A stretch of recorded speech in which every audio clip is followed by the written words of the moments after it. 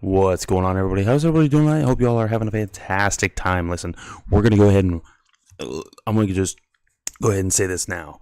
So I got a couple of guys that I know that are big and that do like to play extraction shooters. Okay, so what we're going to do is we're going to go ahead and have them watch the marathon reveal showcase from this afternoon. Okay, there are no drops. Okay, there's no drops, especially if you're over on YouTube. There's no drops, but we are going to go ahead and get that going. I was originally going to watch the Lupo stream, but I decided against it because that could cause problems. But overall, I think no matter how we do this, I think it's going to be a really good idea. I'm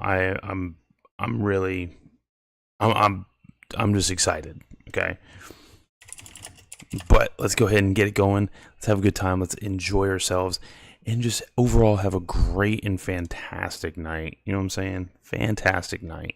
Yo, Royal Ross, what's going on? How you doing, bud? Make sure, hold on. I want to make sure all my stuff is actually working properly.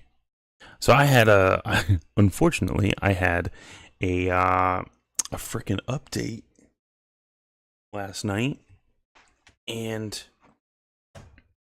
as we all know with Windows updates and how famous they are for screwing things up, I had to fix my sound settings on everything, which really sucks. I hate when it does it because it just kind of screws with everything and it just turns everything to crap. But it is what it is. So, okay, what the heck? Here we go. Sorry, still kind of fixing. So, all right, let's go ahead and switch it over. Make sure it actually works properly. Are we good there? Are we good? Everybody see me? Everybody see me? Good, great, grand, wonderful, nice. All right. So in a second, we're gonna go ahead and get into it. Like I said, I will say one thing, because I have already watched the live stream. I watched it earlier, but I will be skipping around a little bit, just because there are a lot of moments where there is a lot more talking than there is gameplay. So forgive me. I don't want to. I want to make sure y'all get the best possible thing. Okay. So, but let's go ahead and just jump in here. I hope y'all enjoy, and let's go ahead and get it going. All right. You got Transcendence in your mirror. So I'm actually going to go ahead and do Gribs. I'm going to do the normal marathon gameplay reveal. If you go to it. All right. I'm going to go to bed because I tired as fuck. Okay. don't know what boy did. He stole all my fortunes. You stole mine. I needed that one. Oh to Lord. function. Oh Lord. Gribs, if you want, I am going to stream in a Discord, but if you want to just watch it on your own, then just go to the marathon YouTube. Talk to you later. Go to the gameplay reveal showcase and go to 158.25. I'm good with listening to it. Okay, that's fine. I'm getting ready to cook here in just a second. All right, man. So yeah, we're gonna go ahead and get into it. Kendall, can you see it? Yeah, I'm watching. Okay. All right, starting that now.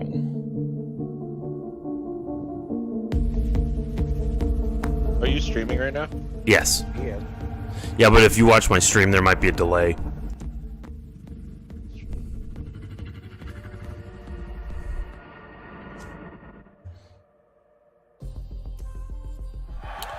The music is so good. If you are streaming it, just make sure to credit him. No, I'm not gonna watch the Lupo version. Oh, you're watching. Yeah, I'm gonna watch the normal, and then I'll just skip The through it normal myself. one. Yeah. I thought you were gonna watch the Lupo version. I want to.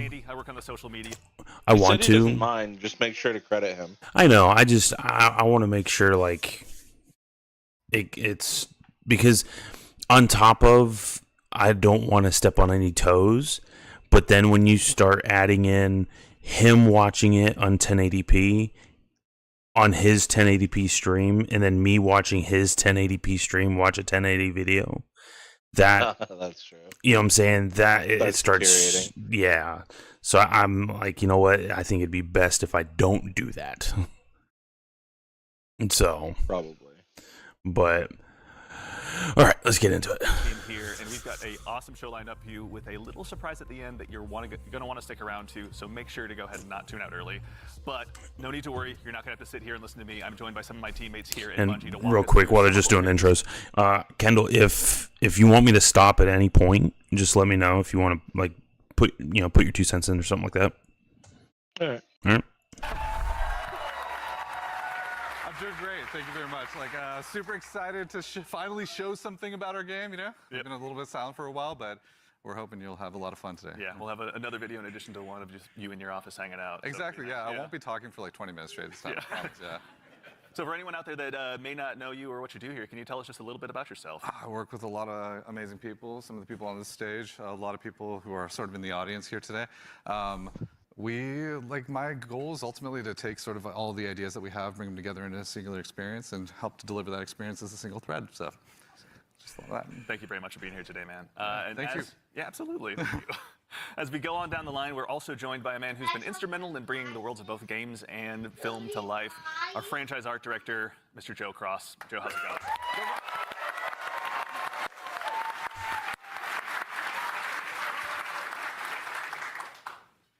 Joe, for anyone, obviously you've got some fans here, but for anyone out there in the audience at home that may not know you or doesn't get a chance to work with you, can you tell us just a little bit about who you are and what you do here? Yeah, so I'm Joe Cross. I'm franchise art director of Marathon. And, my job is to sort of set the tone and the vision, the visual style of this, reimagine this IP and this amazing game. And then, make sure that our world-class art team is set up for success. Paving the way a bit. Awesome. Well, thank you very much for everything. Yeah. We're going to have a lot to dig into today, so thank you for being here as well. Thank you. As we go right on down the line, we have, without a doubt, the most important Andrew on this stage here today, our gameplay director, Mr. Andrew Witz. How's it going, Witz? No. Hold on. Oh no, ads. Ads. Witz, for anyone out there that may be just meeting you for the first time, can you tell us just a little bit about yourself? Yeah, Andrew Witz, I'm the gameplay director. What basically means is I had to work with a bunch of awesome people to set up what the survival sandbox of Marathon is going to be. So that's runners, weapons and equipment, and the combatants, the UESC. They're going to be hunting players on Tau Ceti. So yeah, what up to the gameplay team? Thank you all for all your work. And of course, last but exceptionally not least, someone who you've probably seen in Bungie Vidocs in the past and someone who's been able to help guide design here at Bungie since Halo 3. The one, the only Senior Design Lead here, rather, the one, the only Mr. Lars Bakken.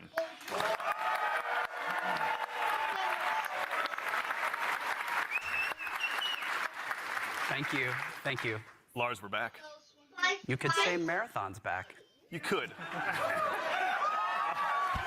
I'll leave that to you, though. Well, for anyone out there in the audience who may not get that reference and is just meeting you for the first time, can you tell us just a little bit about yourself and what you do here? Yeah, my name is Lars Bakken. I'm a senior design lead on the Run team. Shout out to Run team, everyone that's out there right now. A lot of fans out there. So the Run team is consisting of, we make the maps, so the zones that you're going into, we make the activities, so we take some of the cool stuff that Andrew's team, we remix it, we add the UESC in, we make them real difficult on purpose. And then we also have the contracts team, which are the factions, the corporations that players are sort of doing deals with because they're mercenaries, and that gets a little bit down into sort of the missions and everything. And so that's the stuff I hopefully make everyone proud with. Well, we'll get into that here very shortly, but no, thank you all for starters all for being here. Before we get started as well, a quick reminder, do yourself a favor, make sure you've got your Bungie and your Twitch account linked to make sure you don't miss out on the Twitch drop that's going on right now. And if you also go ahead and subscribe to any channel in the Marathon directory, you can get a special little cat badge next to your name to go ahead and show everyone that you're here today. So go out there, find a streamer you haven't found before, and make sure and drop a sub out there and share the love. And also, If you have dropped your sub here on Marathon the Game, worry not, that money all goes to the Bungie Foundation, so thank you for helping us help them do some good out there. And now we have a big show again lined up. We've got some gameplay on the way coming up very shortly. We had a chance to go ahead and work with some creators in press very recently, and we're going to show you what they thought of the game. And of course, again, I'll repeat myself, but we've got something really great for you at the end of the show, so make sure and stick around. But again, the purpose of today is to show off some gameplay. Mr. Joe Ziegler, I'd love to hand the mic to you for this next part. Yeah, so before we So real quick, Kendall, I got a question for you. What's that? What, as far as an extraction shooter, what is it that draws you to an extraction shooter the most?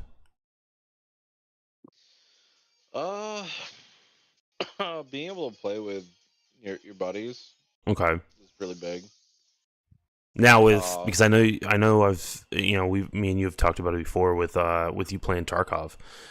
Is Tarkov, like, how many people are you able to have on a fire team in that? I think 4, either 5. I think there can be four other people, including, and then you'd be the 5th, I think. Okay. So I mean, it gets really chaotic with that many people, though. yeah. So now, would you say, because I mean, is Tarkov really the only extraction shooter that you played?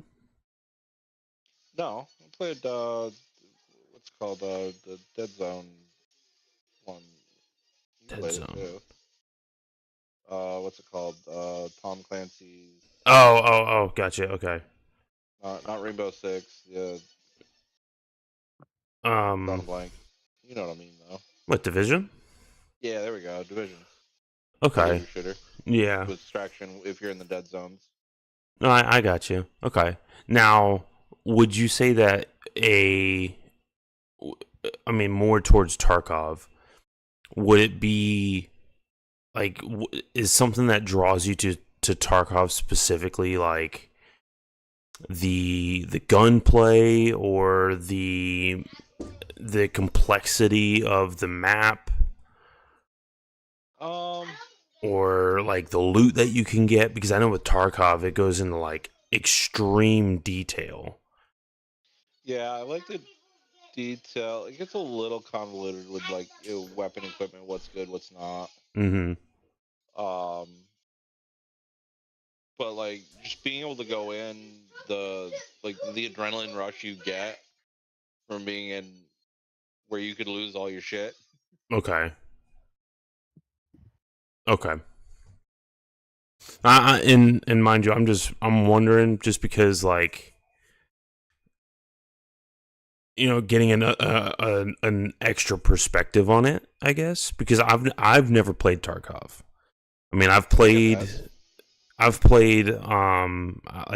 DMZ from Call of Duty, which is a mode that they could have carried out really well, but they didn't. They kind of just left it alone.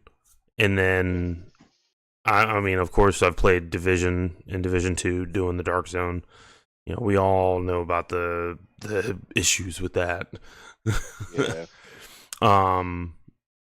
So, like, balancing PvP around a PvE environment is very difficult. Mm-hmm. Okay. All right. Like I said, I wanted to hear your perspective on it. You got to make the PvP feel worthwhile, like, but you still got to make it so that like you don't get like completely removed by the PvE, so that when you do run into people, you're not like, hey, I'm already dead here. Come on. Yeah, I got you. Like, it's a very, very delicate balancing act. Gotcha. Tarkov did it pretty well. Okay. Like the scabs were dangerous enough where you had to be careful around them, but they weren't. Like, most of them gave you a warning before they shot at you, so you knew they were there. They'd yell at you. Yeah, they yell at you. They make noise. Okay. So like, but when you're playing against other people don't yell at you and make noise. Like, oh yeah. So Tarkov was pretty intimidating for me to get into. It was. I was never able to get into it because I didn't have a PC that could run it. We got Jacob into it. I didn't think Jacob would like that game. Yeah. But he did. there's realism, and I get the point of wanting something that's more real, that I mean, feels that's more why real. I like for all the, you know, As somebody who's done like fucking combat training like you have, I found Tarkov to be harder than that. Oh, really? Yes. Like as I've been far doing combat as training, so I have no well, point of reference there. But so like now, mind you, I haven't played it, but by what I've seen, when I like even with all the knowledge that I have of different weapon systems and different ammunition, plate carriers, plates, smoke grenades, fragmentation, impact, all that kind of stuff. The fact that it goes in so much detail to the point of, oh, this ACOG that like me and Gribbs know, if you have a Picatinny rail system, you can fit a freaking ACOG on any weapon that has a no, you can do Picatinny that. rail. You can do that in the game too. You know what I'm saying? But like when we look at something and it says that it can only be chambered in X round, it's like, huh. My I problem mean, you came could change. with their quote unquote realistic features. First Yeah. off, real combat is a hell of a lot, and combat training, I've never been to combat, need to preface that, is a hell of a lot fucking hard or easier than that because in Tarkov, it's basically like you've strapped a shoebox on the front of your head and you have this very narrow field of vision. Yeah. Whereas in the real world, you have something like 260 some odd degrees of vision. It's a pretty wide angle. Okay, like it's Oh, I see you're what you're catching saying. a lot Yeah. of shit that you wouldn't in a game like Tarkov, Yeah. and that kind of shit could get you fucking killed. Plus, unless you have a really good fucking headset, directional audio is No, not the best in the world. Directional audio is shit in the game. On Yeah. top of that, you're playing someone who's supposed to be an elite soldier, and yet you can only fucking sprint maybe 10, That changes 20 the. fucking yards. So yeah, you're an elite soldier, but like you're a fresh recruit at the beginning. Whereas at On the end, top of like this, when you get level 50 strength, you can run across the map. on top of this, you also have the fact that they chose realistic over realism, Yeah. meaning shit. It, when you get shot in a fucking video game, I get it. You know, in other games, yeah, it basically just fucking tickles. But if you get shot in Tarkov by something you didn't even know was fucking coming, then there's no recovery. You're dead. I mean, So one someone gets thing. off If you're a good shot in the fucking head, headshot. yeah. So You can get Even shot in the, if like you're the not leg geared or the up stomach. properly, then you're basically fucked. so something I'm gonna preface and hold on. Please come here. Hold on 1 second. Uh-huh.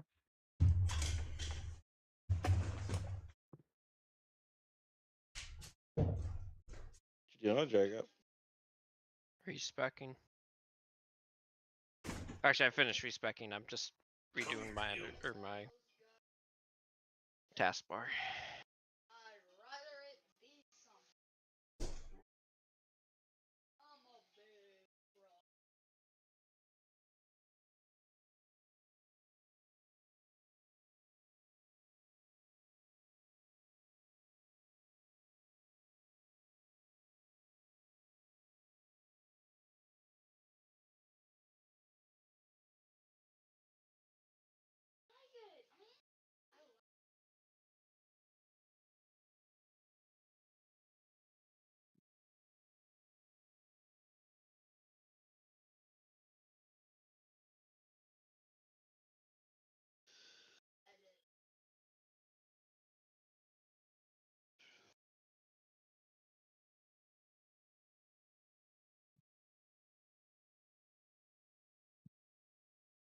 I make Nice. pork chops. One more sec.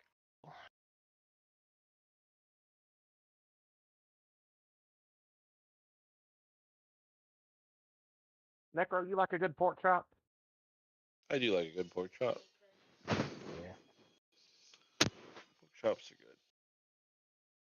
I've been buying the pork half loins, the boneless half loins, Oh, and just nice. cutting my own chops out of them Yeah. because it ends up being I'll cheaper normally than do just the buying whole the 10 loin pack. and when it's cooked, slice it up into like nice medallions.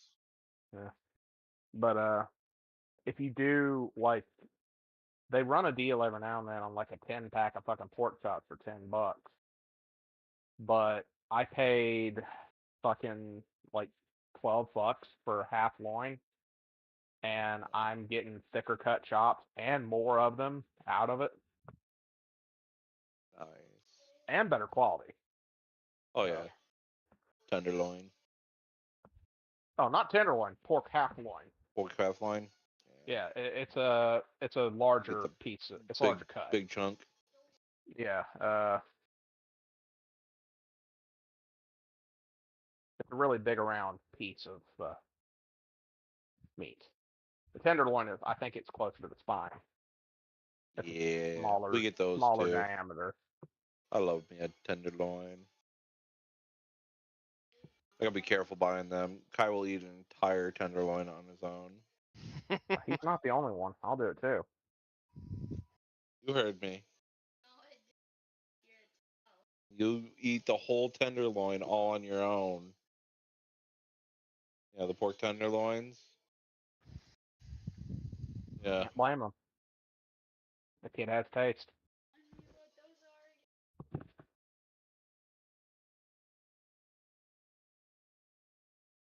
They look like pork and tenderloin. And I slice them up into slices. Then you ate it all on me the one time, the brat. Ate the entire pork tenderloin. No, got in so much trouble for that. Nobody else got any dinner. Now I have to cook 2 of them though. Kids eat too much.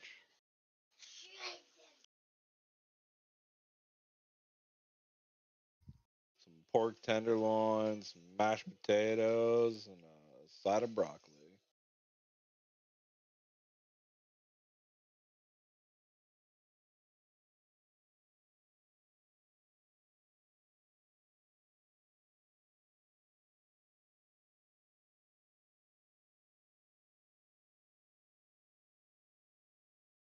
Alright, I'm just about ready.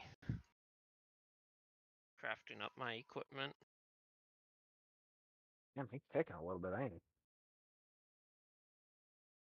Alright.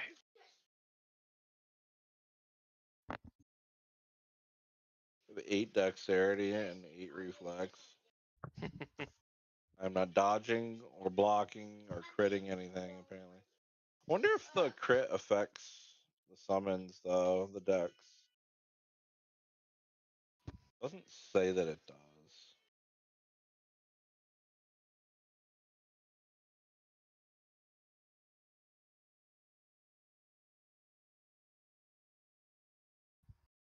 Oh, it does affect summons. In a minute. Yep. All of it affects summons. I have to respec.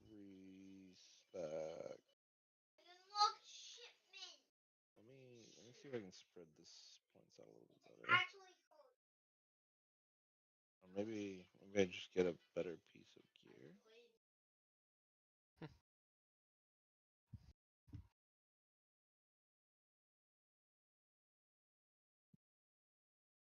Or dex is basically how it ends up working.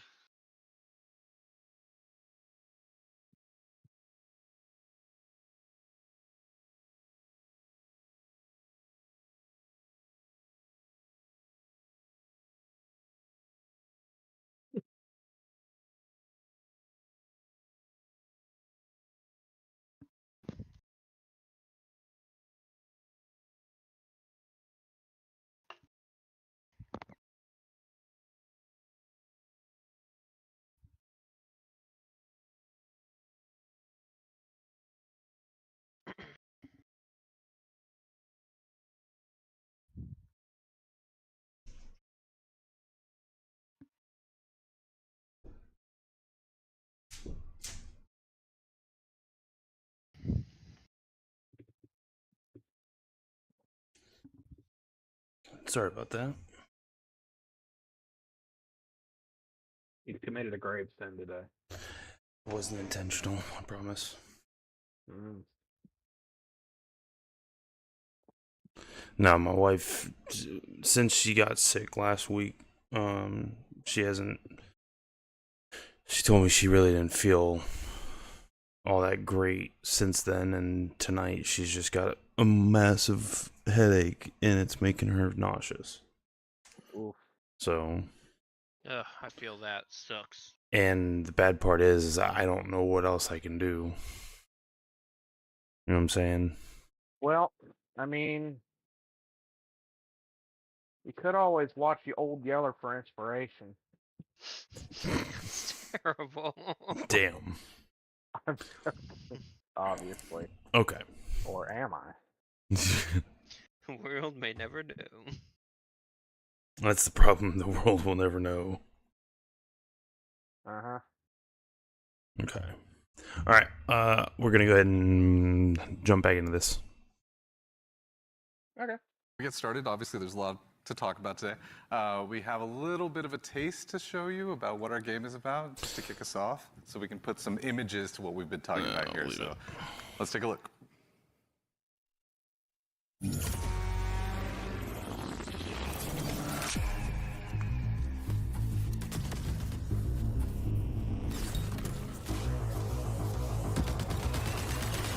You still there, Kendall?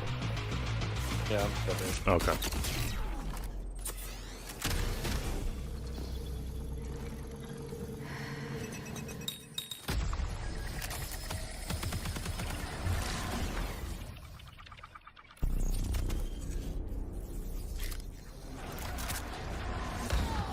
Death. The end of all things.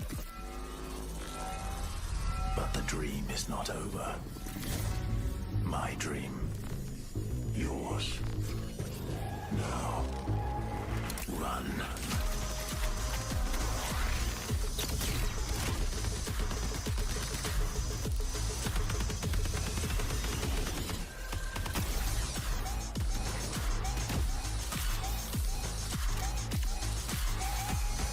Why is everyone spiraling? Oh, come over the fuck YouTube getting on. ad block? Ain't on my dick.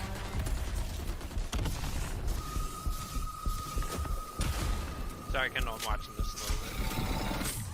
That's fine.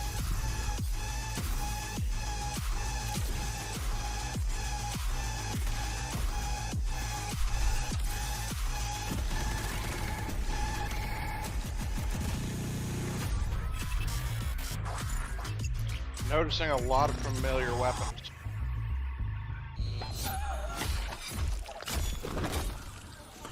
So, according to Lupo, almost pretty much everything you just saw is in engine, is in game, except for a couple of the camera angles and like some of the angles on the weapons, which is to be expected because that's more for that's more for trailer.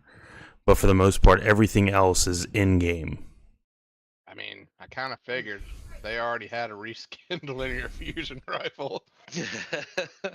Did you see the charge up linear fusion? Hold on.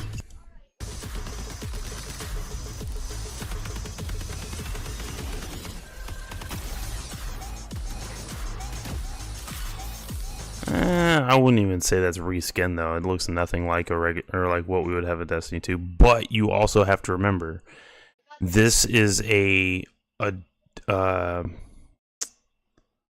Tiger engine. well, so it is on the Tiger engine, but also the universe that Marathon is set in is an alternate universe to Destiny. The Mida multi-tool comes from the Marathon universe. Heard. So, if there are any weapons that do look familiar, it could be a crossover-ish event. like as far as lore wise, but yeah. Opportunities to play later. So to make sure you're caught up with all the details and you're ready to go, do yourself a favor, head over to our Discord at discord.gg/marathonthegame. And of course, if you're here in Shoot, obviously, it's a Bungie game. We gotta like really push things. Yeah, a lot of runner abilities are in there as well. I guess they the did do UESC, something. obviously, a Damn. little taste of the UESC and what they're Yeah, you capable did a of. lot. So I'm a Yeah, like, and I'm gonna skip forward to where I they didn't do start nothing, I just talking talked shit. about the different runners. Just because like there are things where you really don't need to, like, it's not necessity to hear what they're talking about because they're more They just did talking about say I yeah. have heard it's not supposed to be a fucking hero shooter. I want to see how It's it does. so it's not necessarily a hero shooter because within it think of like when I play it you're gonna understand what I'm saying, but when the way that they are making it, it's more of you. It's almost like a subclass where you are able to you have this a specific type of runner that has like a base ability, but you're able to put different any like mods that can fit into any of them. All right, let's keep going. So, fuck, where did I go? There it is. And obviously, you mentioned we saw a lot. We saw some runners. Yeah. Mr. Witz, can you do me a favor and help introduce these 4 runners that are going to be available when the closed alpha test begins? Yeah, for sure. We'll have 6 runners at launch, but we're focusing on the core 4 here they're going to be in the alpha. So going left to right, we have Locust. Locust is our soldier kind of fantasy, our soldier kit, all about push forward gameplay, right? The first one. That'd be more for you there, Mr. Gribbs. One in, trying to get as many picks as possible, right, against either the UESC or other players. Next, we have Blackbird. It's a very reconnaissance-based kit, all about like figuring out where players and enemies are in general and punishing poor positioning. Glitch is like our agile disruptor kind of kit, all about pushing forward, disrupting enemy teams and what they're doing and getting out and kind of having that kind of cycle. Void is our stealth boy, our sneaky boy, all about throwing down smokes, going a full active camo cloak into the darkness, getting some reses, and then taking some people by surprise. So yeah, this is our core 4 right now for Very Alpha. exciting. A lot of different play styles to choose from out of the gate. And even furthermore, Joe Cross, also, if anyone's not following Joe Cross on Twitter, do yourself a favor and do so. But you've been sharing some art with these runners pretty recently out there on Twitter with everyone. Before the show, we were talking a little bit, and I've heard this come up a lot, but you guys have been working off of this concept of graphic realism. Can you tell us a little bit about what that is and what that means for the design here? Yeah, it's one of our ingredients that we've sort of conjured up to help us define the visual world. No, we're not going to. For these runners, the first thing we wanted to make sure was their visual fantasy reflected. All right, we're going to skip forward. Some telling. Let's go ahead and do to some the next showing. more Maybe a gameplay. Deeper dive into some more marathon gameplay. Yeah, let's do it. All right, Kendall, here you go.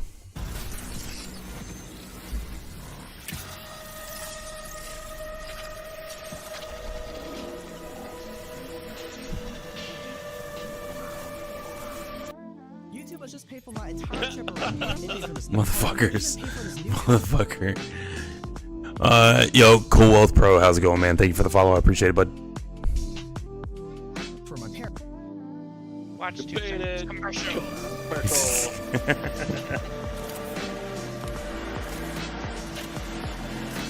Hold on.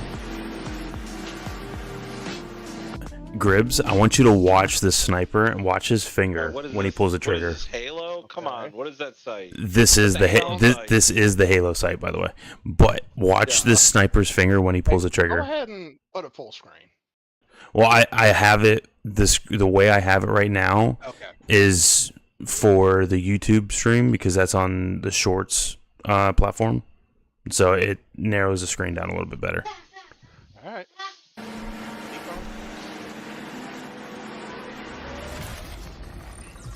You see what he did wrong? He's got a shit on the fucking trigger. He jerked the fuck out of that trigger. Oh yeah, he did. If that was real life, he would have tanked that shot. Like Oh, It needs to be on the tip of the finger, not in the middle of that shit. Not just that, but as soon as you watch him pull it, you can see him go like this. He like jerks and tenses up. And anytime you do that, your wrist will actually shift over. It'll throw off your aim. So if you're at any distance, like let's say 300, 400 yards, dude, you're fucked.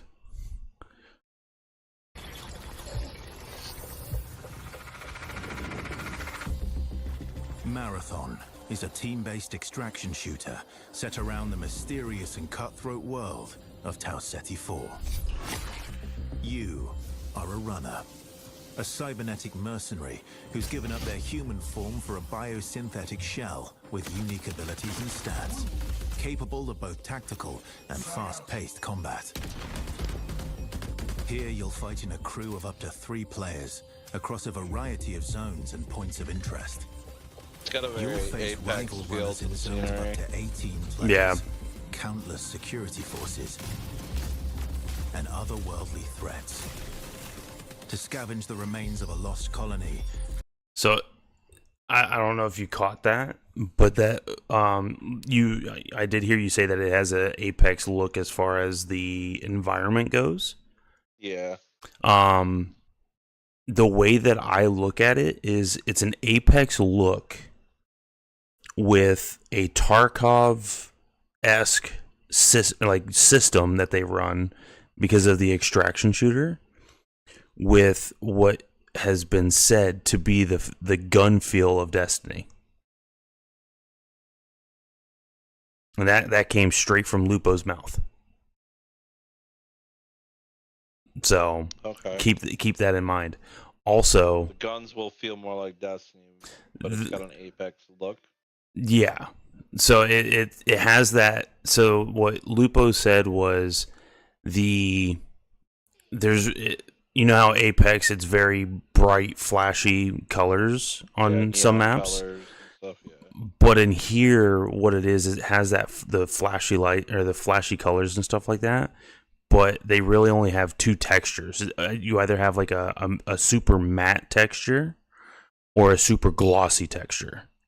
There's not It's much. super easy to spot people though. Like, Yeah. So this is one of the things that irritated me and especially Mike when he was playing. It's so hard to see the enemies with all of what's going. Like everybody blends into everything in Tarkov. Yeah. It's very very hard to So pick out enemies. something They that have to be- Tarkov made it so you had to be listening very Yeah. closely all the time. It was more Yeah. sound based to know if people were coming. okay. Yeah, and then visual.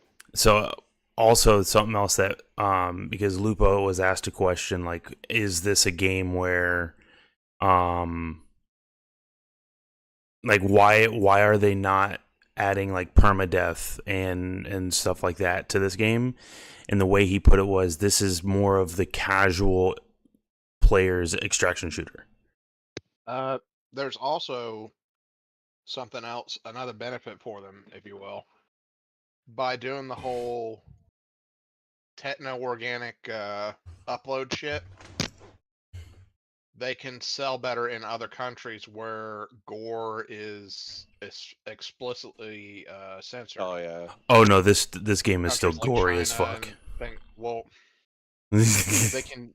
What I'm saying is they can do that without having to edit as much. Oh, because- true, yeah. They can remove the gore easier. Yeah. Yeah, since it's a robot body, the blood's without- green and shit like that. Yeah. Yeah, they can remove a lot of the gore without compromising the look and feel of the game. True. Yeah, True. so countries like Germany, China, places like that with heavy censorship laws regarding violence in video games, they can sell better in. Yeah, no, I got you.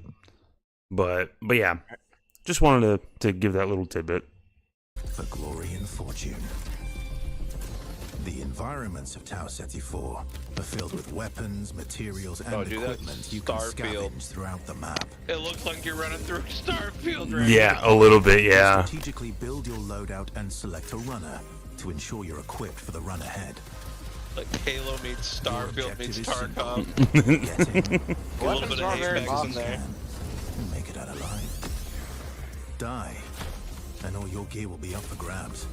survive, and your loot can be taken into Hell, there's future not even runs any as you blood or grow gore in there. It's power literally just and them fill your vault. exploding into fucking pixels. Death Yeah. is inevitable, but it's never the end. Think quickly on your feet and outplay your opponents, and in your next run, you and your teammates will be the ones coming out on top. And even if you're down on your luck, factions can sponsor you with a fresh loadout. Scav and you can get run. right back into the fight. Bungie brings its best-in-class first-person multiplayer action to the forefront. Dynamic and tactile gunplay, runners with unique playstyles, and customizable builds create highly dynamic and strategic team fights. Impulse Whether you're on a grenades. 0-0 run or high rolling with powerful gear, you'll need to use your best There you go. judgment when There's your decide class which with the fight to shield take. there, Gribbs. Now. And Because no Kendall. matter how geared you are, players with skill and I'm strategy probably gonna go will more always of a have the edge. recon style. Marathon is designed to be Snippety played in snipe. crews, with contextual pings, shared objectives, and down but not out, to streamline playing with your friends. Death is not the end. And if you're the last one standing, you can overcome the odds to revive your teammates and get out with your hard-earned loot. And if you Oh, believe so your it's not- skills alone are enough to okay. conquer Yeah, the so game, that's the difference. you have I'll, freedom to I'll let it play out first before I pause it. take all the glory for yourself as a solo runner. So, No two runs in Marathon ever play out the same. With dynamic events, variable weather, and unpredictable players, you'll have to adapt on the fly if you want to survive. Each run has a time limit, and anything can happen while you're chasing your objective. Looking to unlock upgrades or increase your faction reputation? Slip into the shadows. as stealth Void kit. Gimme. goes past your enemies. I knew you'd like Search for raw that. materials and profit opportunities without being discovered. Want to push enemy teams and steal their loot? Bring in Glitch with agility implants and your strongest weapons to disrupt rival crews. Running support for your friends, grab extra equipment, shield charges, and a Oh, there's specialized Jacob. backpack to be the lifeline they need. Still healing. Yep. You're Heal me up, always buddy. free to experiment with team compositions, and the only limit Yeah, to way how if you you're not want as to good play as your the runner fighting part, is you your can at loot least and be useful. imagination. Endgame challenges, ranked play, discovering secrets, seasonal storytelling, community events, and more all await you in Season 1, where you and your friends will start to unravel the mysteries of Tau Ceti 4. Remember, you're only ever one run away from your next big score.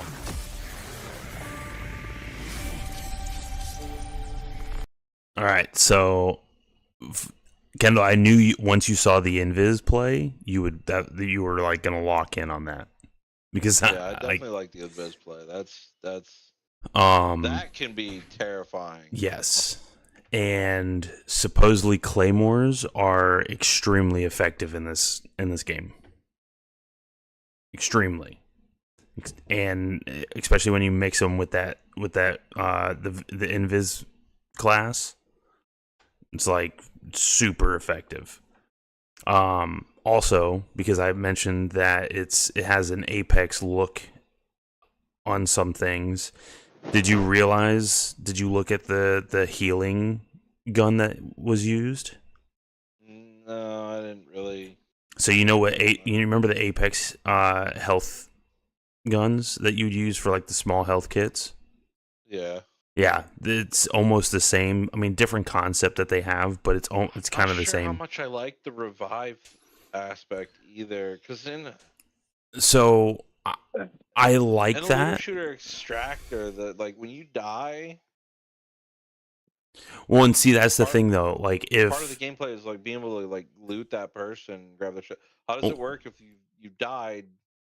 so And somebody takes all your shit. it's still Can you revive with everything you had before? no. The way it's gonna work is it's still the same, like just like Tarkov. If you die, you lose your shit. Okay, Be revived. but if you get if I'm not mistaken, this stuff like if you die and then somebody comes and like takes your stuff before you can be revived, then guess what? You lost your shit. Okay, so like if they take it while you're Yeah, dead, yeah, you yeah, still yeah. lose it. Yeah. You'd be running around naked. See, I don't like that either. So I think what they're gonna do is, because they don't really go too much in depth in this as far as that concept, like as far as if you die before your teammate can revive you, and you know, will you lose your stuff or will you keep it? I'm pretty sure you'll lose it. If like say you go in with your team of 3, all 3 of you die, you lose all your stuff no matter what. Yeah, that doesn't bother me. Yeah. And the other thing is, like, in a looter shooter extractor, like when you eliminate enemies, you're like, all right, well they're out, so I'm good now. I can move on. When they can be revived, that makes it so much more scary. yeah, exactly. Because like a good squad, Mm-hmm. like, so it's gonna make playing solo really hard. So unless you're separate. So with the way that they explained it, there's not going to be any if you, whether you play solo or with a team, you're still being put into three-man team matches. Exactly. That's what worries me. So if I go in and there's squads of 3, I kill somebody, they're not eliminated. now I They can be know revived. I know that they mentioned something about like a small little tidbit about if you want, you can go in solo if you want to. I wonder if you can kind of do almost like how it is in Call of Duty, where you can, like, if you want to play solo and you don't want to matchmake with anybody, you can opt to close your fire team off. Like you can actually, there's a setting where you can actually close your fire team. You know, you're not joinable, basically. Yeah. And then if say you're like, you know what, I want to run solo, but like I want to run on my own, but at the same time I still want to have 2 other people on the team because, you know, just in case. If you still want to technically be a 3-man team, then they can pair you up with 2 others. I hope in the future they do make it to where there are solo categories. You know what I'm saying? But the cool thing that I like about Marathon, as far as what they have pushed, and by everything that I've heard from people, or by what I've watched from people that were actually at, you know, their play testing and everything, is everything. So when it first comes out, it's going to come out with 3 maps, and it's not like, how do I put it? I'm trying to think of the words to properly say it. It's not like the to push further as far as like a narrative. It's not just going to be a solo thing. It's actually going to be a it's almost like Helldivers, where it's like there's a community that actually has, you as a community, you have to move forward. You know what I'm saying? If that makes sense. So Yeah, kind of like the same like that, here, though. where like to unlock certain things, it's got to be like a certain artifact, because that's what you're doing in this game for the extraction. You're going in, and of course the main goal is to go in and survive and get out. But you're going in to find artifacts, to complete contracts, to make money. You know? And the more contracts you do, the more money you get, the better weapons you can buy, you know, on the black market and all that kind of stuff.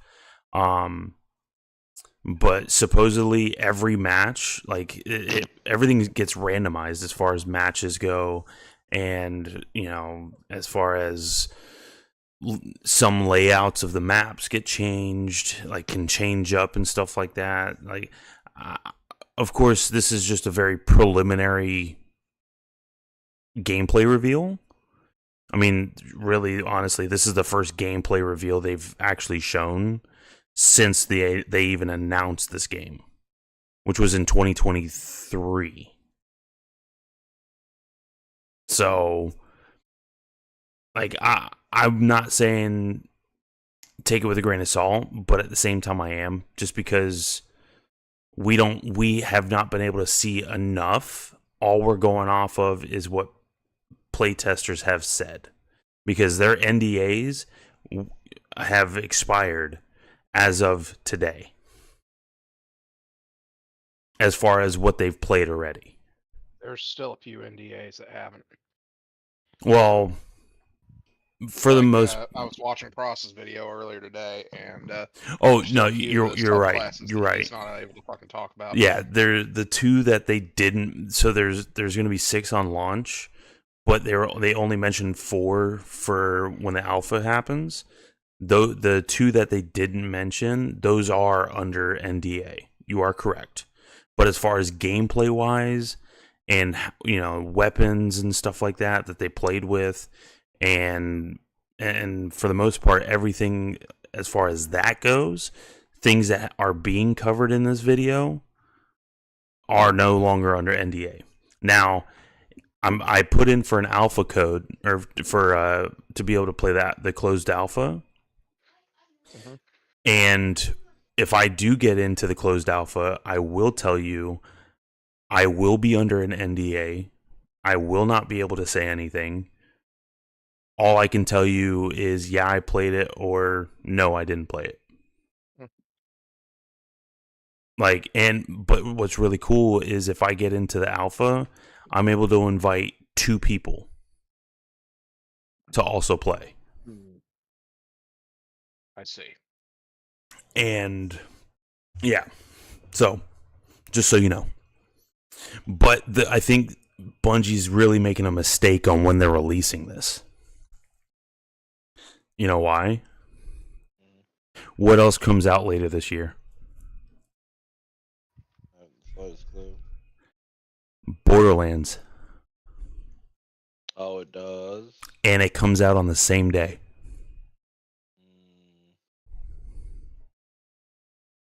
Yep. September 23rd. Comes out on the exact same day that Borderlands comes out. That's not good. That's not that was not a very good idea on launch date, buddy.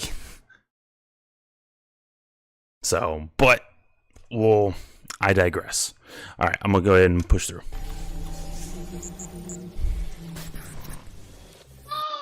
I switched from due dates to due dates. Oh my and it made me fucking go from Christ! Gonna die at the start of this. All right. It's a decent amount of gameplay. All right. Crew runner, like it's in terms of being able to provide a lot of information, provide a lot of support. It's also a great runner that's kind of helps to counter a lot of strategies that can occur, especially ambush strategies that happen. Also to catch Void out of position. Yeah, this is. So yeah. So this part, they're just talking about their personal experiences with the different classes and stuff. I'm not. I don't. There's nothing really special in this. So.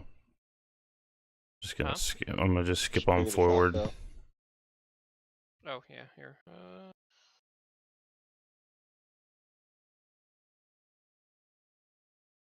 And here in a second, you're gonna be able to see Lupo's face.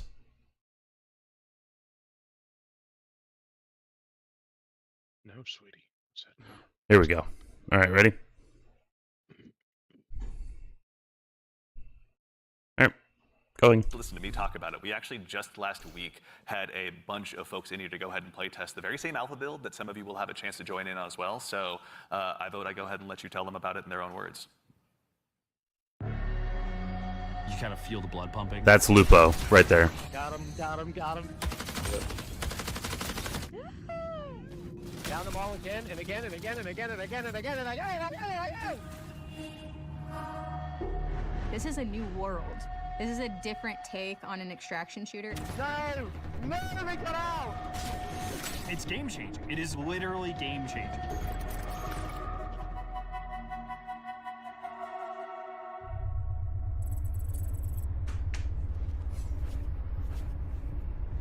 such an exciting time for us. You are the first group outside of Bungie to playtest our alpha build. He killed everything.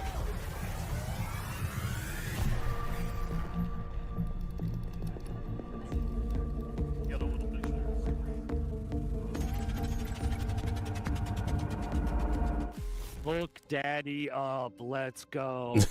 there's Lupo. I am That ready is enough. very reminiscent of Wherever Tarkov. you are. I don't know. It doesn't tell me how I died. Oh, we are bringing some Just money as I in this died. time. Along with all my minions. Oh, you looking around? See Yeah, who's, I'm gonna see who we got in the raid with. Oh, good luck. Alrighty. Bio research is right next to us. You want to do the intercepts? Yeah. You just want to grab that real quick? Yeah, we can do that. You want to get going? There's your boy there, Kendall. That should be a good one. Yeah. Teleport everyone to him. Yeah, but how did it there's- kill everything? So, for the gang, there is fall damage. I didn't It take is any severe damage. if you... It just says I died. I got a mob Oh, earlier those that like Storm drastically fell reduced it though. 1,170 So they're all damage, waiting to same reduce them. with the crit. I may have just exploded my kneecaps. If you dash Oh, right he before you crit hit the me? ground, When you hit you the ground, don't take it saves it. damage. It'll break the fall, yeah. Happens to the best of us. AI on the right. Yeah, more AI inside the My minion should go away when I die, though. Oh, that's weird. Good luck.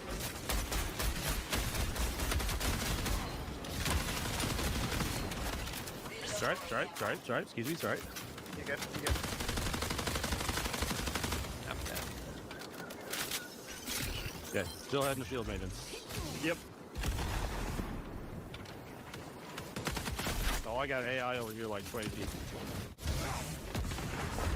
Oh my god, he didn't jump up. Are we killing them or ignoring them? AI with a snipe up above is looking at me. I need some bits ammo. Guys, follow me. There's a green punk I right got there. I dare you Ugh. to let me build you. I can't fucking stand this shit. Don't laugh at me. Don't laugh at my pain. Not laughing at you. Laughing at the pain. I feel it too. Press pause on this shit real quick. Alright, hold on. What's up? I mean, this looks straight up like Apex gameplay. I mean, as of right now, I would say as far as the environment goes, I can see more Apex than anything. But wait until they show the menu. Timestamp? Timestamp is 2:36:15. I live. You dodge. Okay. I have no. I don't have ads. Oh, I got you. You're getting tired of having the ads. Yeah, I'm getting tired of the fucking ads. All right, let's go. Sorry, I don't pay for that shit. I share it with Dodgy.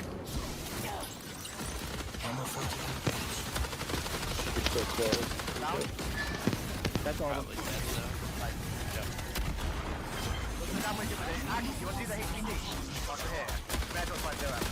No, he did his That's best what he teleport. did. Either way, I'm getting shredded right now. But I don't know how it killed me. That all my minions. The minions dying is what is me. Yep. That's a purple one. If I knew he had something like that, I would have used Dark Ritual.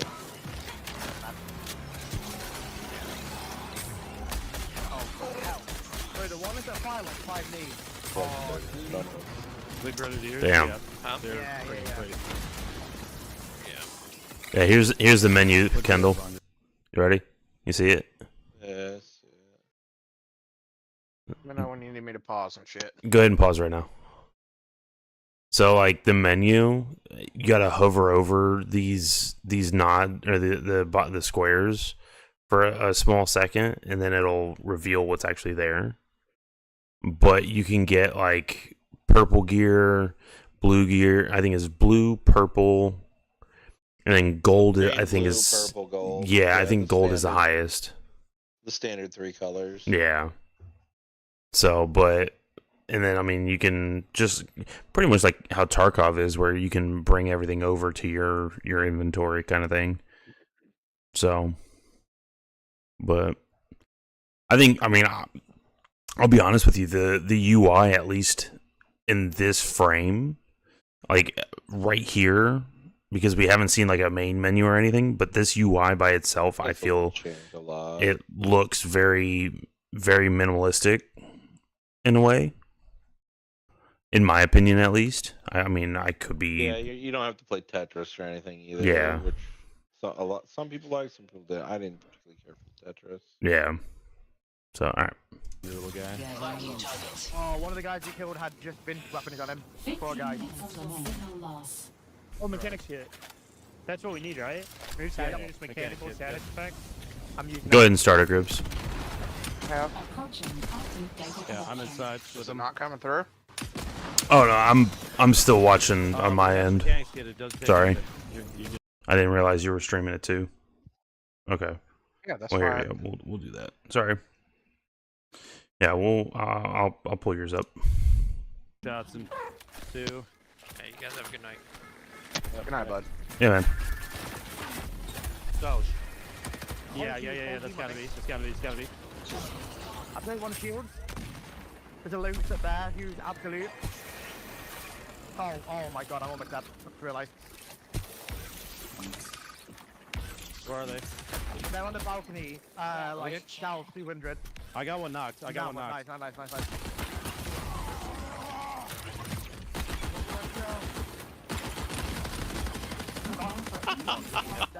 Annihilated, dude. That's so rude. Oh yeah. No. Yeah, I would say it's a self as you can. There's a sniper. Freaking no! It's a Brian! Kill him, he's a fiend, dude. I'm coming to you, Ben. Yeah, I see him. Don't underestimate this guy. Oh my god, that thing! He killed 2, I think it's 1v1. Ben, you knocked 1, I knocked another. Good stuff. I literally only have a sniper. Oh, actually, pause it real quick, Ribs. So, did you hear what he said, Kendall? So he got rezzed from complete death, and he said that he got rezzed with only a sniper. So is it random, or do you only get like? I think it's. loot him? I think it's either. I don't know if it's random, but it sounds like, because Lupo killed somebody right next to where this dude got rezzed. So I'm wondering if the guy already started looting him and Lupo got him down. And if that's the case, then it's not random. Somebody looted him and he lost all his shit. But yeah. So I mean, but at least, I mean, even he said, he's like, all I have is a sniper. So that means that it's either the last weapon he touched or it's random on what, whatever didn't get looted. Maybe I don't know. It was his kit probably got looted. Yeah, probably. Here's a question I've got. What's if up? you die in there and you lose your shit, could your buddy pick your shit back up and get it back to you?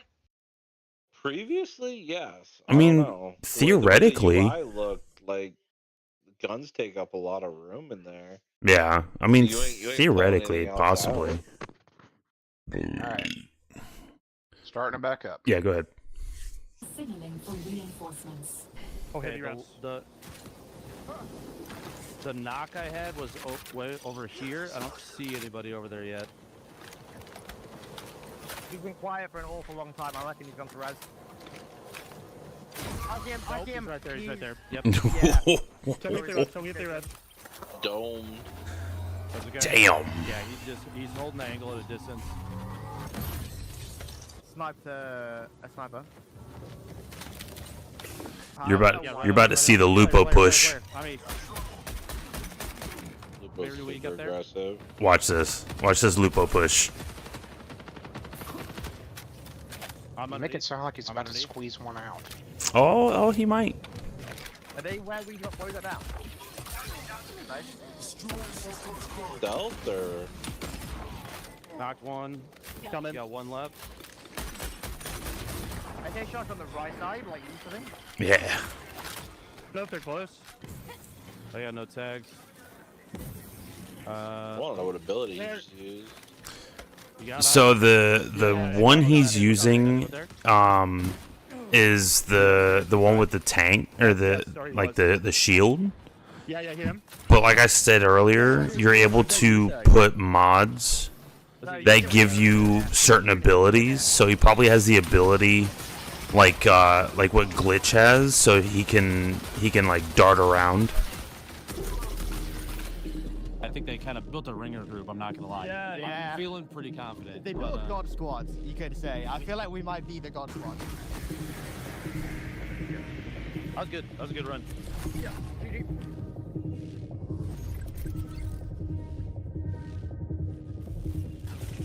We got knife some AI and grab some gunners.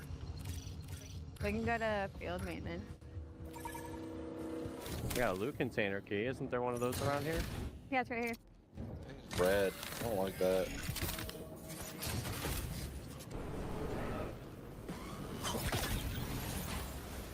Where did I just hear that thought?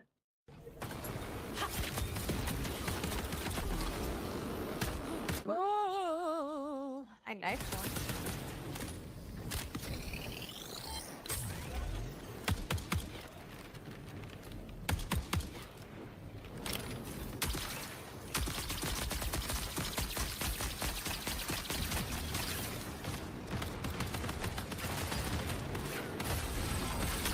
Oh my god, I'm dead. Yeah. Something's sucking me. Stop sucking him! It's a purple too. Stop sucking him. Reinforcement signal detected. I found a purple enemy. He was getting the knifed big it suck. 4 times and had to dump a full mag into it. Really? Yeah.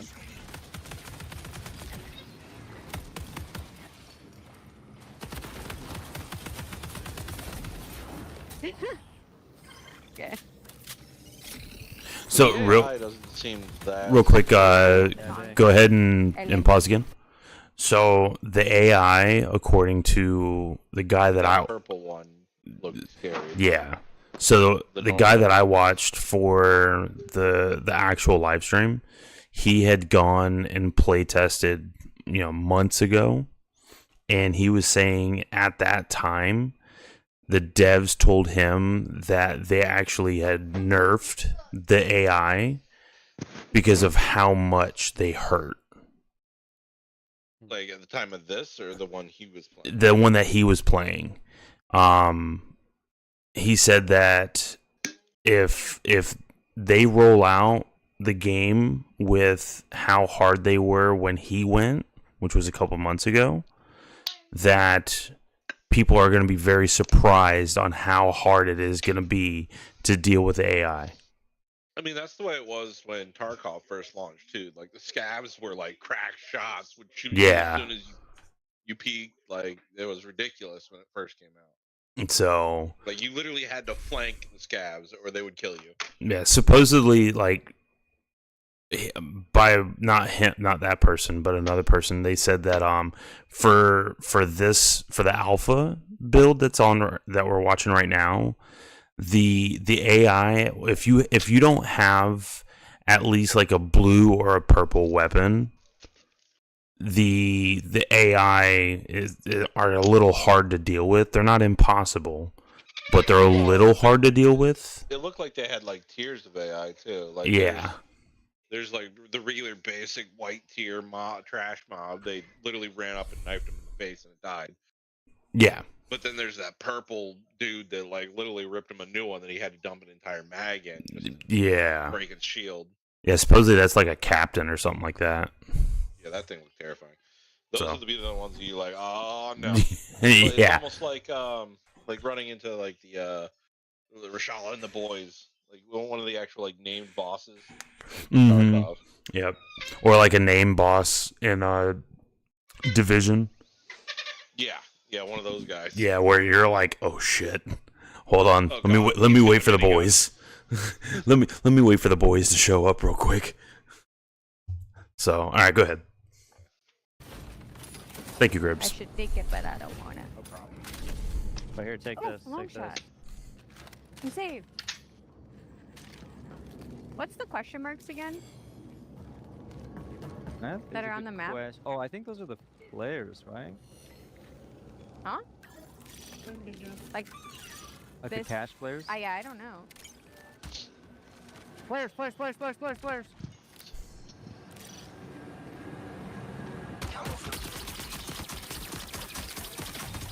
Cracking round. One is broken. See that? Yeah, I saw it. One got a purple shield. I knocked one. I knocked one. Ooh.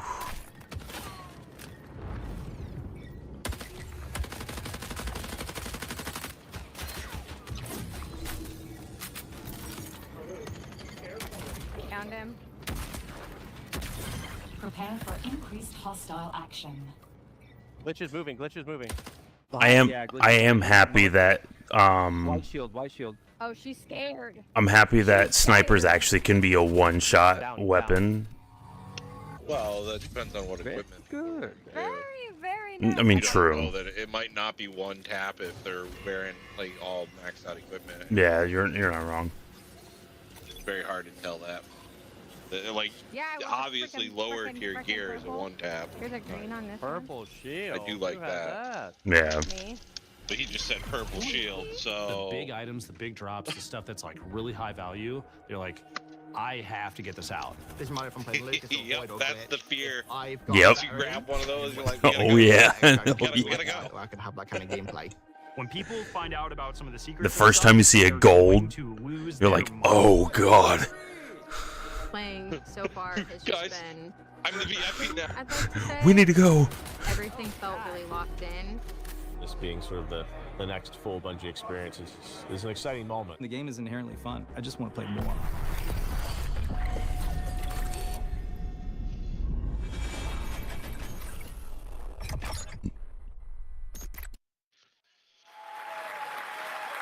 All right, so obviously having those creators in was a whole lot of fun. Getting to work with both creators and players alike has been a privilege.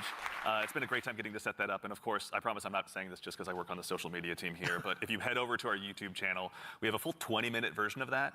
So youtube.com /MarathonTheGame is where to find us. Also same with all of our other socials as long as I'm at it. But Lars, obviously again, like we talked about before that video, we're familiar with working with our community really closely, but have we ever done it this early or at this scale before? So I've been at Bungie for a while now. Why are all since the Halo lights back 3 on? days, and I think the thing There must be my time darkness was in my really good dungeon. about is working with players, working with the community is Yes, something we children take are pride goofy. in. And on this game in particular, yeah, we brought Turning my people lights in, on. players in much earlier into the process You, than I think we ever don't have look at your before, and brother. It's given us You. really good insight. You know, we tell them when they show up, be brutally honest, because that's how we learn. That's how we understand what needs to change, what needs to get better.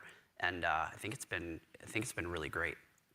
That's been a ton of fun. I mean, even again, like these folks were all here last week. Well, You guys were in there. hey Gribs, I'm gonna tell you as well. What was it like? a time Oh, super to skip exciting. to. I Hold mean, on. like, when you have a lot of there was a combination of players who we've been engaging with for a long time, and some players who were brand new, and it was great to see sort of like the mix of the both.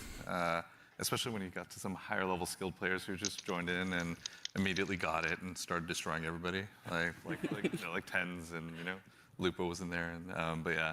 Lupo You had some pretty awesome moments, didn't you? Yeah, so it was pretty amazing to jump in, and I'm going to throw Nick under the bus for a moment here. Like, apparently he was on the team with Brian and Jeff Keighley, and they were not having success. Y'all were like destroying them, Clearly the Nick was the creators. problem. And, yeah, it's probably your team that was destroying them. So I was brought in as like a hired gun to help get Hey, Jeff Gribs. through. And Go ahead and skip to 2:57:32. Star side. That's fine. Because the majority of that was just them talking. It wasn't necessarily about gameplay or anything. So, no, watch this cutscene. I'm not gonna say a single word. Actually, I'm gonna mute myself.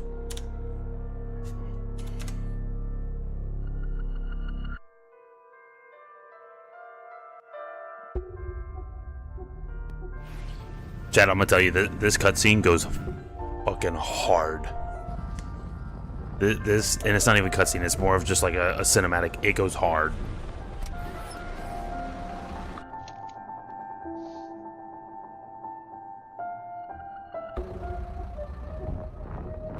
Bungie doing their Bungie thing, buddy. Like, holy good lord. Oh, so good.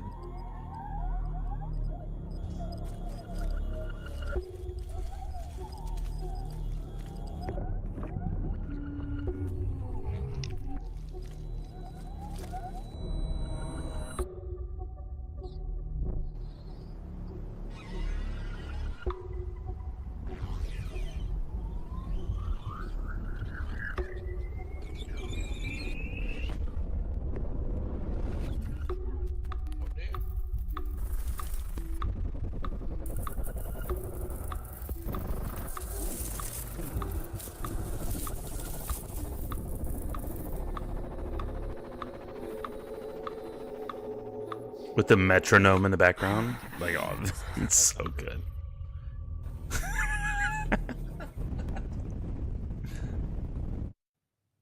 I met a traveler from an antique land who said, two vast and trunkless legs of stone stand in the chest. Near them, Ozymandias? half sunk, a shattered visage lies, whose frown and wrinkled lip and sneer of cold I just realized this is the truck from the beginning of this cutscene. but yet survive, stamped on these lifeless things, the hand that mocked them, lifeless thing that mocked them, and the heart that fed, and the heart that fed.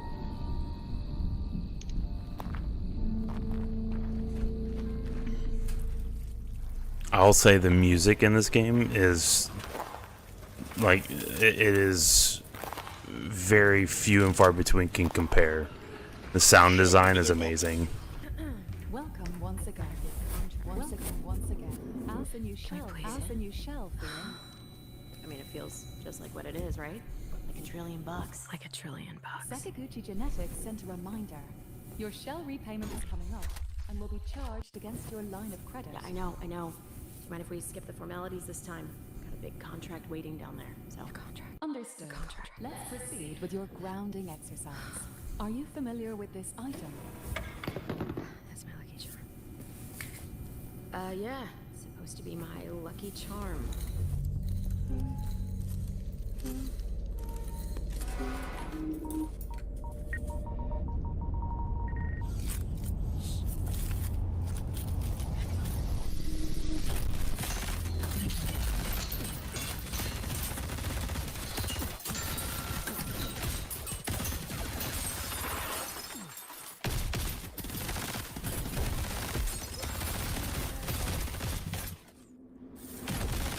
It's so good. Oh my god.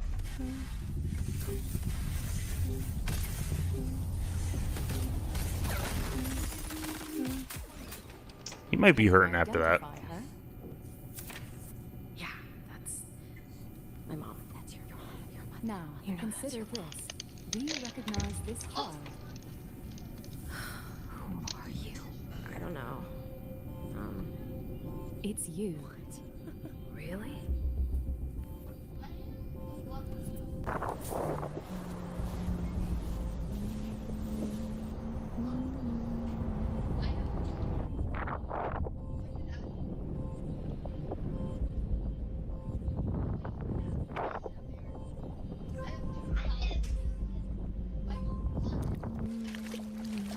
Hey, what's that you're always too into?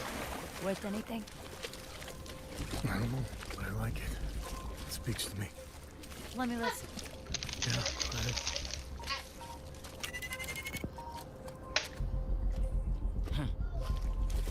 Do you ever wonder what happened to these people? It's not my my business. And this music is. You'll have a tough time finding a buyer. Good.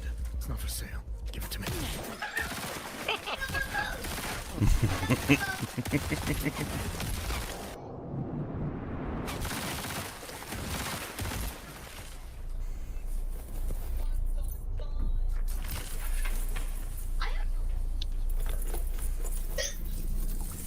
Is the somersault necessary? Eh. I mean, that looked alright. The cartwheel is just weird.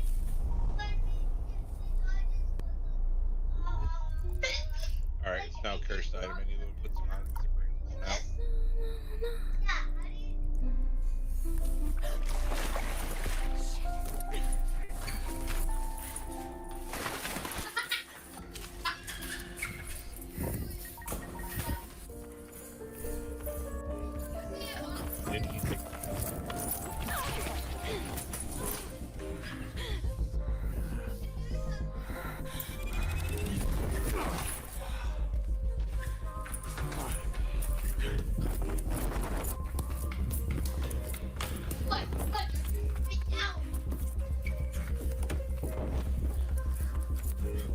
Dude, the Bungie, like, dude, I will always stand by it. Bungie and their cinematics are always just top notch. Always top notch.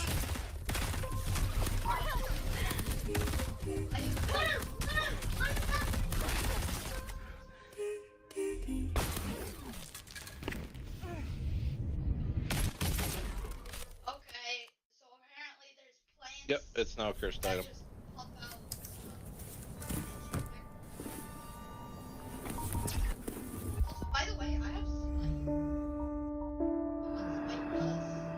And on the pedestal these words appear. My name is Ozymandias, King of Kings. Look on my works, ye mighty, and despair. Nothing beside remain. Nothing beside remain. Round the decay. Danny, yep, definitely a cursed item. Boundless and bare. The lone and level sand stretch far away.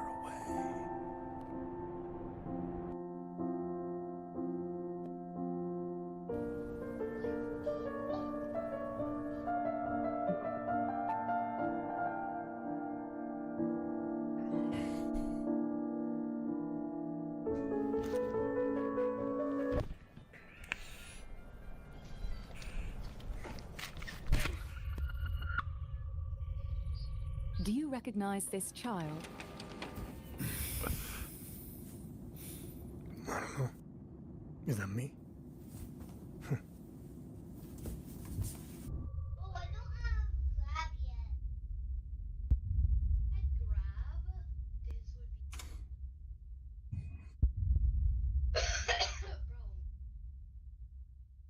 What you think? I personally, Bungie, and again, my opinion, but Bungie knows just how to hit the such good parts when it comes to cinematics. Their cinematics are always top notch in my opinion. That's fair. But I can't help but think about the irony of them using the Ozymandias poem in this trailer. Mm-hmm. And I really hope that it's not fucking foreshadowing. Wasn't the Ozymandias poem from the first or second game? From the original marathons? No, it's an old poem, basically saying that time passes, and as it does, even the works of the mightiest man will fall to ruin eventually and be forgotten. Oh, gotcha. Okay. I really fucking hope that this isn't foreshadowing of Bungie. Well, so they actually mention that poem quite often through A lot of Bungie stuff. Yeah. Oh man. It's very fitting for their style of world It building is. and gameplay. It is, but you can't, come on. It fit Destiny perfectly. Yeah. You can't fucking deny. Yeah. Yeah, irony of it. Yeah. I'm talking about the real world irony and not just the in-game lore. Oh yeah, I am too. Of, like, oh man. Anyways, I'm sorry. No, you're I fine, just had dude. to point that out. Visually, it's very stunning, and it does a good job of telling a story without actually coming right out and telling it. From Yeah. what I gather, sometime 2863 around September, there's some sort of anomaly that happens that basically starts to kill people.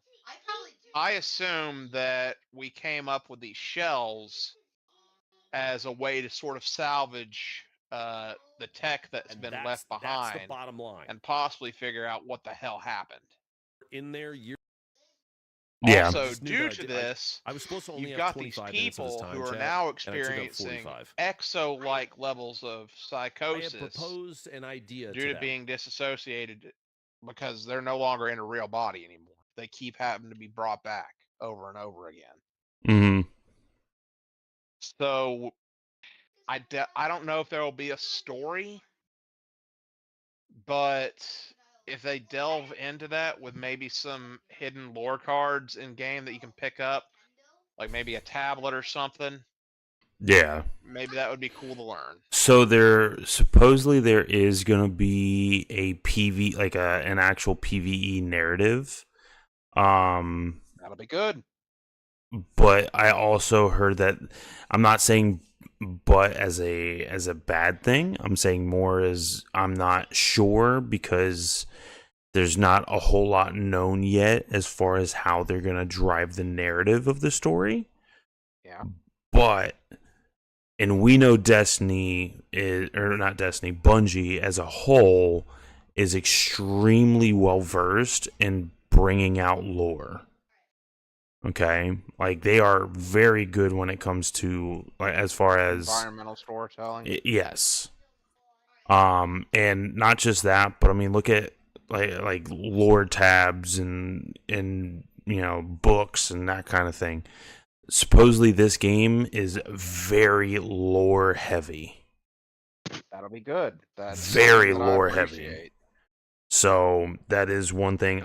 So do I. I love when games go deep into the backstory on what happened, for such and such. So, now,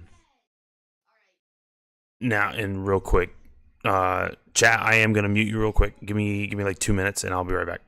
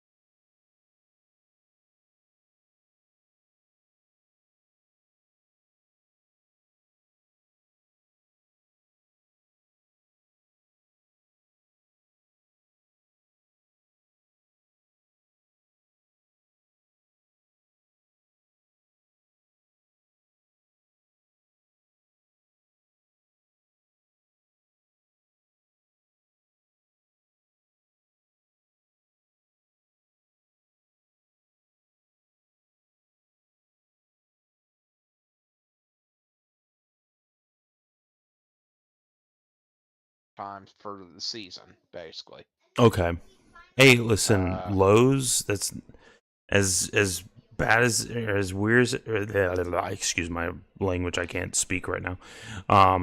But as much as it doesn't necessarily pique interest in a lot of people, it's actually not a horrible job to work at, and I've got supposedly no problem working with Lowe's. The problem that I've got is that the full-time position that I put in for, as soon as I got down there, I walked in the door and they told me that the position had been filled. So I don't like working part-time. no, I I understand like that. having guarantees, Yeah, like a guarantee of hours. yeah, that's know? understandable. I mean, I This, don't know anybody that would want to work part time and not know what, for unknown hours and low pay, because when you work part time, you're in some places you're working for less pay than what you should be making. So exactly. I can understand With that. this, I'm basically at the whims of the store, pretty much. Whether shit gets bought or not by customers, That's just what's going to determine whether or not I get to work and whether I get to pay bills or not. Understand. But they said if I do a good enough job, that they'll work with me and try to hire me on full time by the end of the season. Hey, and you know what though? I would I hate to say it, but that's not a bad thing. At least then you can keep working with the welding and working towards working towards an end goal for yourself. That's fair. So really, now, I mean, I would really say wish it I had if guarantees. you wanted to move to Virginia, I could probably get you a welding position here. And I think they pay starting pay is like $39 an hour. Working with what I've got right now, we'll talk later, okay? For I now, gotcha. Yeah, for now, I mean, listen, what you got is not a bad thing. It's at least getting you something. So, like, don't be this is ashamed the of end of nothing. this. Yeah, that's all I got for tonight. So, but yeah, man, I think, and my thoughts on Marathon, I think, first off, people are pissed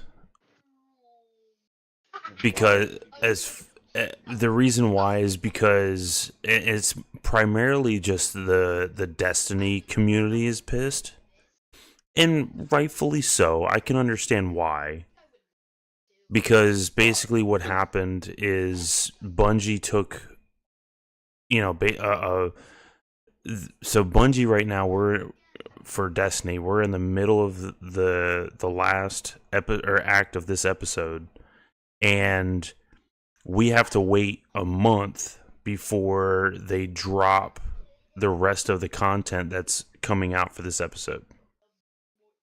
So But the Destiny community is just angry because they're taking away resources away. yeah, they're angry because they're like, well, you should be. Destiny's played out quite a bit. It's at its end. They need to move on. So they need to get something else to work on. True, and what I believe that they're mad about is the fact that, okay, you got a live service game that you're already involved with. You're still rolling out content for, which is not a bad thing. Why are you taking a month off? Why can't you just release that or bring that content to now while working and showing off Marathon? I want to focus on Marathon. On one hand, I understand what they're saying, but on the other hand, it's like, dude, you got to understand where Bungie's coming from, especially because, dude, Bungie's been doing this for 30-something years. Like, they are the masterminds behind this whole thing that they're doing. They also are very good at what they do when it comes to reveals and cinematics and that kind of thing. That you need time to show off a new game. You need time to be able to show show off, to bring in play testers, to bring in people, to get the press going about it. If you try to show off a new game while also releasing brand new content for the other game, it overshadows itself. So I think the worry is that with the way things have been going with Destiny, I feel like people are worried that Marathon is the new baby. It's going to get all the love and attention that is available, and Destiny's going to fall by the wayside. And a lot of people are directing their anger at Marathon because it's a good fucking scapegoat. Like oh Bungie's yeah, pouring their time and energy into it, and it's possible that they're directing a lot of that time and energy away from Destiny. and I can understand that. I can understand that thought process. Yeah, but from Bungie's perspective, this could be their new Destiny.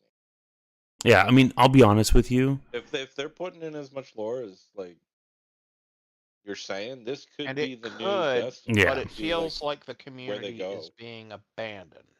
Well, I mean, also we all know, dude, Destiny's over 10 years old. Destiny 2 or No, Destiny and Okay. Destiny 2 together are 10 years old. And it doesn't mean they can't come back to it. I mean, look at StarCraft. They took a 10-year break between 1 and 2. Oh, true. Well, and that's when you get into the conversation of if Marathon, and this is or something that Astacross brought up. You really got a couple different options. You have the option of, okay, or Bungie has the option of, okay, Destiny, or they're running Destiny, and then they're also running. They start Marathon. Marathon does poorly. That because Marathon does poorly, and Destiny, do they go back to Destiny, or do they, how's that going to work? Well, for my perspective of it, they've already committed. Oh yeah, they've definitely they've full send. They've already siphoned off enough energy, money, resources, whatever from Destiny that there might not be a chance to recover and be like, "Hey, JK guys."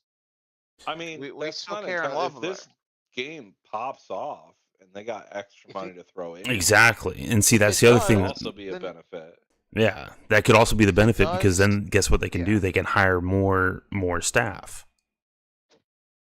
And that's perfectly fine, but shit's been really rough for them. Oh, true. Over the past 2 years. However many, 2 years. We'll go ahead and say. Well, I'm saying 2 years because layoffs were 2 years. But especially, a year and 6 months. Year and a half, let's say. Yeah, the past year and a half has been fucking rough for them. Yeah. And it feels to me like they're really, they need a win. But True. if this doesn't fucking win, this might be. Oh, if this might be the end. if Marathon doesn't pop off like it's supposed, like what they are hoping for, and Destiny Codename Frontiers, Frontiers Apollo doesn't pop off like they expect it to, because according to what they have told us, Apollo could be a change, like a massive change to the game. Then Destiny Bungie on its own, not including Sony, but Bungie on its own could be very well in danger of Sony coming in and shutting the lights off. Okay? Listen, Sony didn't, as much as I would love to to say Sony came in and bought Bungie because of Destiny. No. Sony They came bought in. money. Sony came in and bought Bungie because of the potential to make more games And more money. and more money. It always boils down to money. But Sony can't have Bungie being a one game studio. And I'll be honest with you, Especially when that game is struggling already. Bungie has been a one game studio for 10 years. Yes, they had a bunch of different games that were in the incubation phase for the past 4 or 5 years, but none of those games panned out. Here's a concept that I have for you, okay? Something that I feel like they should have done. Why are all the lights on the house Don't get me wrong. Marathon is all well and good. What I think that they should have done, instead of basically everything they did over the past year and a half, or however long it's been since they started developing Marathon. Mhm.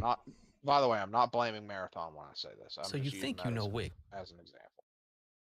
What they should have done with all the revenue and all the resources that came from the best, like Witch Queen and the buyout from Sony.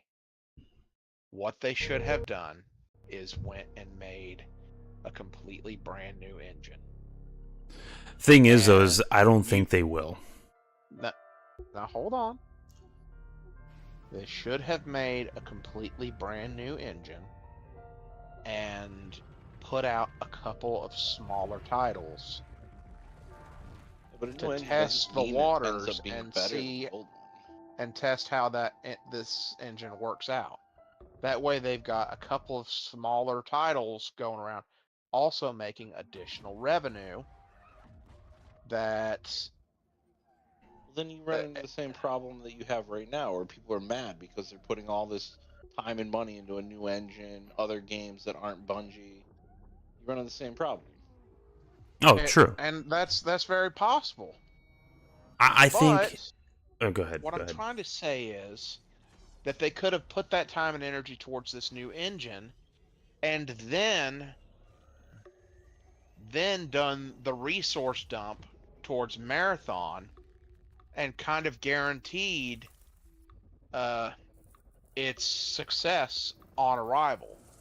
Because what my greatest fear is right now is that with it coming out on the Tiger engine, how many ungodly fucking errors have we had for connectivity, just glitches, all this good shit. So for Destiny. But okay, so I'm gonna combat you on this one, and the reason I would say this, I'm gonna preface what I'm gonna say. I actually had skipped over when we watched the video, the Bungie reveal. I skipped over this portion. So Destiny, as a whole, does not have dedicated servers. Okay. Marathon is going to have dedicated servers. It's going to have dedicated servers. It's going to have dedicated servers. Which that in itself, that will help immensely with connectivity issues. And with a game like that, with literally they better lock down those servers. Oh yeah, Because one of the biggest reasons that Tarkov took so long to get going is the servers couldn't get it. Yeah. So that's also a reason why they're doing a closed alpha. They'll probably do to find out how many servers they need and then quadruple it. Yeah, that's why they're probably doing the closed alpha. They're probably going to do a closed beta, an open beta, and then release. All of those before the release, though, and probably a pre-release, to be honest, too. So 5 different things, 4 of them being playtesting, and those 4 probably just to see how well the servers will handle. Because also, the closed alpha is for 2 weeks. that also gives you a good idea.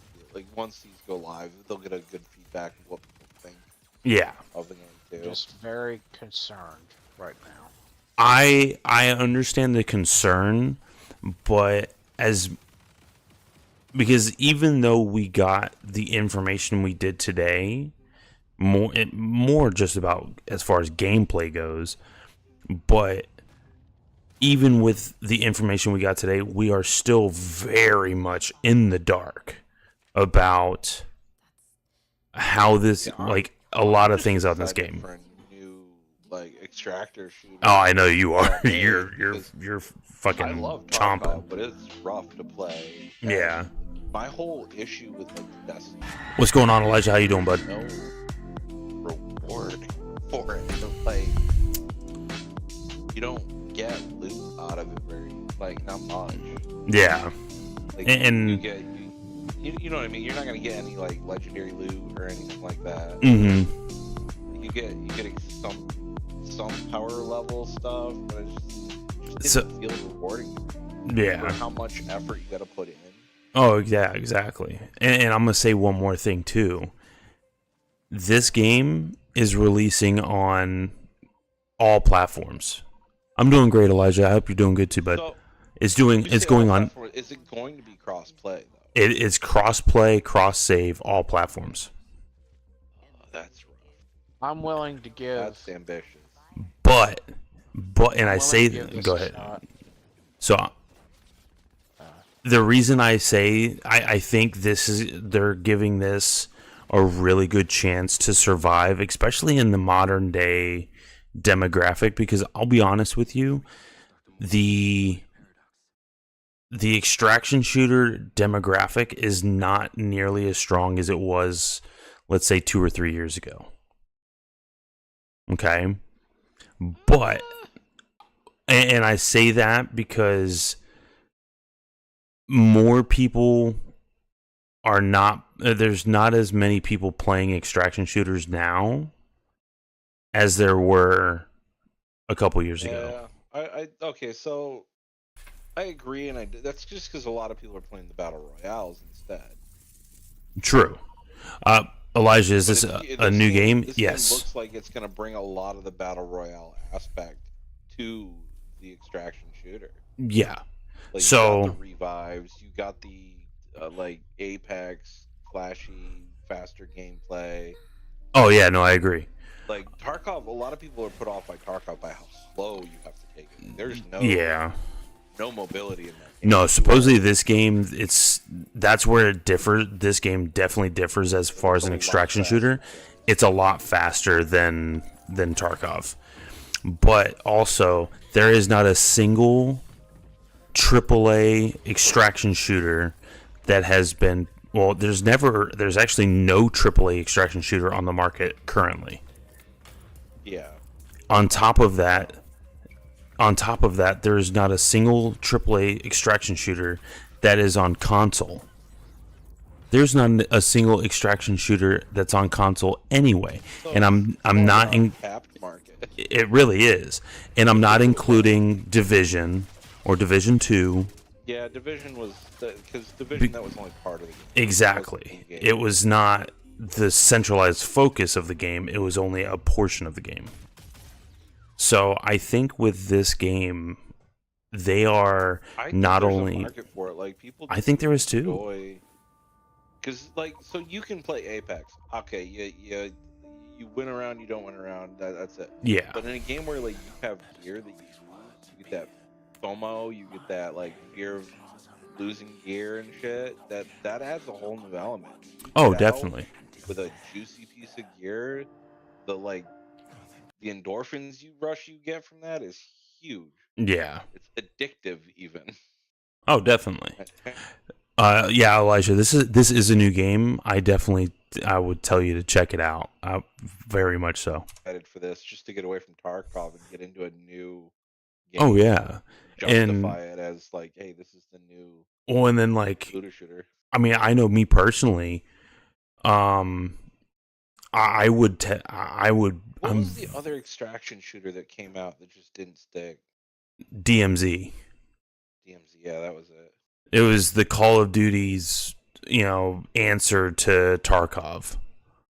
And it was not good. Well, I mean, they've had quite a few. I can look it up real quick. It had like the bugs and shit,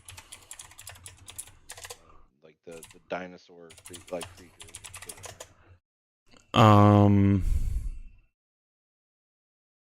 Feel like I remember. I'm trying to. That was definitely a looter extractor too, but they just never got the budget and never stuck. Let's see. There was Midnight Walkers. That's a zombies version. No, not that one. That was yeah, you had DMZ. You had Arena Breakout.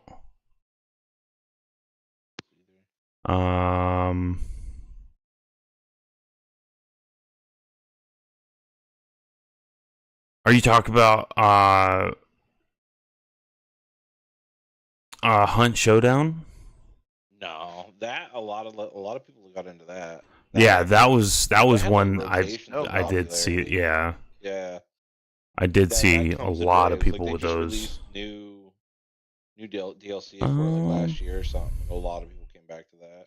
They had a Post Malone themed something or other that went. Yeah, they did. Yeah. He loves that game apparently. Do you call Call of Duty It's fun to Warzone? watch. I didn't particularly. What are you trying to say, Elijah? Do I call? Do I play? Oh, do I play Call of Duty Warzone? Dude, I haven't played Call of Duty Warzone in a hot minute. I'll be honest with you. They also had like Pantheon. Let's see, Quasimorph. Dark and Darker. No, that's a dungeon crawler. Technically, Helldivers is an extraction shooter. Delta Force was an extraction. Level 0. Oh, one that I'm familiar with. GTFO. Yeah. Okay. Yeah. I've If you ever wanted to try some people play that. 0 level extraction. Oh, there's. I guess technically like the Vermintides were. Deep Rock Galactic's technically a fucking extraction shooter. Twisted Path to Renown. Dungeonborn. Incursion Red River. Ghost of Tabor. Yeah, I don't know. They were calling it like a Tarkov killer, like something 0, level 0. Yeah, there is level 0 extraction. Yeah, there's that. There was another one. Extraction Point. By the way, if y'all ever wanted to fucking do a run of GTFO at some point, it's been a long time since I've been in that game, but I'm telling you, it's pretty fucking I've seen good. it played. I never actually played it myself. Yeah, I was about to say, I haven't played GTFO in a long. I think the last time I played was with Carnage. So, but I think I'll be honest with you. I think it really is an untapped market for Marathon to be coming out on console. I think that is a very big way that they could really break into that market. You know what I'm saying? Overall, because if they can break into that market and really hit it off, does it feel like the devs are trying to punch you in the dick? Well, I mean, it is Bungie. True. Very Take true. that for what you will. I mean, nah, Bungie doesn't punch you in the dick. They just bend you over and rail you. True. Very true. Why would they punch you in the dick when you have other ways of sweet suffering? Tarkov is like getting punched in the dick. Now listen, Bungie just plays with the green weenie, okay? It makes sense though that Tarkov would punch you. I mean, in the there's dick. been Tarkov a bunch is of good made by a games that are Russian like company. that. Yeah. So you had like Rust. Rust was huge for a while. Mm-hmm. Hunt Showdown was pretty good. I hear my boy. The Division Dark Zones were a lot of fun My to mess son. around with, even though it was wonky as all hell. Like there's. Hey, Elijah, I'll let you know, bud. My son. He's here. Yes, my creamsicle boy. What the fuck? What? Calm down Don't with talk your about my son with like your that. verbiage there, buddy. Don't make me go get what's his face? Don't talk to my son ever again. But He is a good boy. I'll be honest though, like I understand. And going back to what we were talking about before, I understand the hate behind that people that Destiny players are having for Bungie because of the fact that they're taking time away from Destiny to promote to promote Marathon. I think it is I think it's a well-deserved anger, but at the same time, I think people are writing off Marathon before we can even play the game. When they like, really, they shouldn't be writing it off as fast as they are, because Less with Marathon. I feel like people would have been okay with them fucking putting all this time and effort into Marathon had they not been fucking up so royally with everything else. Destiny. in a sense, yeah, I mean, can just- understand that. No, not Like, if not just Destiny Destiny. was like doing well and they did this, it'd be one thing. They have burned through basically any and all credit that they've had over the past few years. Again, I refer back to Marathon basically being their last choice, their last option, their last hope. I wouldn't even They say it might was. be. They Well, might be they treating so it like this has to do well. True, but supposedly Dumping a lot of there is another game that's in the that they have that they're working on. What, gummy bears? Yeah, supposedly. Now again, like- it's hearsay because I don't know if it's true or not. Yeah, it's supposed to be like the code name. That's it. yeah, supposedly it's like a what they fucking call it.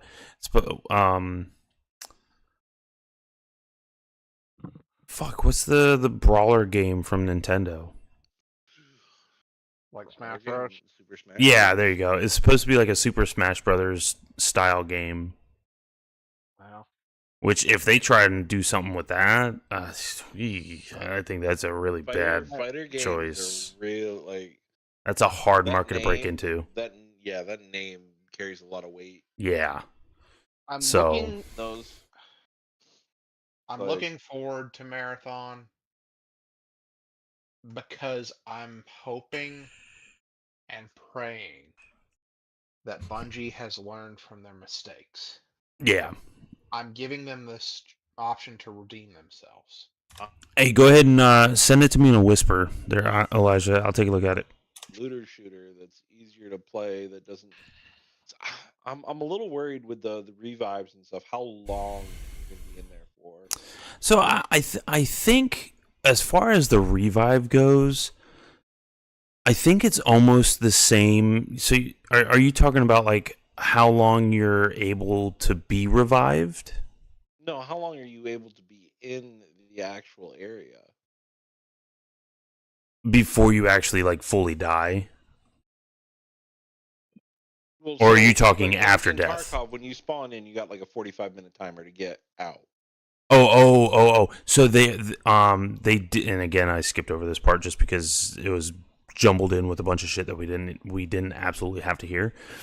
There is going to be timers on the map. I think it's what they say. I think it's like 25 minutes. Okay, so here's Yeah. the thing that I'm worried about with the ability to revive. So in Tarkov, when one of your buddies dies, basically you have two options. You can hide their shit and keep going and try to get out as much as you can, or you can grab their shit and get out as quickly as possible. Mm-hmm. In this game, if you go down, if your buddy dies, right, and you like you have the option of reviving them, they can get their own shit back. Okay. So nobody's going to leave the map until they've gotten everything that they want. So you're not going to have like a safe period later on where like people have gotten, like some people have died, got their buddy stuff and got out, or some people have like been murdered off the map because they could come back. Like, Yeah. No, I got you on that. I mean, which means like coming down to like the end where everybody's trying to get out, you're going to be fighting over extraction points at this point. So Instead of fighting over like key areas. I think what's gonna happen is just like in a regular BR where I feel like extraction camping is going to be atrocious. It's possible because of that. Because you can like say you got like 3 people camping in extraction, like so you take 2 of them out and the third one gets you. He gets his buddies back up and he doesn't leave because they got all that loot. Yeah. And they do it again until they're done. Like there's no incentive to leave. In Tarkov, if you're extraction camping with 2 other people, they die. You grab your shit or their shit and get out. Like you don't. I see there what anymore. you're There's no saying. point. I see what you're saying. Like it sounds like a way to like keep people in maps longer, so that it screws over like the people that only are playing solo or don't have a full squad. You know what I mean? Yeah. Especially No, if they're I not feel what you're separating saying. out solos versus duos and trios or whatever. Yeah. And again that comment that I made about as far as like the solo and the trio thing, that could just be as of right now. They could change that when release happens. I'm all for playing like solo into like squads and stuff. That's fine. But if you can revive the squads, then like, so say you take somebody out, right? And they're on a squad of 3. One of the other 2 keeps you busy while you're fighting 3 people again. Like, oh yeah, no, I got you. That's I think a horrible experience. I think. See, I don't like going back to saying it like this because I feel like it's almost a little bit of a cop out. But You're supposed to play with a group of people. You're not no, not even that. But with what information we have as of now, I don't have an answer for that. I think that is I think that is a fantastic. It's a 3-man game. It's not a solo player game. It's like, well, I think that is a fantastic question to ask, 2 though. other friends, or I don't like. I hate that argument that people are just a cop out. Like, oh yeah, well, I mean, Discord. Like, I don't want to. I want to play the game on my own.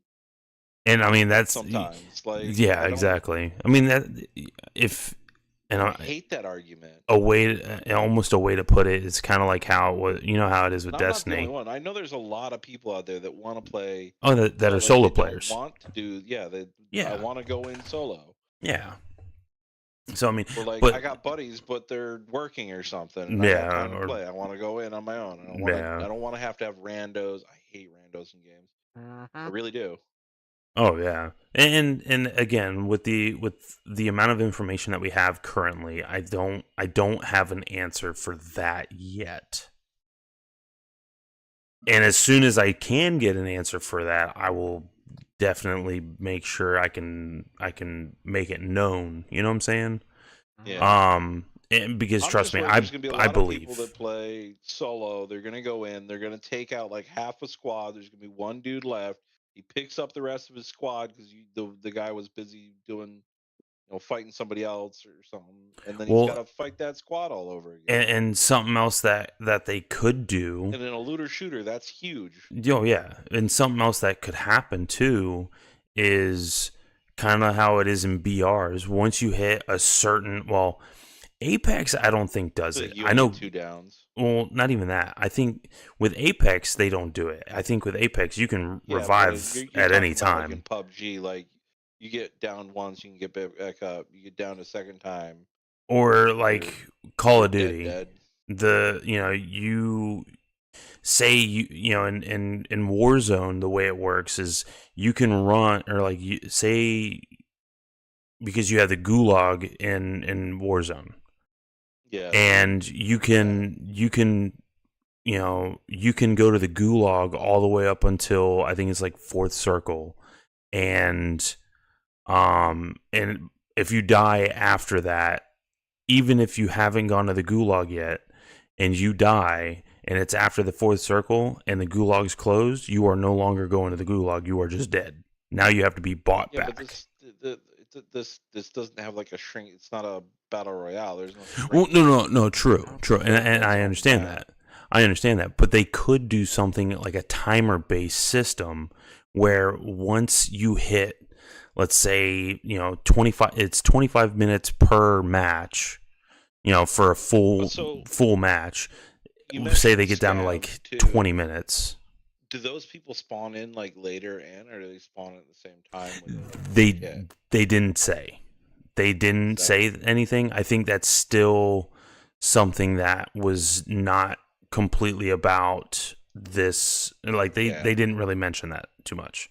They just mentioned the fact that you, like if you're low on money or low on sponsored. You know, you can be sponsored for a match, and that's all they really mentioned. If you're starting off with like that, so like there's no reason not to just go in on cooldown on that timer then. Yeah, it's possible.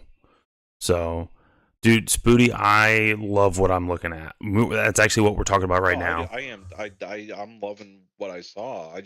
I have some concerns. Oh no, about specific aspects of the game. I feel that if you didn't have concerns about playing from Tarkov, I know how some of these, and like I don't want to be playing another Apex while playing a looter extractor. You know what I mean? Mm-hmm. Like Apex is chaos. There's gunfire all the time. You got no time to loot. Now I will say they did. Hold on. Stuff. Sponsor literally is just a scav run from Tarkov. It sounds like.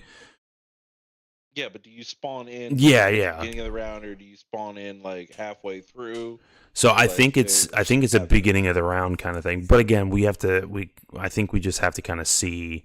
Yeah, the downside to spawning in as a scav in Tarkov is you're spawning in with only like 10, 15 minutes left of the raid. Yeah. So you have less time to go gather, and usually a lot of the good juicy PMCs have already come in, got what they wanted, and left. Mm-hmm. I think you're picking up, you know, you're scavenging for loot. You're just scavenging for whatever you can get your hands on, basically. No, don't get me wrong. This like the way they did like scav karma and stuff. You can get some really nice scavs once you get your karma maxed out. Ooh. And you go in more frequently too. Yeah. Oh, something I forgot to mention: the amount of players that are going to be per map. They did mention that it will vary depending on what map it is. Yeah, that's just I think they said the Dire Marsh map, which is one of the most viewed map that they've shown, is 18 people. 18. Oh, that's a lot of people. Six teams of 3. That's still a lot. Oh, it's a lot. Don't get me wrong, but like I think your battle royale status. True. I mean, well, you got to think with Apex. I think they maxed out at. Yeah, but their map is huge and it shrank. True. Well, and again, I'm putting it into perspective of what my experiences. You know what I'm saying? Because I never played Tarkov, so I don't know. But by what I know, you know, you got massive maps like Warzone and whatchamacallit.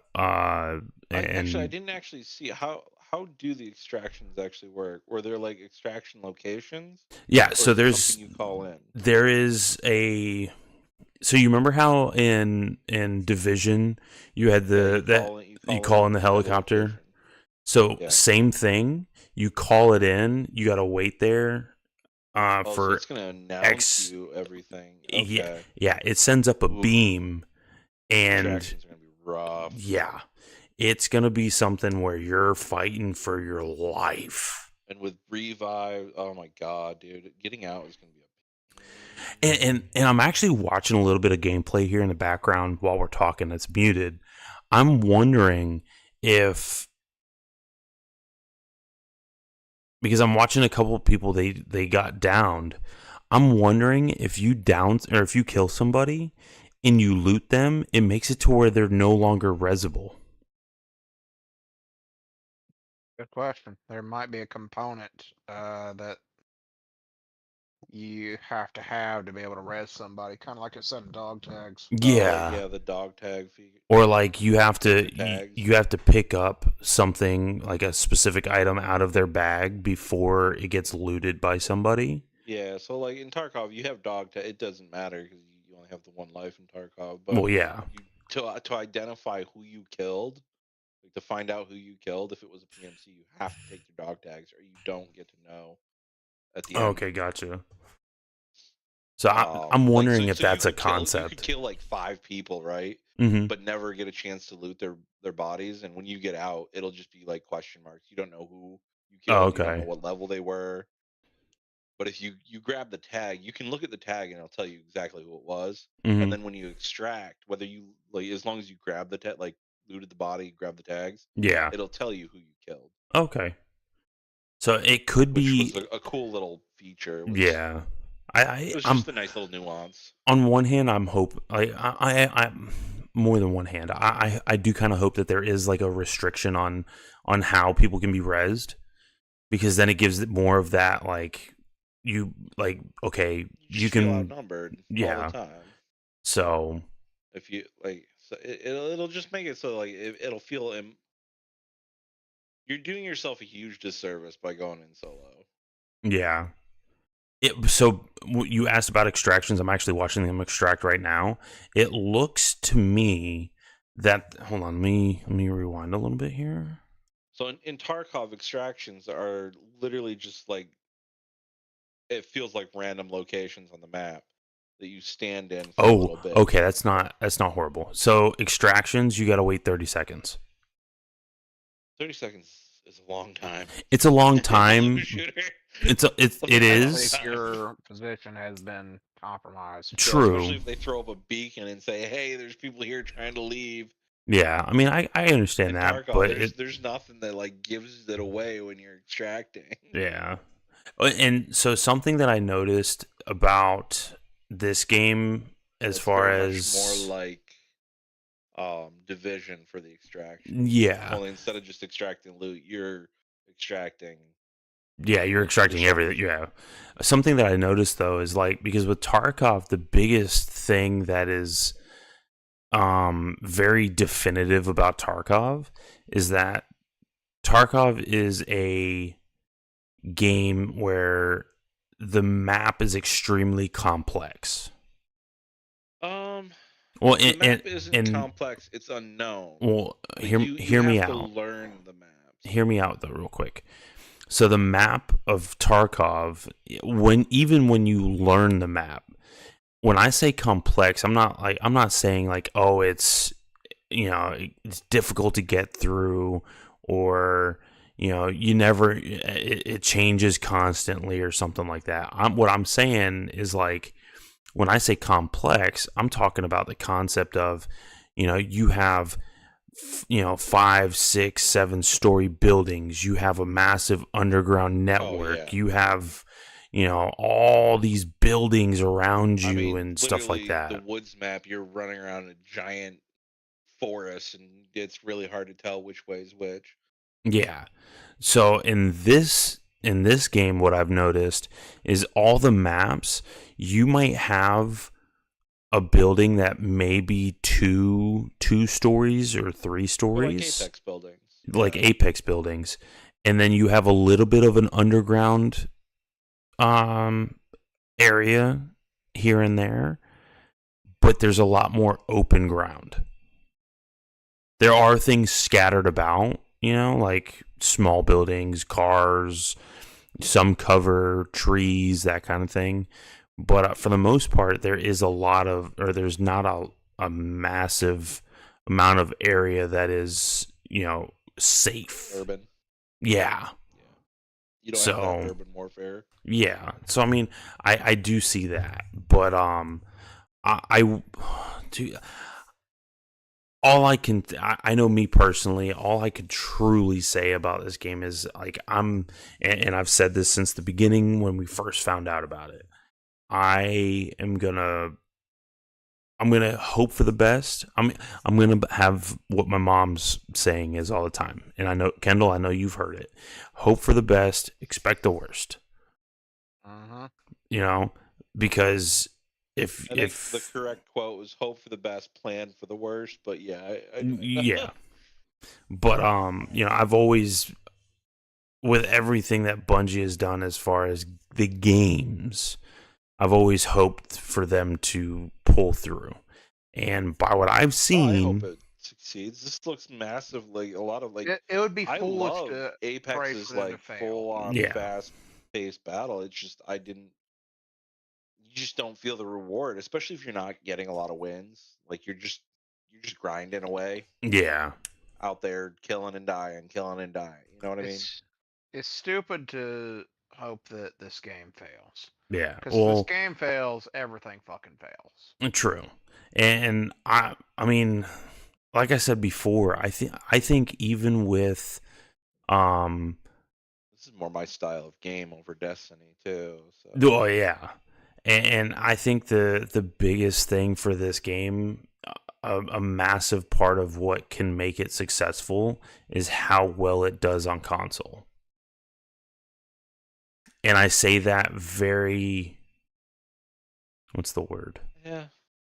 Cautiously. Yeah. Delicately. Yeah, there you go. Like, I would say it very delicately because of the fact that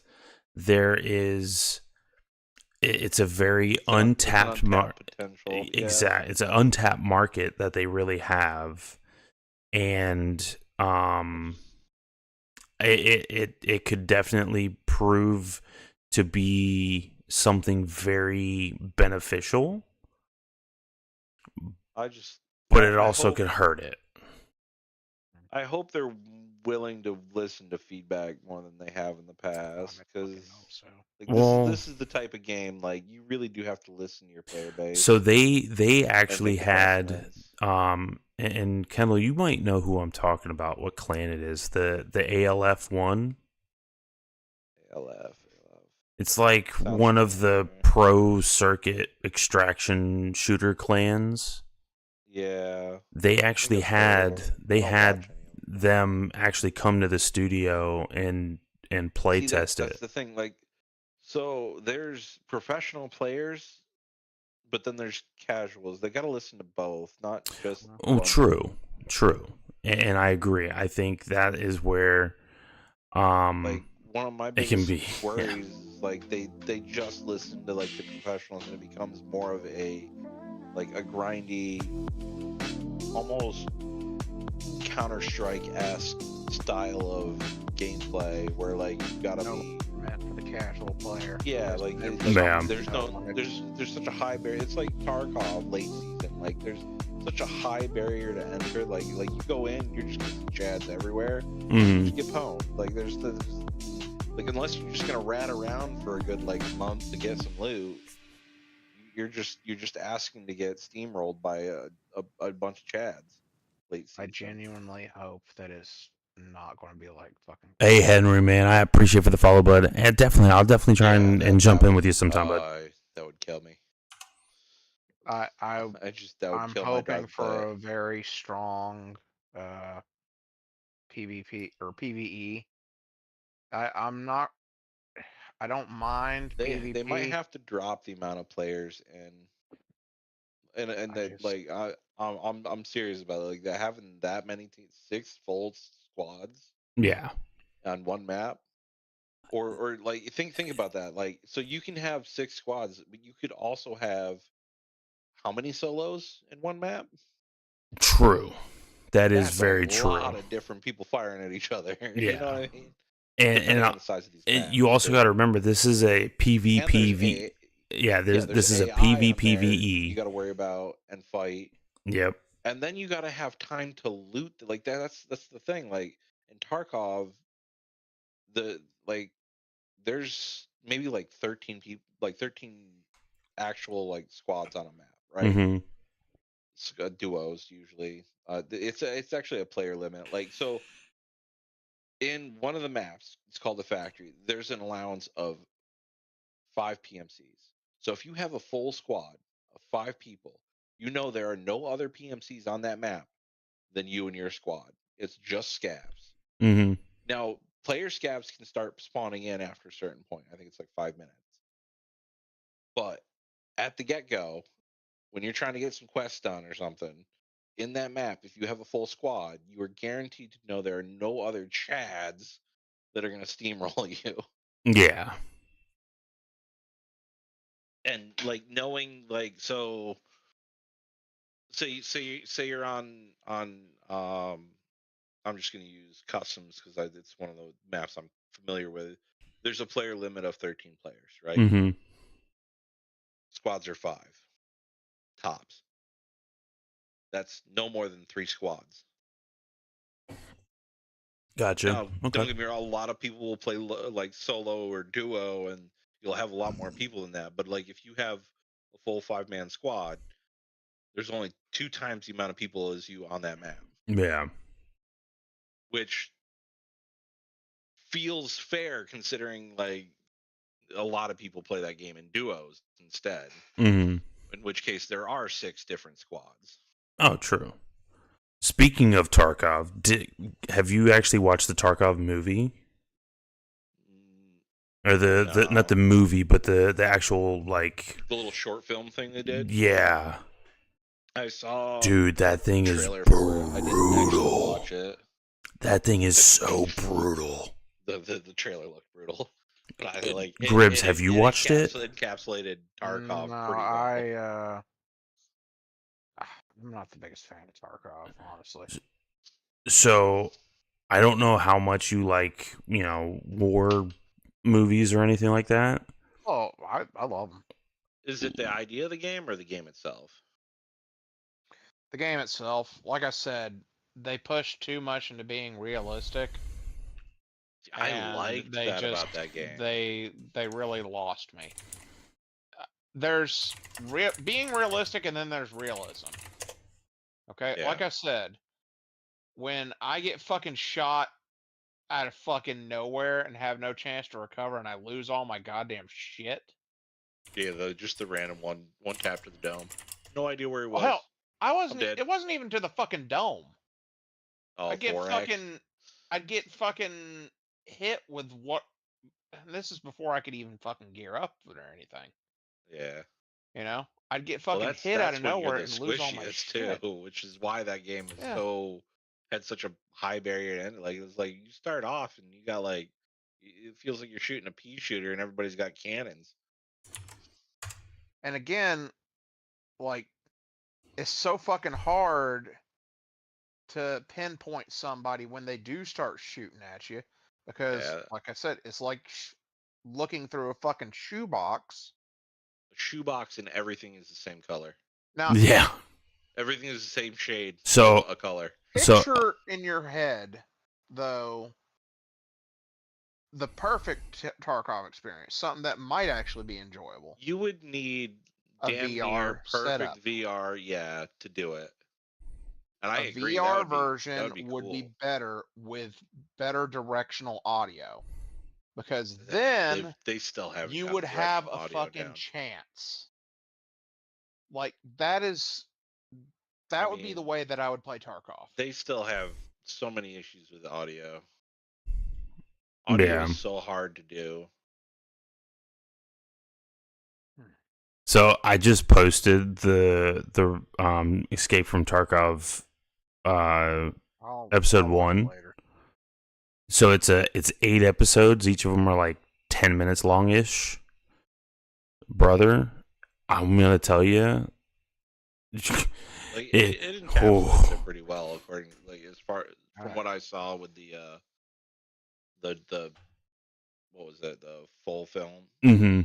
Yeah, it's fucking 'Cause brutal, man. I watched the, what was it? It was called the Escape from Tarkov raid full film. Yeah. Oh yeah, I watched the full thing, but they did break it down into episodes too. But okay, I didn't realize. I have seen it then. I didn't realize they did an episode thing. yeah, it's kind of like what they did with Demon Slayer, where they made the, like, Mugen Train, but then the beginning of the second season they took a bunch of the Mugen Train content and put it into the season. Okay. So, but yeah, I think overall this game has a lot of potential. I think people need to not write it off. Yeah.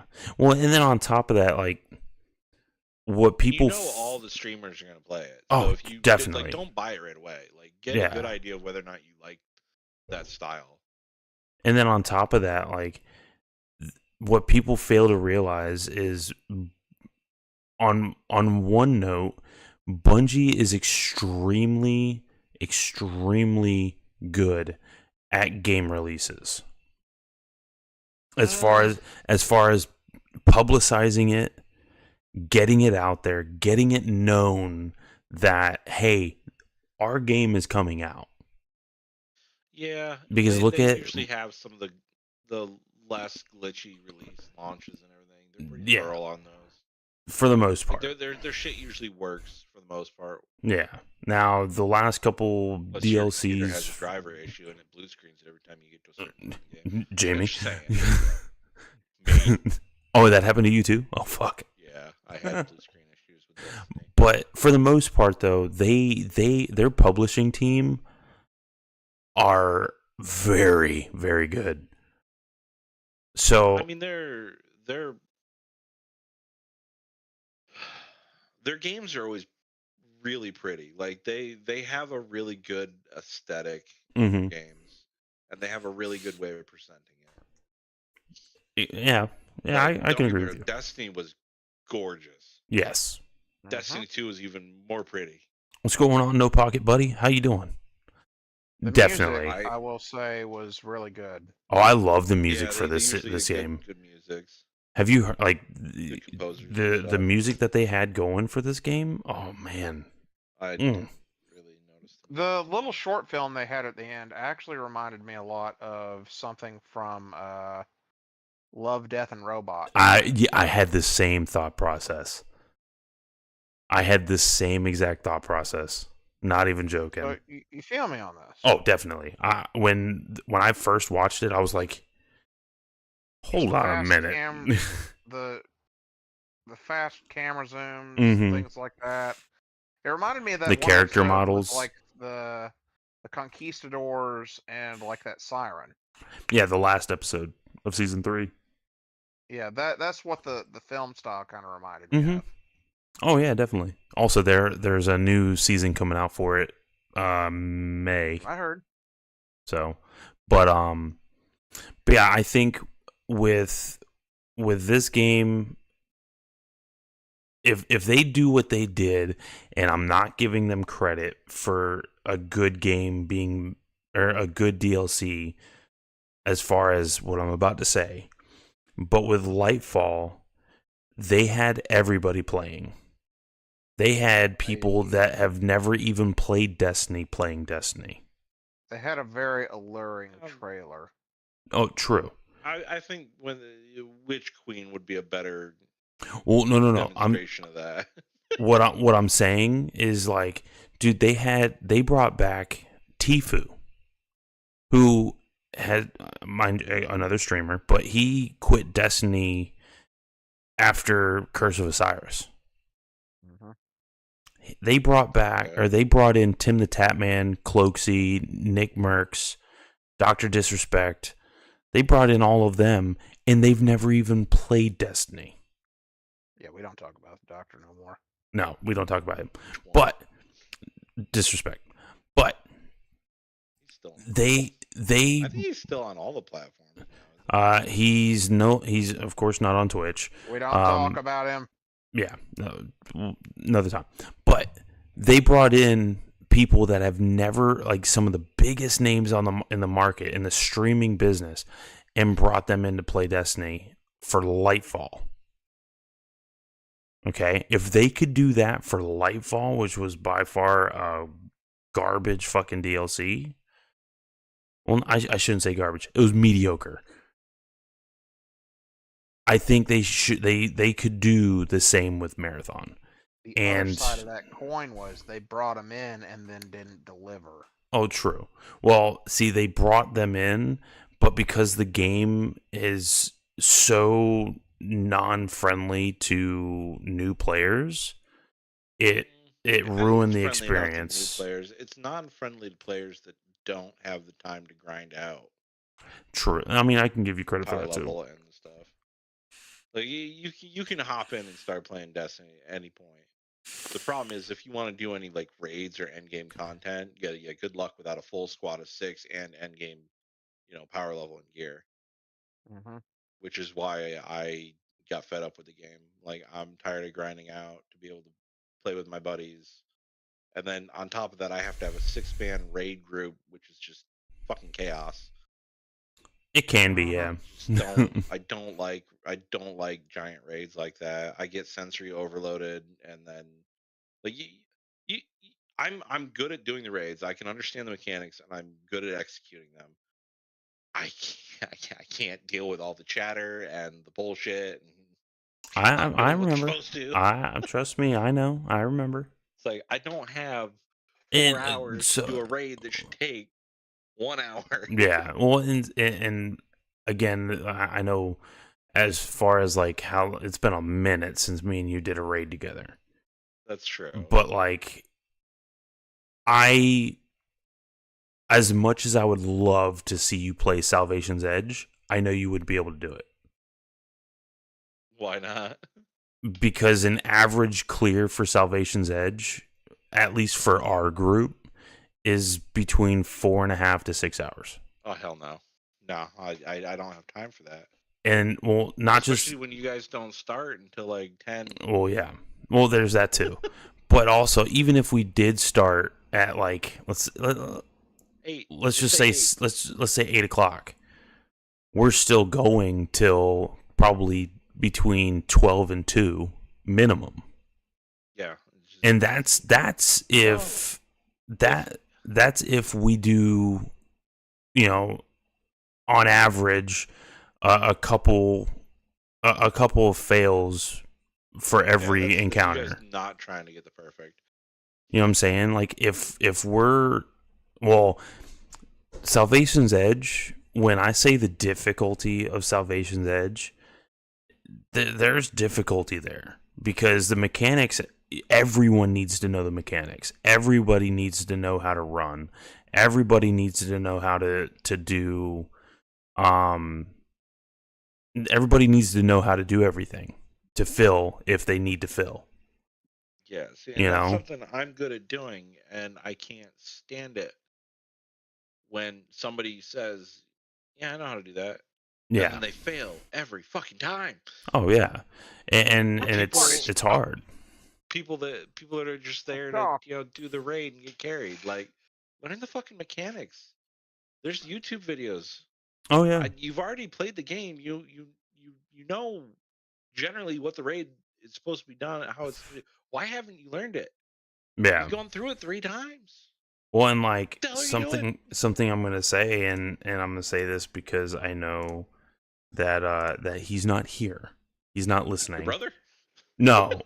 No, because Jamie actually would try. He will learn, but he has an issue where he just doesn't.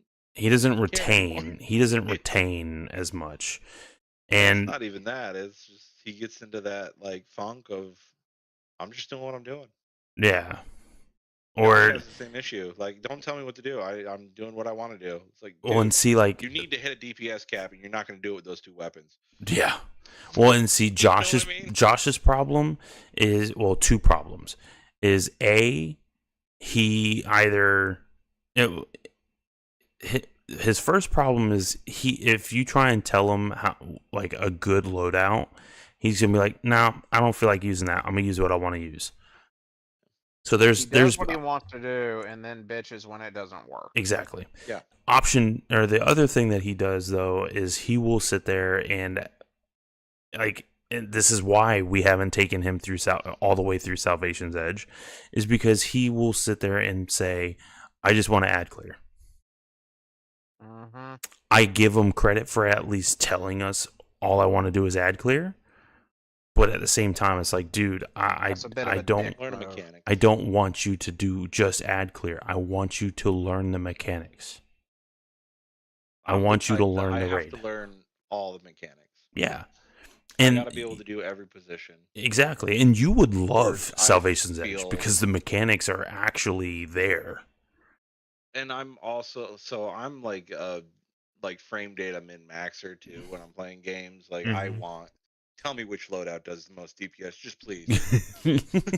I will. Oh, I know. I will rock it out, and I will get that top DPS. Oh, while yeah. I have to have it. Like you would do fantastic with that raid. But I just But again, don't it's have the time to think. it's not only the time issue, but dude, some of the days or some of the times that we've done that raid and we've run it and we've had one person, let's say, that didn't necessarily know exactly what they're doing. It takes the raid from being 4 hours and makes it into like a 10-hour session. I mean, that happened with regular raids that we did too. Like, Yeah. there's like the one day we did a raid, we banged it out in like 2 hours, right? Mhm. The next day we go to do a raid, and 6 hours later we're still on the second stage because you got half the people in the raid group that don't know what the fuck they're doing. Yeah. Don't want to go watch a goddamn video on how to do it. Mm-hmm. So, I and want to figure it out on my own. Well, go figure it out on your own time, damn it. You're playing with 6 other people right now. I got shit to fucking do. Right? As Tim would say, I'm a 35-year-old father. I don't have time for this shit. That's like, as far as like, I hate how Boyd runs ahead, but when it comes to that kind of shit, he'll go watch a damn video and figure out how to do it. Oh, dude, Boyd is. I love raiding with I Boyd. love raiding with Boyd. Dude, I love he's playing fucking games with him fantastic. when I want to be like, I want to go. Let's go. Bring Boyd. Well, and then on top of That man don't stop. Boyd actually understands build crafting. Well, that's all he does. True. That's his. But that's like his he hobby and will. favorite pastime. He will. I shit you not. Go I've ahead, watched ask him. Boyd how many deck builder games he has. Oh, I know. Listen, I've heard him talk. I know. You can just tell by the way how he talks about something. He buys is a deck builder of some type. Yeah. Just listen to him talk about Magic for about 5 minutes. You'll know exactly what he's talking about. Crafting. Yeah. So, but I mean, I think with this game, I think they have a gem that they really could do well with, as long as they do the proper things. Listen to feedback is one. Exactly. And not just like professional gamer feedback. They need to listen to some. Well, if they want the game to be accessible to everyone, yeah, they're gonna have to ignore some of the great griefs that like Chads are gonna have. Like, oh, well, it's too easy. Well, yeah, for you who's been playing the game for 100 hours already before the game even launched. Yeah. Well, and I think it's the same concept that like Monster Hunter has. Like, yeah, for us people who have played every single series before, and then when the game launched, it felt fucking easy. Like, I steamrolled through Monster Hunter. I still do. But there you got other people that are playing the game, and they're like, it's fucking hard to kill some of them monsters. Like, Arkfeld will wreck you if you're not paying attention and don't know.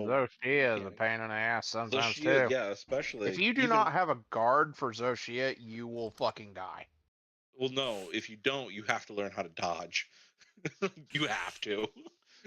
There's no way around I refuse to learn how to dodge, so I hide behind my shield. So and I can relate when I'm playing the sword. Because I did watch some of Lupo's stream before I jumped on here, and also knowing how Lupo is, just because I've watched him before and I've seen his raids, I've seen a couple of his Tarkov Lupo videos. loves hard content.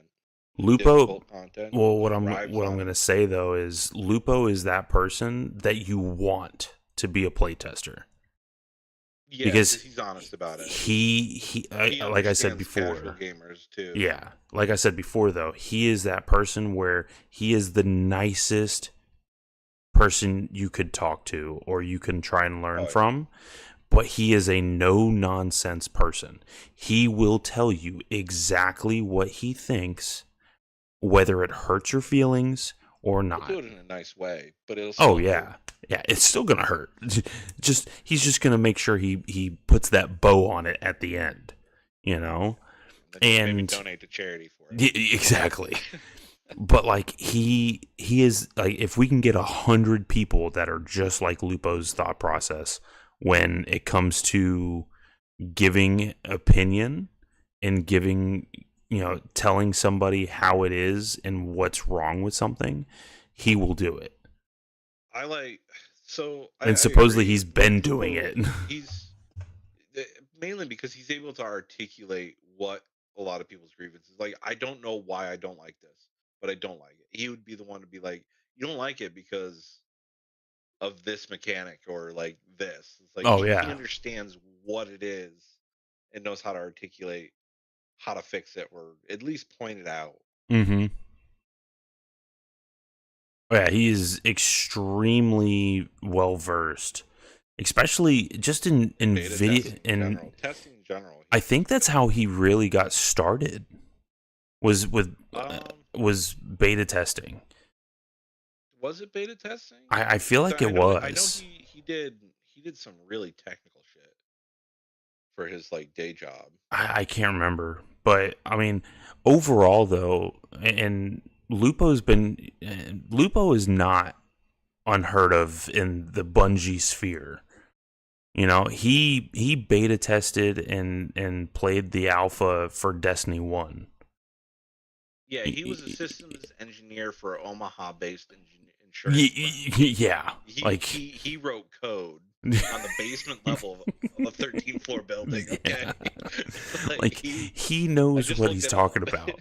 And on top of that, when it comes to gaming, he is the person that he's play tested and played in closed alphas, betas. I mean, play tests everything for some of the biggest games out there. And he does mostly big like AAA games. Like he doesn't do a lot of indie gaming. Like some people, like Gathalion and stuff, will do a lot of indie games. Yeah. And Lupo does the big name game. Exactly.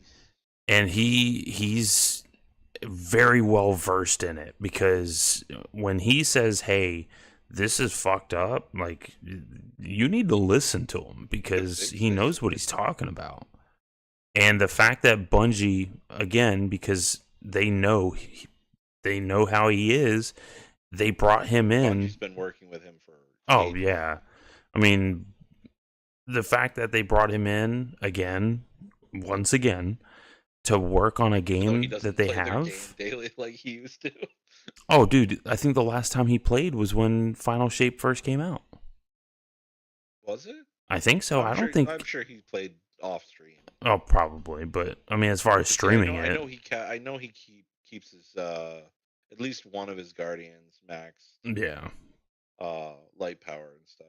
But I mean, the man is a legend in the streaming and gaming community for a reason. And I mean, dude, if there's any person to ever call a role model as far as a YouTuber or streamer or gamer in general, I would say he is probably number 1 or number 2 on that list. I would put him probably number 1 as a role model for a streamer, a gaming streamer. Definitely. I mean, there's others that are good, like Tim. I mean, me personally, him and Goth, and Tim are my top 3. Well, Tim and Timmy. Timmy. Oh yeah. But I mean, overall, the group, I think Dr. Lupo is probably the best role model. Yeah, I'm still pissed off for Lupo with how the other doc decided to fucking try and throw him under the bus and shit. Uh, I know it I'm doesn't not mean gonna anything, yeah, but yeah. mainly because like I don't like how that whole situation went down. No, neither do I. Like I don't like the accusations. I don't like, I haven't even looked into. I've been avoiding it. I don't know how true they are. But the fact that they threw him under the bus before anything came out and definitively, like I can get why he threw a fit. Oh yeah. Oh, and I fully I would throw a understand, fit too. especially like you have people you think that are friends that you've backed when, like, think about it. He backed Nick Merck. Oh When yeah. the accusations came out, like and all of them just straight under the bus. I understand it, but that kind of accusation is not something you can. You don't fuck with that kind Yeah, of you don't. accusation. Yep. But you at least find out if it's true or not Oh, before you true. make a comment. Just say no comment until you find out. It's like Yeah. I don't want to talk about it until I get more information. Definitely. But like so that whole situation, I don't like how that went down. I just, I mean, I don't want to get too political with it because I know that that's still, even though it's been like 8 months, that's still a pretty bad topic to get into. So, but I mean, overall, I think we all pretty much around the same level Put of. it this way, I don't watch the other doc. I only watch Dr. Lupo. Yeah, I don't either. But like I know he switched to Rumble. He's sponsored on Rumble. He's their leading streamer on there. Leading gamer streamer. Yeah. Well, yeah. But that's because I watch Louder with Crowder on Rumble, so and they do advertise all of the people on Rumble. Well, he's one of the ones that got sponsored. He got monetized again on YouTube too. I saw that. Which that was insane because the fact that he was streaming. Was that before or after that shit went down? I don't even know. That was what, him going to Rumble? No, him getting monetized again. That was after. He got monetized afterwards, which believe that the accusations might not have been true. Yeah.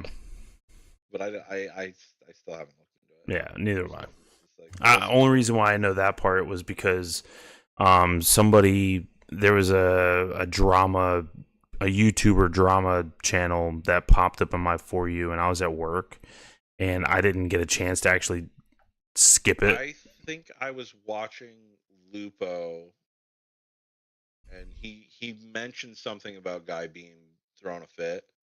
I'm like, what's this about? And I had to look into it a little bit to find out what the hell he was talking about. Yeah. And that's when I saw his video like going off on the rest of them. Yeah.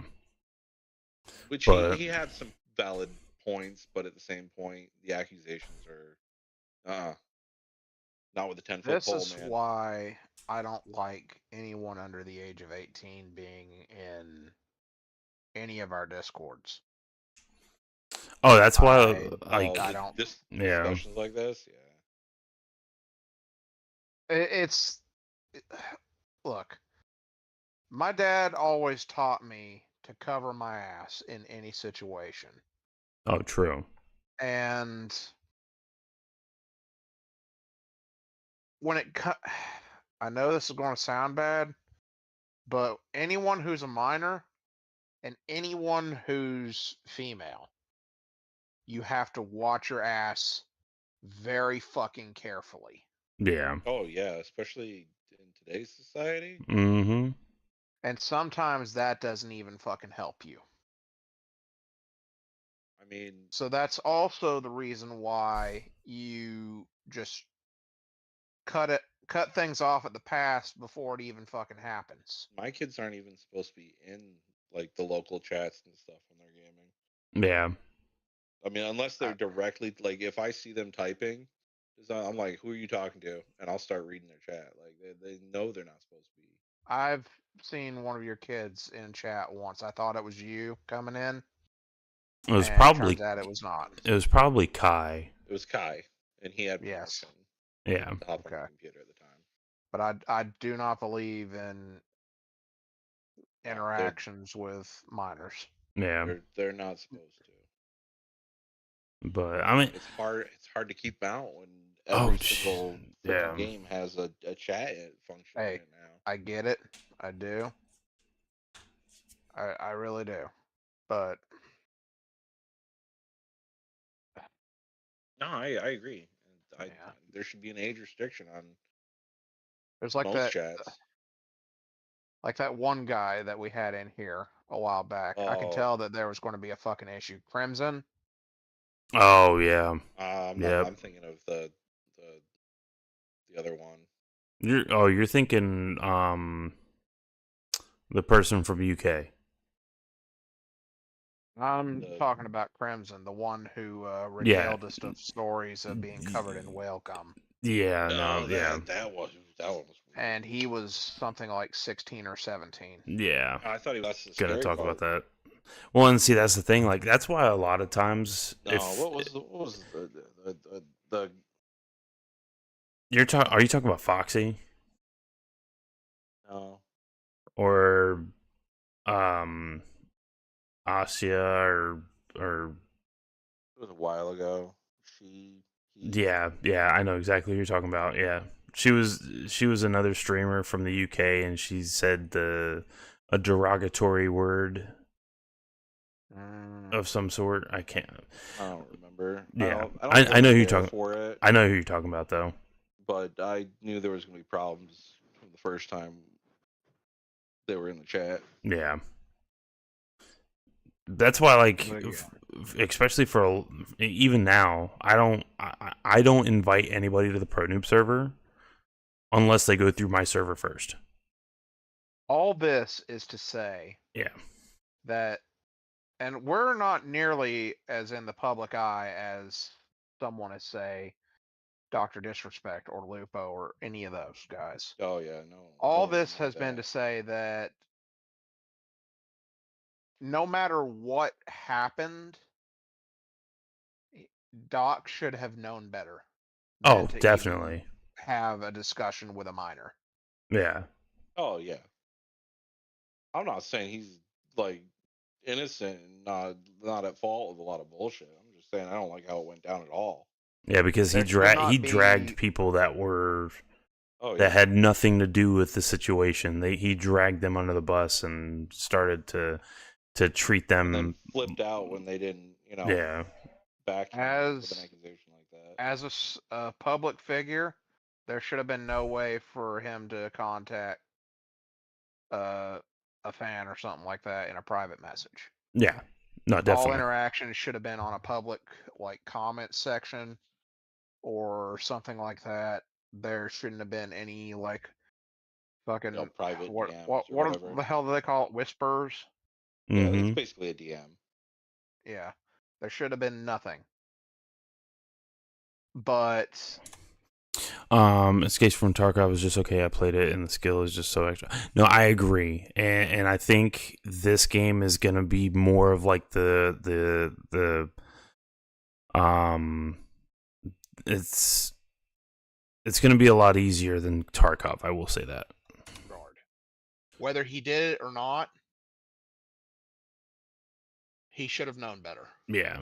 Well, let's just leave it at that, because I think, and that is where I want to leave. Yeah, I don't want to get too deep into that rabbit hole, because that could turn out bad.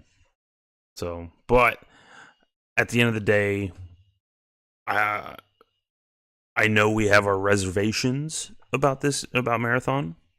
Yes. And I know how. I mean, I think I know all of us. At least out of us three, we hope that the game comes out and it does well, because we all want to see it do well, because we know if this game does well, that's good for Bungie, and that's good for Destiny. And I personally I know I'm excited for it, because not only is it another game that will that I can add to my repertoire into the cycle of things that I can play that I actually want to play, but I also, in a sense, yes, I am a Bungie fanboy to an extent. I don't mean that as a derogatory. No. I know what you're saying, but at the same time, like I think he's a fanboy. I think he's an addict.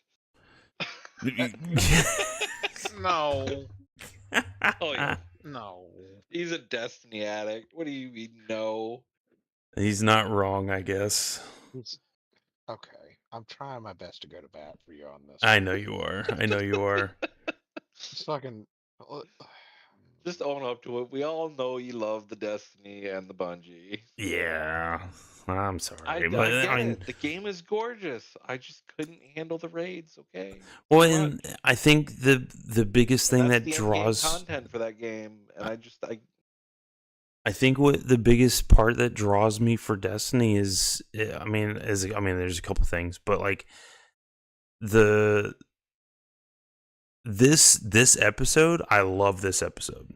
I think this episode is by far. Gord said he loved it too. Like he. It is so much fun to play. Like, it's actually really refreshing. Really tried to get me to play.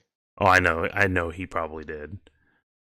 But like it's really refreshing with how they did the story content. I love the location because of the nostalgic factor. The weapons actually feel really good. The fact that there's not just one level of weapon, you actually have 4 levels of the same weapon that you can get between adept or a regular masterworked adept, regular masterworked adept. The masterwork adept versions can come with 3 perks per slot. True. We'll say, that's all that really matters. Well, and the meta's kind of all over the place right now, to be honest. The story felt kind of weak to me. It started out strong. It started out really strong. The actor strike did it no favors, but I feel like they tried their best with that. They did what they could with considering that as their fault. Yeah, they did what they could with a shit sandwich on that one. What I will say is that the finale, the episodes have all followed a trend of having just an absolute wet fart of a fucking finale. I watched the finale for this season.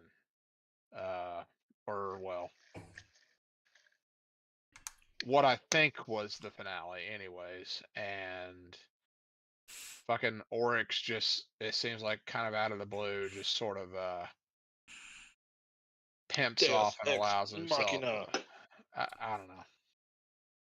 He pimps himself off this earthly plane. No, I got you. He basically I'm saving the story for myself to do all at one time, so don't say anything else. Okay. I don't know anything. What I'm saying though is that again, it felt like it ended very abruptly, and with not a whole hell of a lot of fanfare. Mm-hmm. And I hate that became the trend.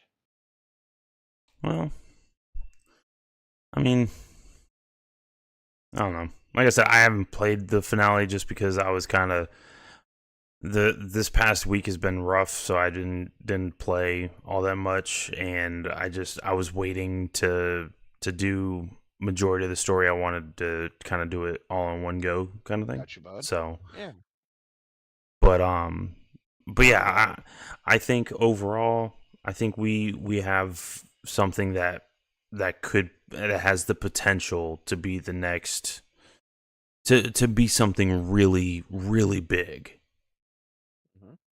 And I mean that very, very seriously, because like as much as Tarkov is for the extractions or the extraction genre, it doesn't. A lot of people that are sick of it though. Yeah, but they want to loot it. Like it's the only good one out there. and there's not a lot of the Lupo's looters. biggest problem right now. Yeah, the looter shooter genre is slowly dwindling. And I think that the best note to go out on is that no matter what happens, we've got our fingers crossed in optimism. And let's just let it stay there. I look forward to playing the alpha. Yeah, we can definitely say that. If we can get Well, keys for it, that would I was about to say, as long as I can get keys for it, because I can put in for it, but that doesn't mean that I'll get it. Yeah. If you So- can get in, then I'd be more than happy Yeah. to play it with you. I will find time. I will find time. I will say though, because like I said before, they are doing like this one. It's April 23rd is when it starts for the closed alpha. I probably won't know if I got into the closed alpha until the week of. Okay. Now I will say they're doing a closed alpha, but that doesn't mean that they're not going to be doing. I mean, they've already said that they're going to be doing a beta. Whether that's closed or open, I don't know. Probably both. You said the end of this month? Yes, for the closed alpha. Yeah, that's when Ray Dow comes out tempered. I can hunt that bitch anytime. Don't worry about it. Yeah. So I mean, they have already stated that they are going to have, even if you don't get into the closed alpha, there are going to be ways to play before the game comes out full. Just So means they're gonna do closed betas. Yeah, exactly. So I'm not super worried if I don't get in the closed alpha. Now, whether I get I in, mean, a lot of times the alpha will feel completely different from a beta too. So True. That's not necessarily a bad thing. yeah, and on top of that, even though I really want to get in the closed alpha, it also makes it to where I can.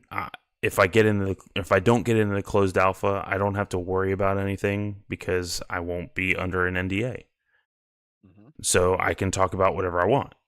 But Basically, because I'm gonna tell you, if I get into the closed alpha, you will not hear me say a single word about Marathon at all Until you're released. Until I'm released from the NDA, because I'm not playing that game. A lot of them couldn't talk about it either. Yeah, I played. That's it. Oh That's all I yeah. got. Oh yeah. why So I even say mean, that? Was that? Why even say that? because that is legally that is what you're legally allowed to say. You're supposed to say that. Yeah. I don't know. You're not Remove supposed to yourself from deny that you temptation. played it. So, but I think the biggest thing is if we can get into the closed alpha, I think that'd be really cool. Just because I've never been in a closed alpha before. Yeah, we'd have to figure out logistics. 'Cause I don't think we'd be able to use this Discord for that. No, we won't. We won't be able to. I think if we're in the Might closed have to be alpha, like a direct call. I think it is only in the verified Bungie or Marathon Discord. Oh, so we'd have to join a specific Discord and be Yeah, in that I'm channel. I'm pretty sure. Which I'm fine with that. yeah, and that we can, if as long as it's only in that Discord, we can discuss anything we want to. So, but once we leave that Discord, that's where it's like, okay, this is where the Game doesn't NDA. exist. This is where we say nothing. So, but yeah, and I know me. What I'm gonna do is if we get into it, dude, you're not even gonna see me online. You're not gonna see nothing. I won't even tell. I legally won't be allowed to say anything, but I'm not gonna say shit. So, but yeah, I'm excited. I'm excited for the game. I know you could probably hear it. Careful about my son being. I'll have to I'll lock him out of this room. I mean, fuck it. Last thing I need is him going to school and talking about a game his dad was playing. I know that'd be freaking cool. That would be the how we get sued. I didn't talk about it at all. My kid, ooh, he couldn't stop talking about it. We go to court and they're like, "You know what you're here for?" Yeah, my son can't shut his mouth. Right. That would suck so bad. Can you imagine the poor guy that had to get sued because his son wouldn't stop talking about a game that he was under NDA for? Oh man. But I'll tell you what though, imagine after the fact, like once we're no longer under NDA and you're like, say Kai goes to school and he's like, dude, you know that new marathon? Like imagine if marathon pops off and just does so good. Playing that before it even came like all of a sudden Kai goes to school and he's like, you know that game Marathon that everybody's playing? Yeah, my dad got to play it before it even came out. Isn't that cool? Right. Like nowadays that is cool. Back Oh, back yeah. when we were young, what are you, a geek? You- Dad plays video games? Your dad played a game before it came out? Nerd. Right. So, but yeah, dude, how the turns have tabled. I Wow. know. It's The insane. geeks are now the cool kids. But, and real quick, I'm going to mute this part real quick though.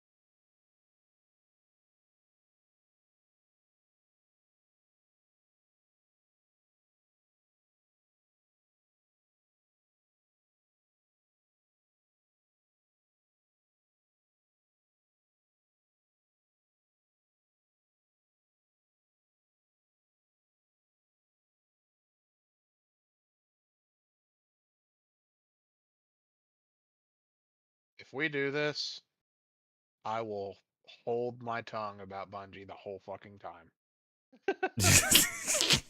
I mean, I have nothing If against you can Bungie. get Their games are us, gorgeous. I just if you can can't get into do the their alpha, in-game content. I don't have if the you can time get into for the it. alpha and get us a set of keys, I will hold my fucking tongue the entire goddamn time about Bungie. I promise you. Yeah. That is a guarantee. Well, I would much appreciate that. I'm not going to tell you to not say what you think because I much prefer you having an open opinion. That's fair, but I will. Let's say that I'll temper my reactions a little better. Okay. Well, be a little less vehement with my denunciation. Yeah. So I'm gonna tell you, this is the reason why, especially when I saw both of you in the Discord tonight, that I was like, dude, perfect. I stayed up for because you wanted to watch that. Yeah. There's a reason though. Talking about it. So there's two things. A, I wanted Necro Kendall to be in here and to try and, if I can get alpha access, to get him in with me because of the fact that he has the experience in an extraction shooter. Okay. Also, I wanted Gribbs because I know me and Gribbs have an understanding on a comm level. Yeah. Because of our background. On top of that, I know how Kendall is when it comes to stressful gaming content. I don't tilt. Listen, he is by far one of the best rating buddies I've ever had. Okay? By far. That's just because I have to get it perfect or I'm not happy. Well, and also you strive to learn the mechanic. Not only do you do that, but Gribbs does that too. I gotta be the most important MVP out there, man. That's goddamn right. It only makes sense to fucking learn the mechanic. Exactly. I mean, well, Gribbs, how many times have you taught Salvation's Edge? Honestly, not as many as what you'd think, but I've at least tried to help explain as much as I could. More than a lot of people that I have played with. In the raids because that I ended up usually teaching somebody a mechanic. Exactly. I enjoy I don't even knowing rate something much. and being able to share that knowledge in a way that's understandable. Yeah. So that's a reason why I wanted both of you. Don't get me wrong, I would love to have Vexatray go in with me as well. If this was a four-man groups, he would be my next option. I don't know. He didn't particularly stick with Tarkov. Looter shooter doesn't. It's not the same to him. No. It's pretty much any of the the PvP battle royale looter shooters. He'll play them. Yeah. And don't get me wrong. He's good at them when he does play them. He learns them quickly. Well, the biggest thing with him is the fact of his min maxing. Well, yeah, I mean his min maxing is phenomenal. So just put that out there. Not saying yours isn't, but for him, he is extremely good. Definitely. So more of a min maxer than me, and that's something. But he wants meta. Yeah. He strives for meta. He becomes meta. He's also, believe it or not, extremely well versed with bows and PvP in Destiny. By the way. Oh, I know. Very, very, very good with bows. You know why? I pwned him with a bow, and he got pissed. So he had to be better than the bow at me than me. But and not really. It's just I really like the bows too. Yeah, I can relate. But yeah, I there's a reason I was happy when I saw both of you in here tonight, and I'm glad you guys have stuck it out. And I know, like I said before, I know we have our reservations, but I hope for the best, and I hope we can get in. In Destiny, still to this day, is Laminarch. Oh, Laminarch! This season, Laminarch is popping off too. By the way, it never went away, man. It just got beat out by a couple other weapons. Yeah. What was the bow that came out with Black Armory? I know the one you're talking about. I don't remember the name of it. It was a primary bow. Yeah. Primary bow? There's a lightweight frame.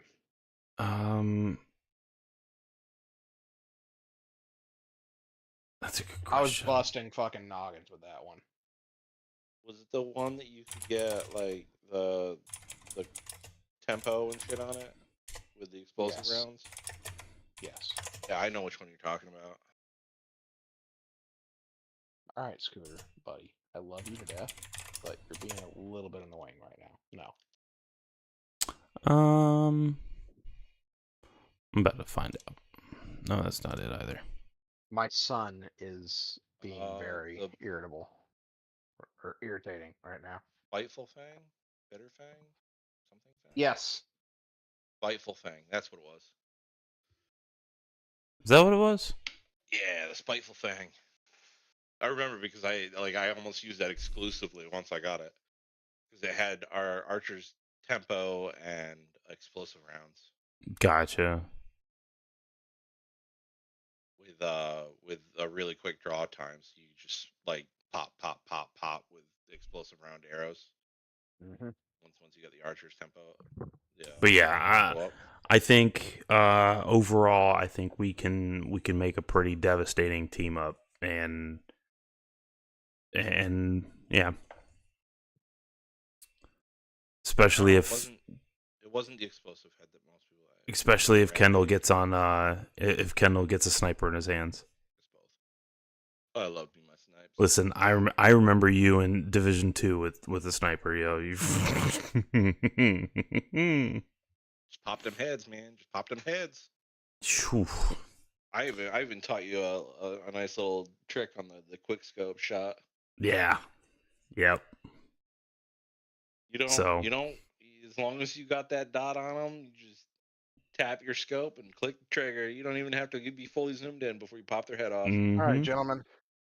All right, man. Yep. You have a good night, Gribbs. Adios. Yeah, man. Yep. But yeah, I think it'll be a lot of fun. And I do like the Halo scope too. Oh, I love that, dude. It's. Dude, I saw that. I'm like, this is straight up a Halo scope. Oh God, dude! As soon as I saw it, like, what is this, Halo? I was like, yo, oh my God, small, man. Like, yes, please give me more. That is literally the battle rifle scope for Halo. So I think it'll do pretty well. And then on top of that, like you said, it's even if it doesn't do well, it'll at least pop off for a month. Oh yeah, and then on top of that, supposedly they're gonna I think what is being talked about is they're possibly gonna do seasonal wipes.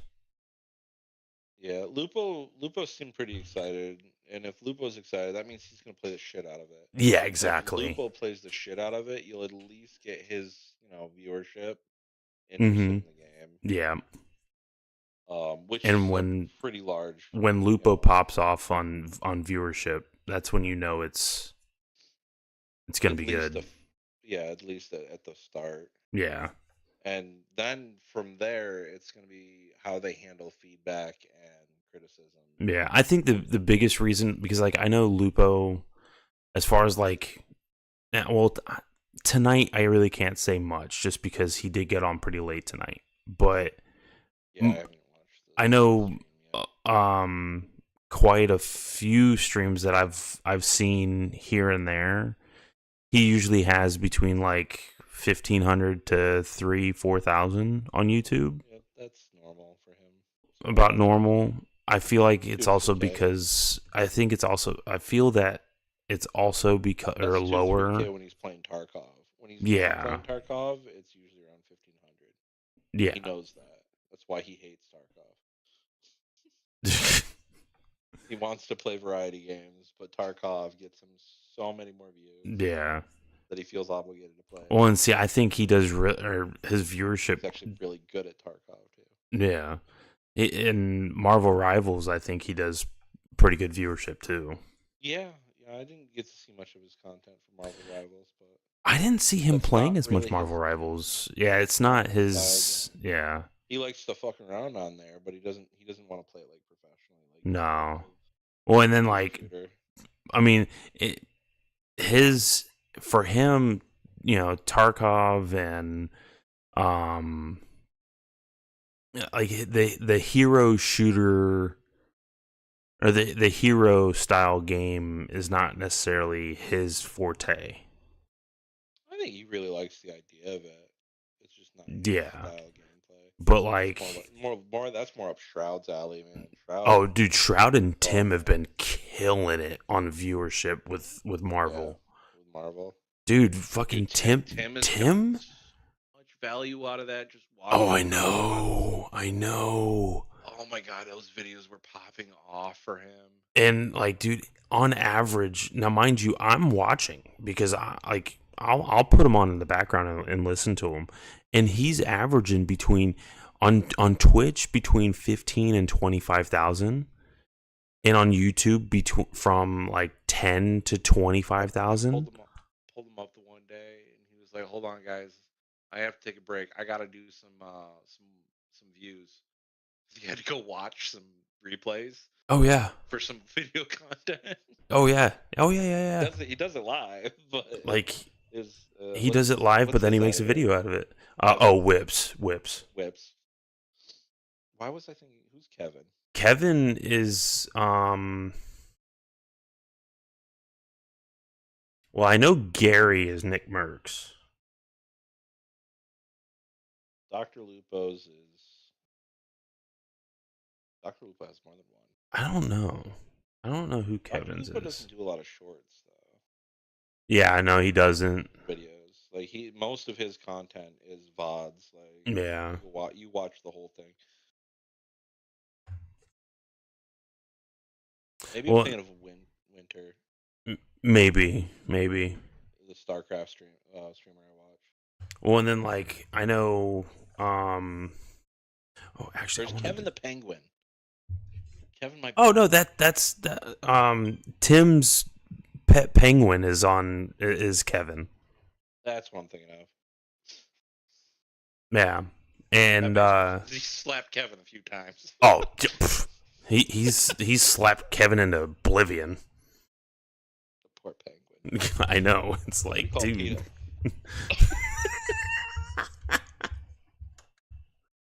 But yeah, I mean, I think this game is going to be big enough to where it's going to get some of the big name streamers involved. I mean, it'll definitely get the Tarkov streamers. Yeah. Because it is a looter shooter. It'll get a bunch of like the big name variety streamers. Like Moon and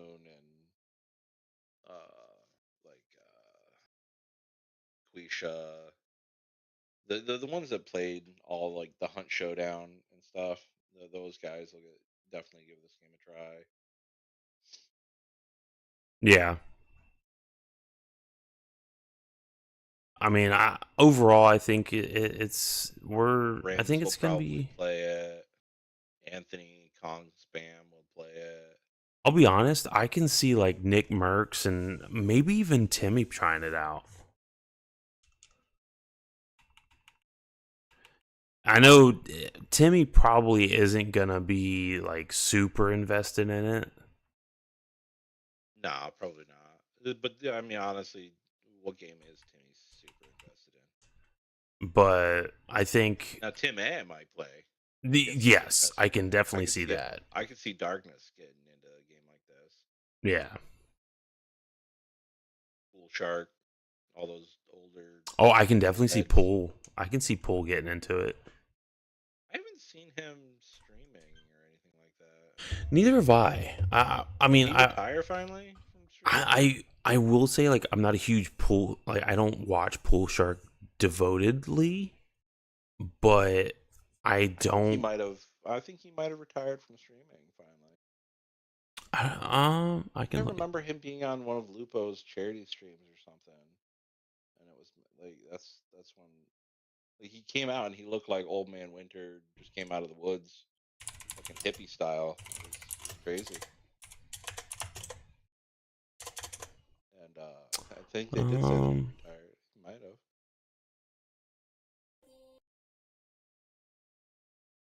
Let's see.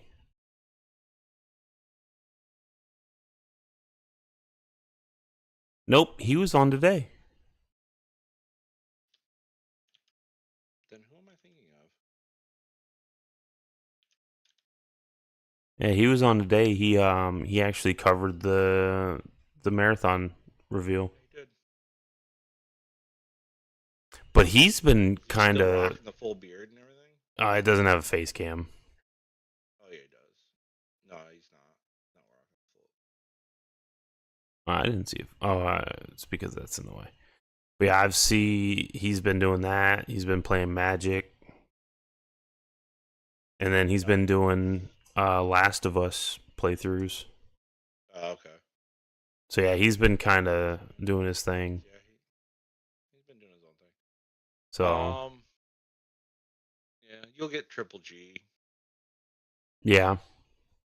Oh, Them too. whatchamacallit? Pretty much all of Dr. Lupo's squad will be playing it. All of the people that are frequently squatted up with Dr. Lupo. Yeah. And I know Goth is super ready for this. Really? See, Yeah. I don't know much of Goth. Oh, The time he streams is not friendly with me. Yeah. Daytime stream. Same thing with Tim. Darkness is a daytime streamer. I can't. Well, yeah. Well, and see catch their streams. with Goth, I think he's at the point now to where the only time he really like goes into the later hours is if it's something that he is like super wanting to play. You'll get like Summit and that group too. Oh, the Summit, FPS shooters. yeah. Like I'm trying to think of who else would really be coming out and playing this. I think it might even attract some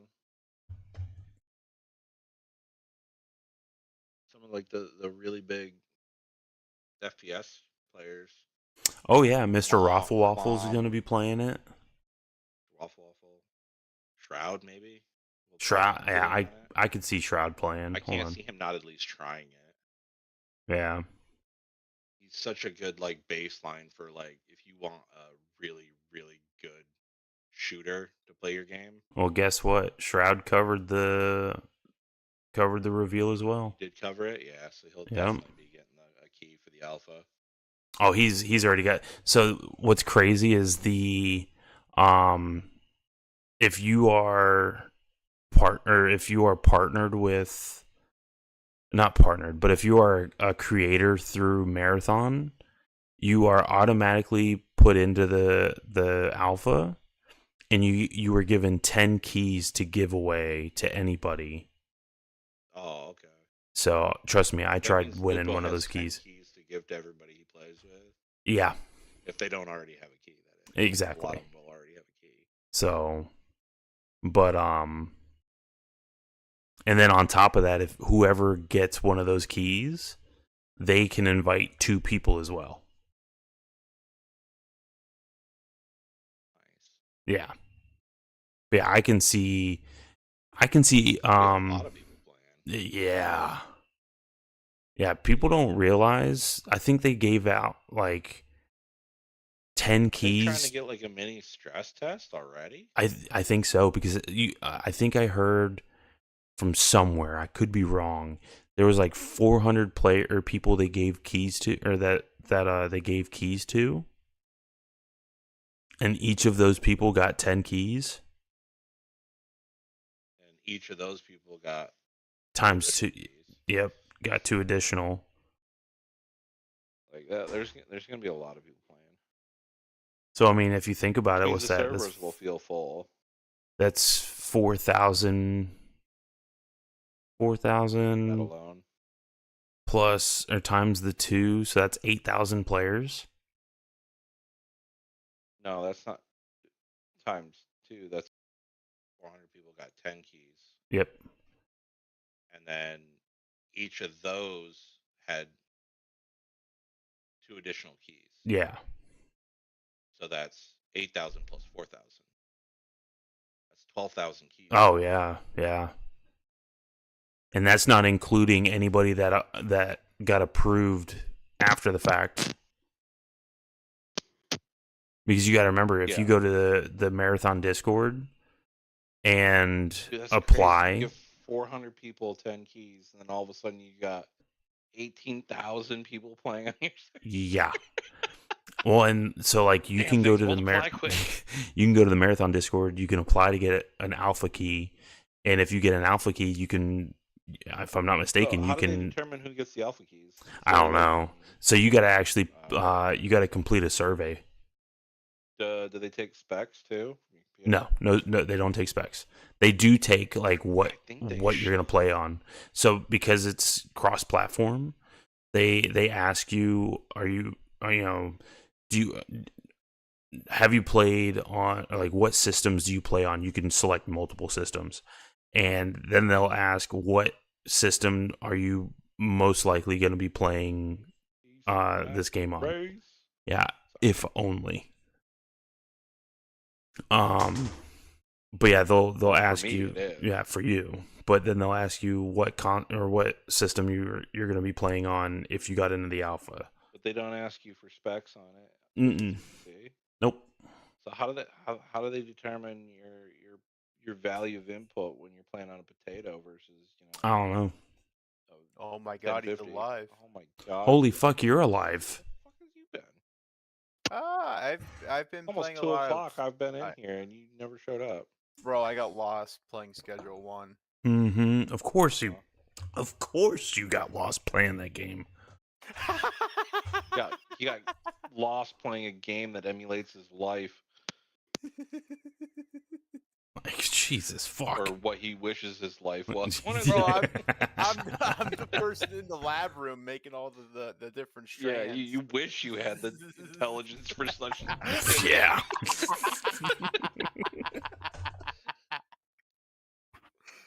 Jesus. Let's be honest here. Bro, I'm sitting here playing this game like, damn, I wish this was that easy. Right? We're making like $1,000 a day in that game. I'm like, I wish. I would love that. Now do your taxes in the game and tell me how it works. No, Yeah. What do you mean? We're not doing taxes. Nah, Jamie, we've just been going over the marathon reveal. For Destiny Noodles? No, marathon, the actual game. Oh. Here, Looter shooter. I'll link it to you. Sorry, when I hear the word marathon come out of your mouth, I always assume it's Destiny. No. Well, It's by Bungie. You're not wrong. It's Bungie. Yeah, I mean you can't blame me on that. I can if you would stop living under a rock. Well, you see, I'm hopping between this Discord server. I'm hopping between my. I'm gonna be honest here. I live under a rock. I didn't know about Marathon until those messages you sent to Boyd today. So that's why I stayed up to find out what you're talking about. Originally, I sent the first one to you. To be honest, I know. That's when I first like, what the heck is this? Oh, but I didn't actually look into it until today. I've been very preoccupied lately. Jamie, I put in the Pro Noob chat the one of the videos for Marathon. Check it out. Or you can go watch Dr. Lupo's last stream. Oh, that too. That he did. Dr. Lupo. You should, because Dr. Lupo is the boy. I'm not saying he's not. I don't really. The golden child. The only time I open Twitch is when I watch your streams. You can watch it on YouTube. I don't agree with everything Dr. Lupo says, but he's got true. those things, right? But and the cool thing about Dr. Lupo, he has embraced the power of the multi-stream, so he streams on YouTube as well. Oh yeah. As soon as he was released from contract. Oh yeah. He started doing that. Oh yeah. As soon as Twitch allowed us to actually do multi-streaming. No, it wasn't not as soon as Twitch allowed it. He had to wait until he was released from his YouTube contract. Oh well, true. Because he was exclusive yeah. to YouTube for a little bit. But the day that he was released, he was multi-streaming. Yeah. I'm curious as to why none of them stream on like Rumble though.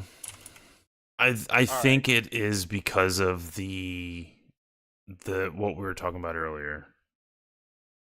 Really? I think so. This trailer looks like this is something from Rumble's Love, not really Death, and big on Robots. gaming yet, anyways. Rumble's more of a. Rumble's weird.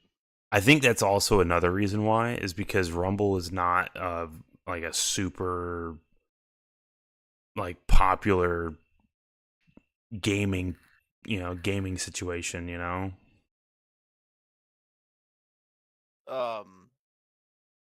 This animation for the cinematic story is looking a lot like it's gotten its design from Love, Death, and Robots. We already talked about that. Grib said the same thing. Oh, I said it as soon as I saw it. I was like, "Yo, what the fuck?" Yeah. I haven't seen Love, Death, and Robots. So Oh my god! Oh, dude, you should watch it. It's good. It's trippy good. as fuck, but it's good. Every episode is different. It's like a little short story, but it's good because they changed the animation style, so you get like a little flavor of a different person doing this. Yeah. It does Each like I think it's like each episode, each season is done by a different director. So they get to do it in the style they want to do it in. I've read a couple like book series like that. Yeah. They're usually interesting, but like it's just there's usually like one style that I like more than the other, and I'm like, I wish they would have just stuck with that for the whole I know, dude. Yeah. First episode, I know Billy was. I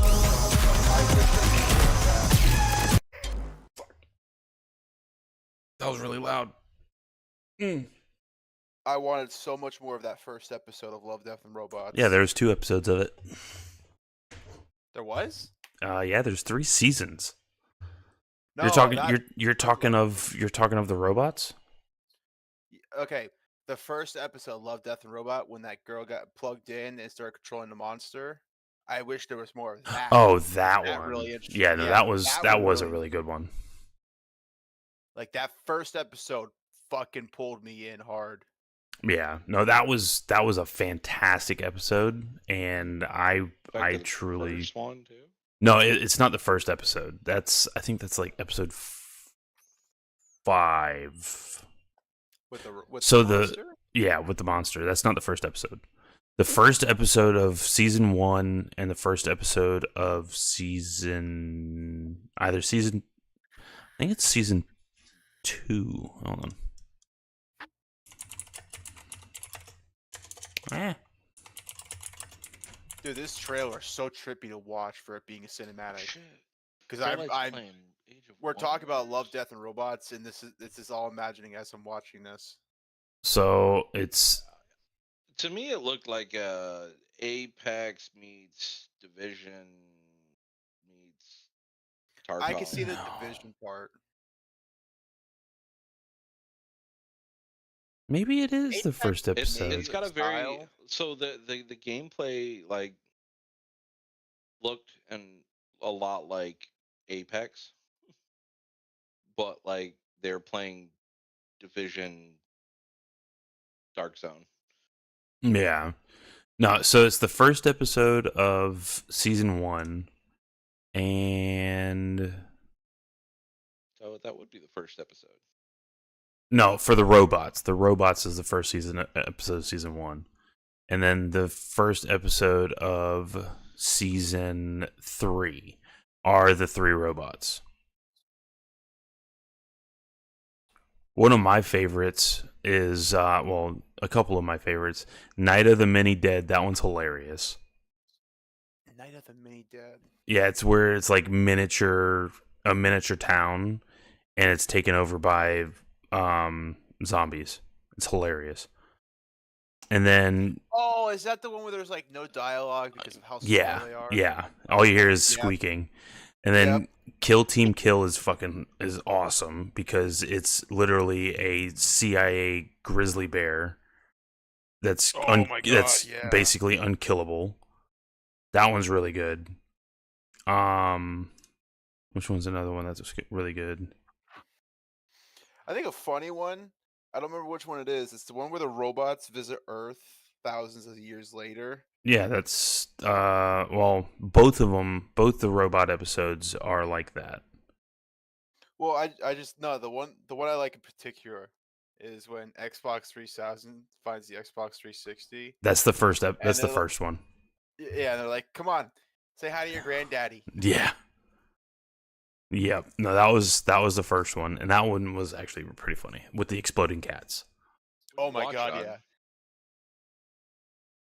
Huh? What platform you watch it on YouTube? Netflix. Netflix. I don't own Netflix. Oh. That's probably why I haven't seen it. You can probably find it on something else. Well, it is a Netflix exclusive, so maybe not. What's it called? Love, The Death, and actual- Robots.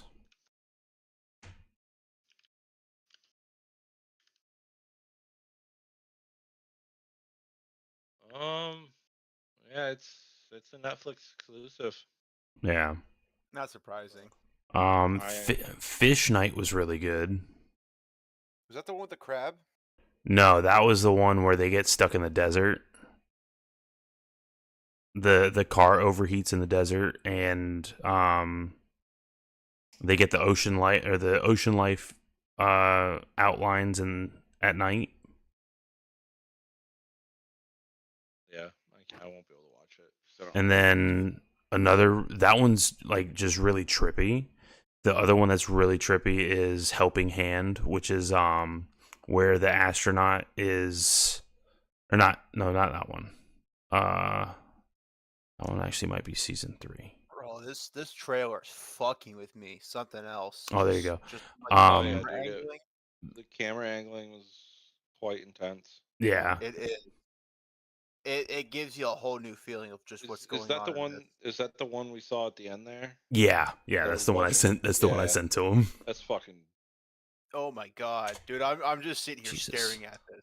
Like I don't But want. I called it out. It's a cursed object. Oh, yeah. I don't Like, know how none of much you them are were actually talking. listening to my commentary as it was going. There's talking. Don't worry. I know, but like not from the people. Oh, it ain't gonna make it any better when they talk. You're still gonna be confused as fuck. I Oh, know. yeah. I am. I'm confused by the concept. What's going so. on? Why the person it was gets puking worse. in the middle of the field? I'm well, lost. Don't worry, it gets worse. It gets better, but it gets worse. Well, You know what I mean? I'm right at the end now. Who the hell are you? Who are you?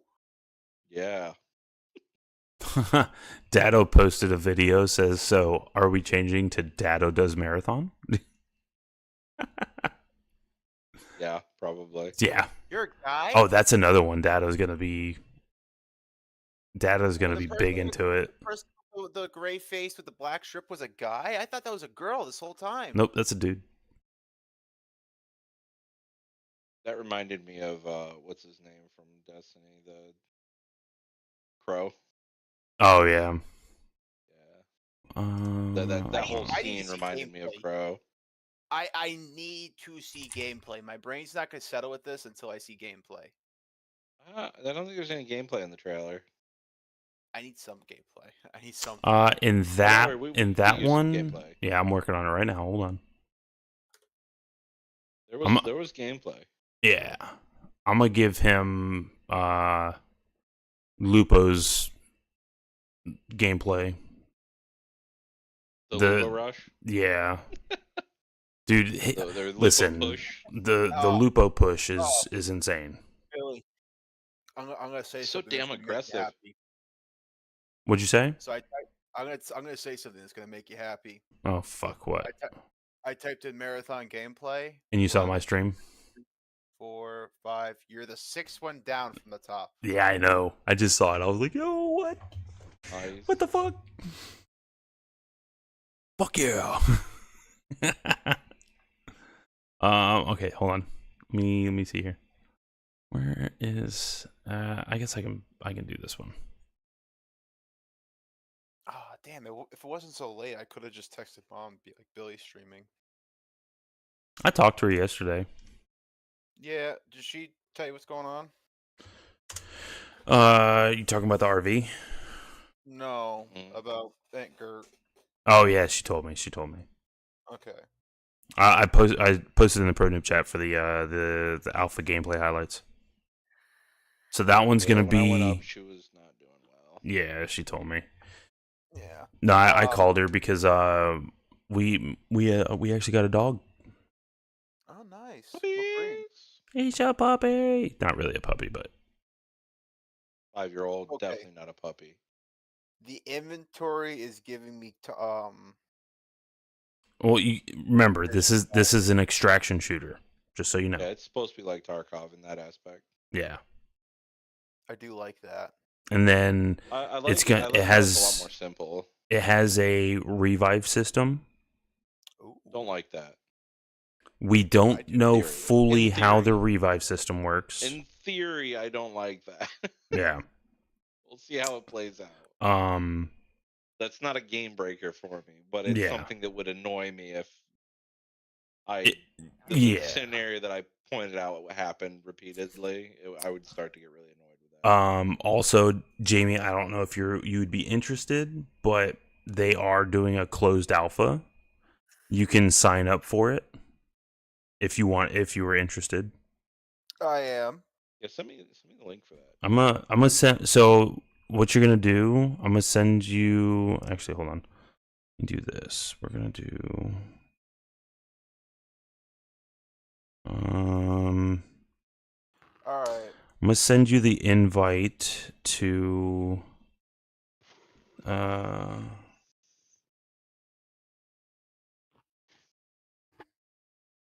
I guess You know what? Maybe I Gameplay can is do reminding this. me more of the finals. Tell me if you get these invites. You did get it? I did. Okay, good. So what you're going to do is what I sent you the invite for was the alpha access channel. And what you're going to do is when you go in there, you're going to Yes, type. Yeah. I mean, you just click it. I don't type anything. Yeah. It lets you in though, right? Yeah, I did. Okay. So in the chat, you're going to actually type in which one? No, alpha access. Alpha access /alpha. Yeah, /alpha. And it should give you a link that is specific to you. Did it do that? Yeah. Once you do that, then you're gonna it should or go to that link and it should pop open. Log in or sign in. Yeah, for your whatever system you plan on using, which for you guys would be PC.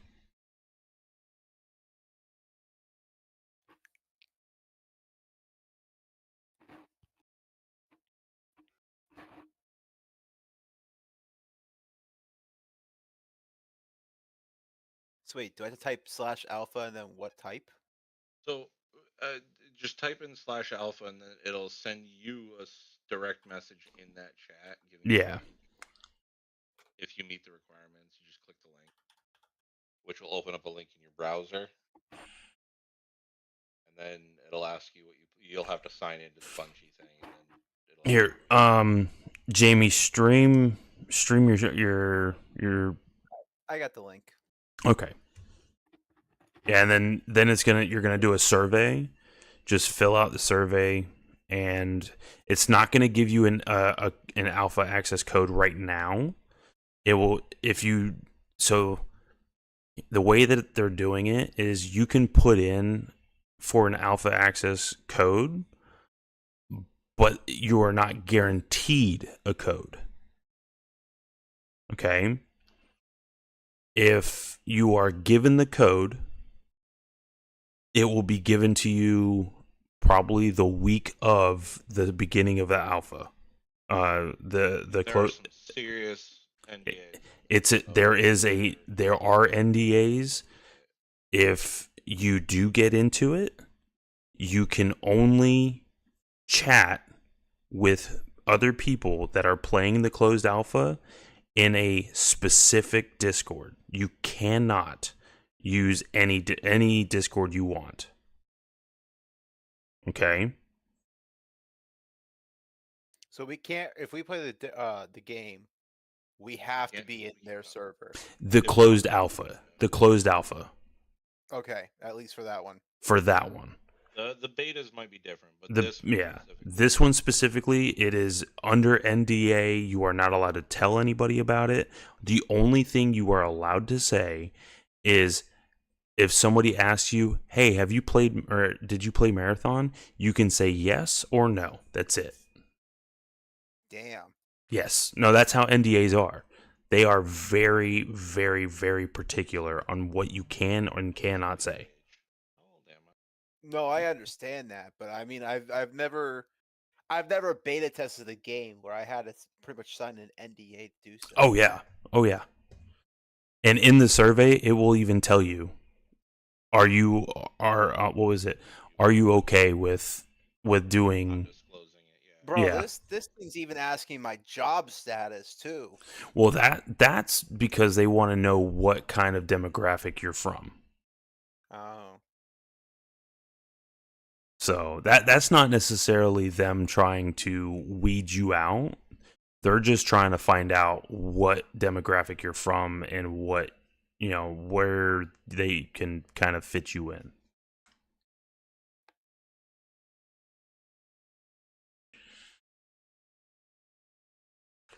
And just trust me, I said the same. I was like, why the fuck would they need to know that? So, but I'm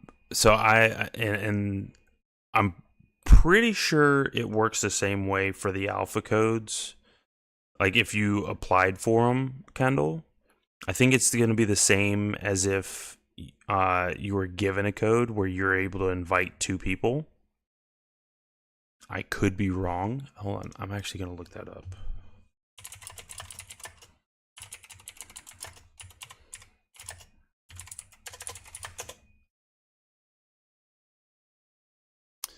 Okay.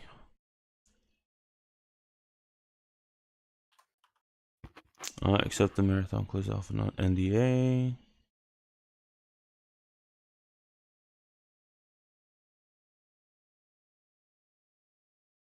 Yeah, okay. It says here, if you are selected to participate in the Marathon closed alpha, you will receive an email from Marathon the Game at info.bungie.net without the spaces with instructions on next steps. Invites will go out both at the start of the Marathon closed alpha and continuously during the 2-week test period. Please make sure this email is whitelisted in your mailbox.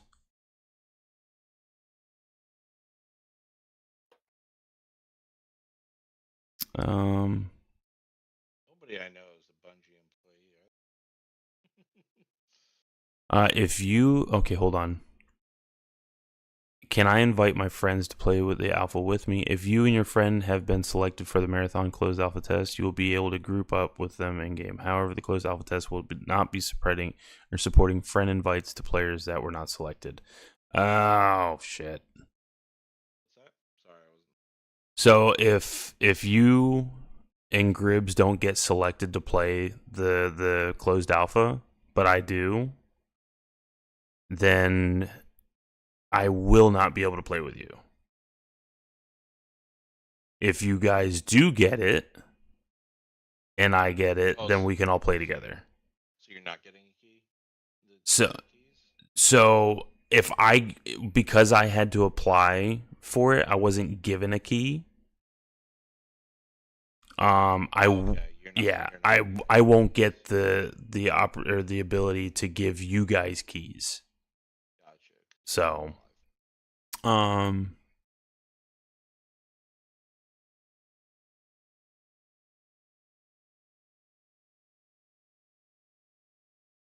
let's see. Oh, I can tell you what the minimum specs for it are going to be. Intel i5.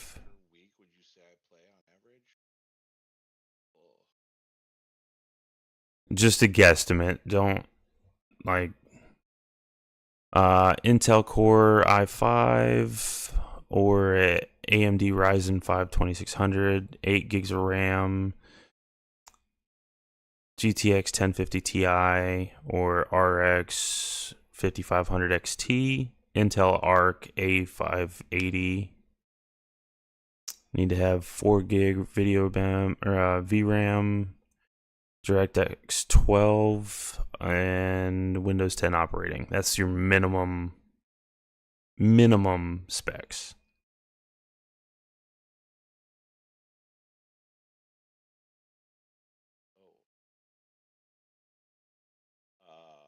I play a lot of different games. I just keep checking all these boxes. Yeah, check. So be as honest as possible. Check all of them. Shooters, action adventures, racing, not so much. Fighting, yep. Casual, not usually. Strategy, yeah. Sports, yeah. Most of them. I missed 3 categories.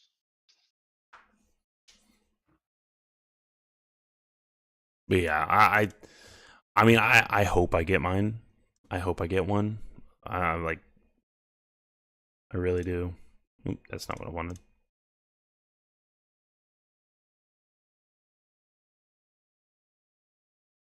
I like that answer. But I don't like the way it's phrased.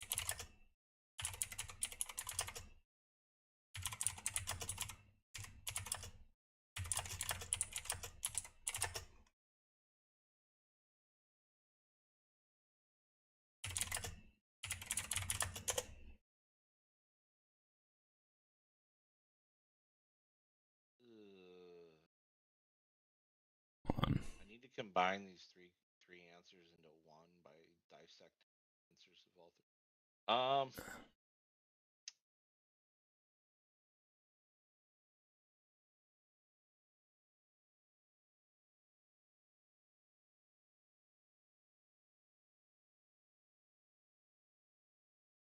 mean, both of these could be checked through.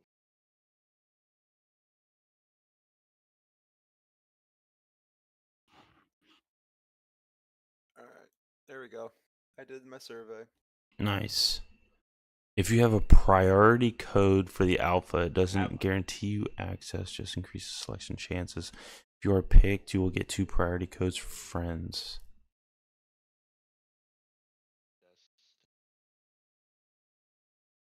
What is a priority code? I didn't play Halo Reach. Other than Halo and the original Marathon, they're the only 2 on this list I haven't played. Played very little Destiny. Probably shouldn't check. Josh. I checked my Destiny hours. I'm almost 2,000 hours in. Oh, dude, I'm yeah. I know you'd be at 2,000.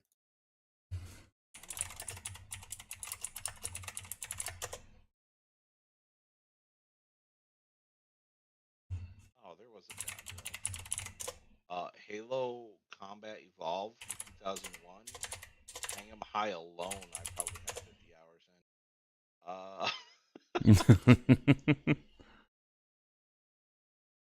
We'll go substantial on that. Not quite as much. Let's see. Halo 3, I just played the story. Destiny 2, yes, more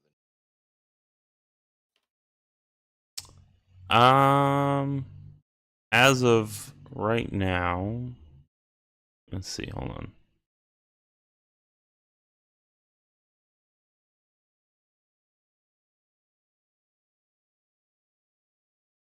Only. Oh wow. Holy shit. So what do they mean by that? Which of the following shooter titles have you played at least once a week? Like every week, played it at least once? Wait, what's the question again? Which of the following shooter titles have you played at least once a week since you started? Past month. So basically, in the last month. I didn't play Destiny 2 in the last month. Like I can't add that. Yeah. I don't think I played any looter or any shooters in the last month that I can add to this. I'll be right back. All right. I mean, I can't even add Rivals there because I don't play that every week. I have almost 3,000 hours in Destiny.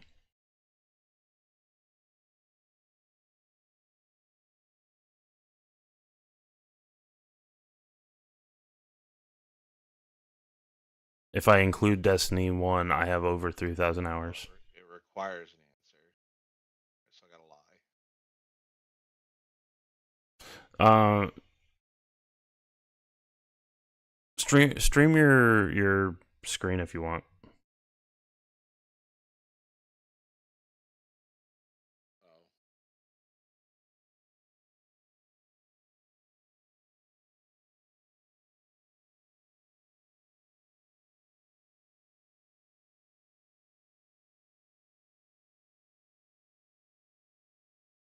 Because I know what I did is I basically put on there like games that I know that I play pretty often.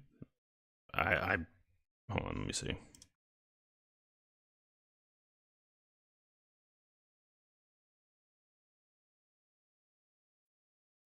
I mean, when I was playing them, I was playing once a week.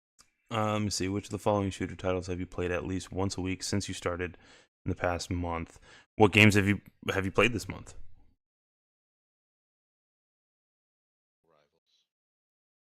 What else? A lot of indie games. None of the other games were shooters, so.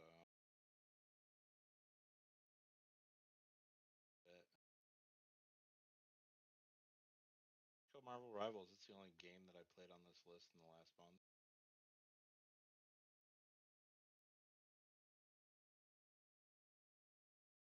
Okay, and there you go. Of the games you played in the past month, how would you describe your overall experience level with each title?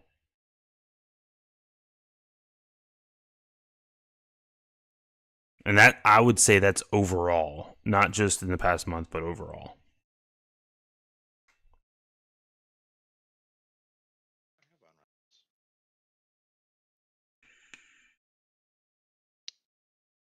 Rivals. Only 30 hours. So I was right. 11 to 50. Yeah. Yeah, like I said, just answer honestly. Destiny? Not. Oh, that's right. When I built the new computer. I only have 858 hours played on Destiny 2. Really? Damn. Well, hot dang. How many hours I have on Path of Exile? I'm surprised Monster Hunter wasn't on that list. 731. Oh, Monster Hunter? Yeah, Monster Hunter. Which one? World? Sure. 1,200 hours. Yeah. Rise? Only 73 hours, but I played that most on the Switch. I already have 96 hours in Wilds. Dang. Well, I'm surprised it's not on this list. Oh, yeah, oh, they did put PC specs on here. Okay. Well, because I picked console, so it doesn't have it for me. What processor do I have? The Ryzen.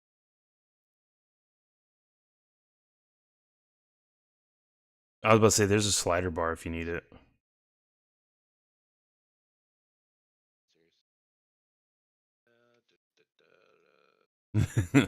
Let me check real quick. Hold on. Please hold. Ryzen 5. Oh, really? 7600 3D. Oh, well, you surpass minimum spec for it.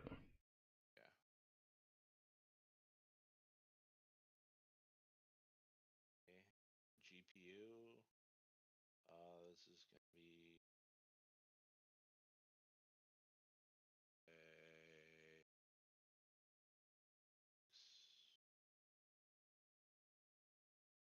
RX. There we go. I think you're good on that one too. On, I can tell you. Oh yeah, the 7900 XT. I better be good on that one. Yeah, you're good. Yeah, That's one of the higher end ones. Yeah, because I I Processor. upgrade my computer. Yeah, processor. You would have had to have minimum a Ryzen 5 2600, but you passed that, and then Crush that. yeah, and then graphics card is 1080 or 1050 Ti, RX 5500 or ARC A580. So I'll just have to keep an eye on my email now. Yep. By what they said here, you should, if you get the code, you should have it by the day that the alpha starts. But they are going to be giving out codes throughout that 2-week period as well. You go to the marathon tab, it's got like this play. Goes around Oh yeah. Oh yeah. They really went all into this like retro themed. Oh yeah, dude. I love Neon the green I and love the black. theme of this, dude. I love the color scheme. Super bright color. I love the sound or the music choice that they use. I thought that was a fantastic choice. Well, hopefully we can get in. Yeah, I'm hoping so, I'm man. gonna be really sad if like I get in and you don't, because that would make me very depressed. I'd still play the game, but Yeah. I'd be depressed.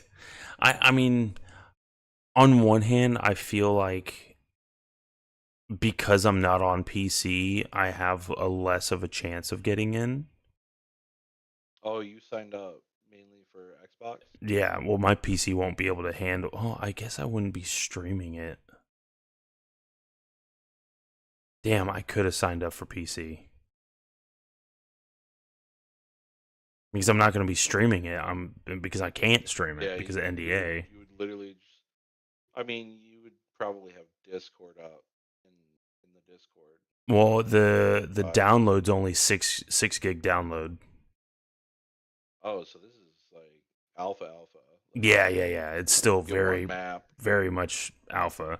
Actually, I think if I'm not mistaken, you get you get 2 maps. Really? So this isn't gonna be a massive game like I thought it was gonna be. No, so it's gonna be. I think they're coming out on launch with 3 or 4 maps. On launch, I think it's 3 or 4 maps, 6 operators, and I think that's it. Besides anything else that they decide to toss in there. So let's mute this channel. So, I'm getting notifications. well, if I don't see, like I was saying before, I think on one hand I may not get in because the fact that I'm not on PC, but on the other hand I might be able to get in because the fact that I am on console. I was about to say most people probably are going to try and play it on PC just because you get better power out of a PC than you do the Xbox. True, but because this is this is the first time that a extraction shooter is actually coming out, a AAA extraction shooter is coming out on console. They're probably wanting to look for people to play it on console too. Exactly, so you should have more. Yeah, so yeah, you have more keys for it. Whereas most people, a lot of people that have a PC, like if you got a PC with a graphics card of like what I have in mind, you're not gonna play it on Xbox. Oh yeah.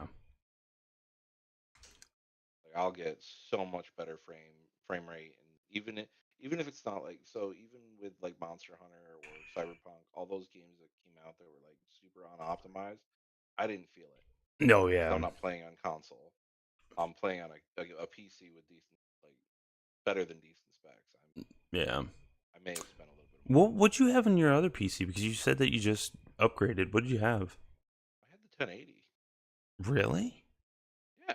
Oh shit. Yeah, I upgraded from a 10. I had that 1080 in there for what, 5-6 years now. Damn. How much did you said you got the 7700? The 76 or the 7900. I was about to say, how much did you end up paying for that fucker? So I went to Micro Center and got the bundle, and then when you do the bundle and get an AMD processor, you can get one of their 7900s for like $700. Dang. I think I paid $650 for this. Oh, that's not now, bad. if you go to buy one,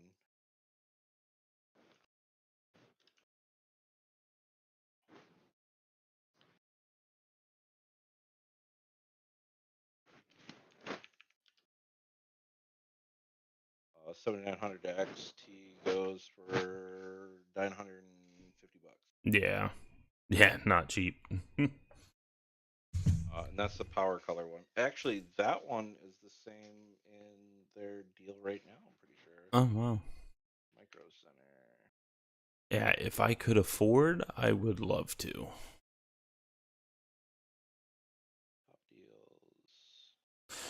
deals. Did you see the whole debacle with NZXT that was going on? Yeah. With the Flex or whatever? Wait, debacle with what? NZXT. Oh, no. So Jay's 2 cents actually had like a huge thing going on where he actually talked to the owner of the company, the CEO of of NZXT about it because of the flex thing that you can do. I don't know if you know what that is. Yeah.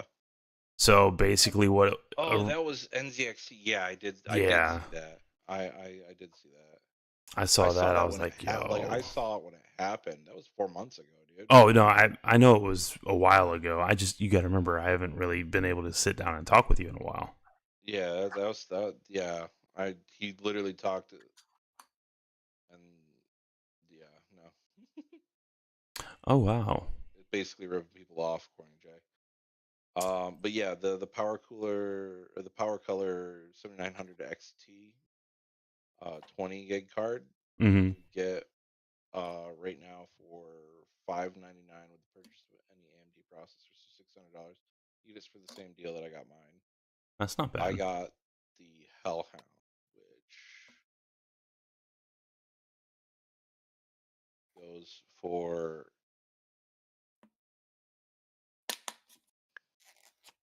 there are no options for it. Good luck finding one. Yeah. No, I'm actually on NZXT's site right now. They have one that's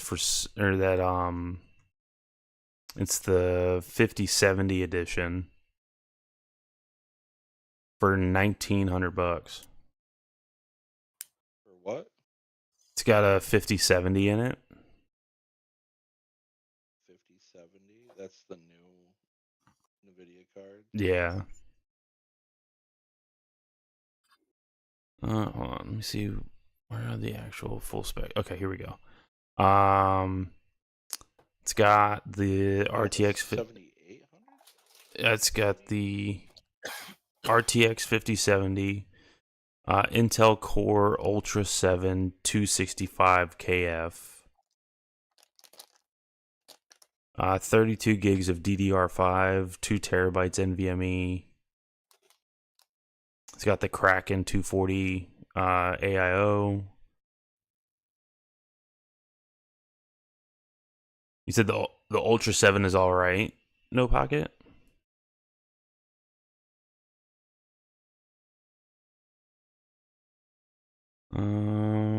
Let's see.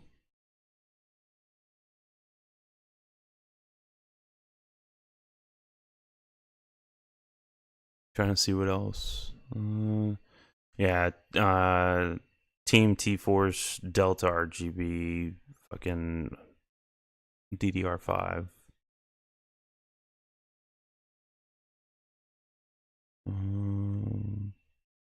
I'm more looking at this one, no pocket, just because I wanted to see what it has in it. I would love to have an i9, but guess what? Money.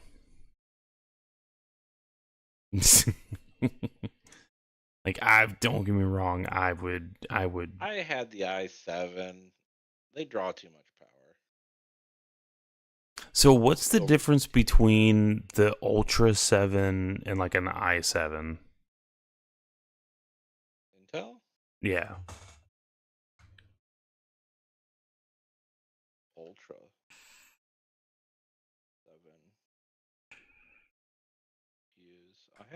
really messed around with any of the ultra stuff.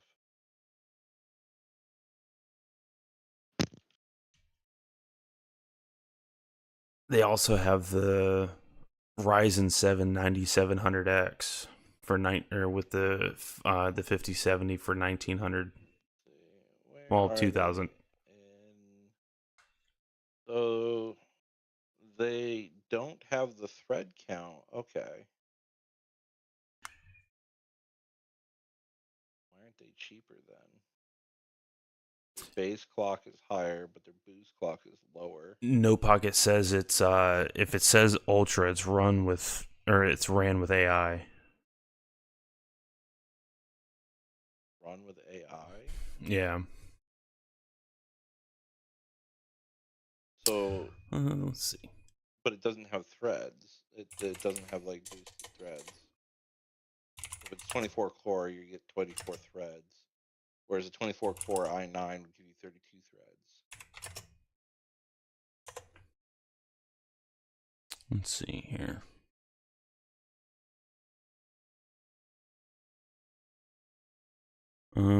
They score a little bit better,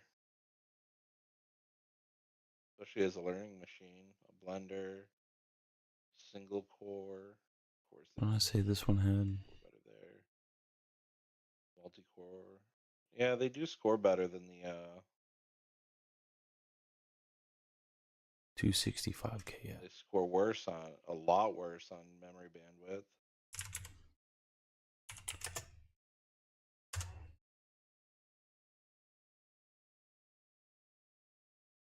I mean, they perform almost identically. You won't notice a difference between the two. Gotcha. The i9 they do consume less power, which means they'll have lower like temps. Okay. Basically, just a more efficient version of the i version, like the Core Ultra, is just a little bit more efficient than the i9, which means they get away with a higher base speed and a lower thread rate. Okay. Most of it's identical. Like, you're not going to see a difference in gaming or streaming. Gotcha. Yeah, by what I'm seeing here on user benchmark. At least on their spreadsheet of the specs and what they're capable of. Yeah, on user benchmark, the Ultra 7 265K has 20 cores, 20 threads at 3.9 gigahertz. And then versus the i7 14700F, which has 20 cores, 28 threads.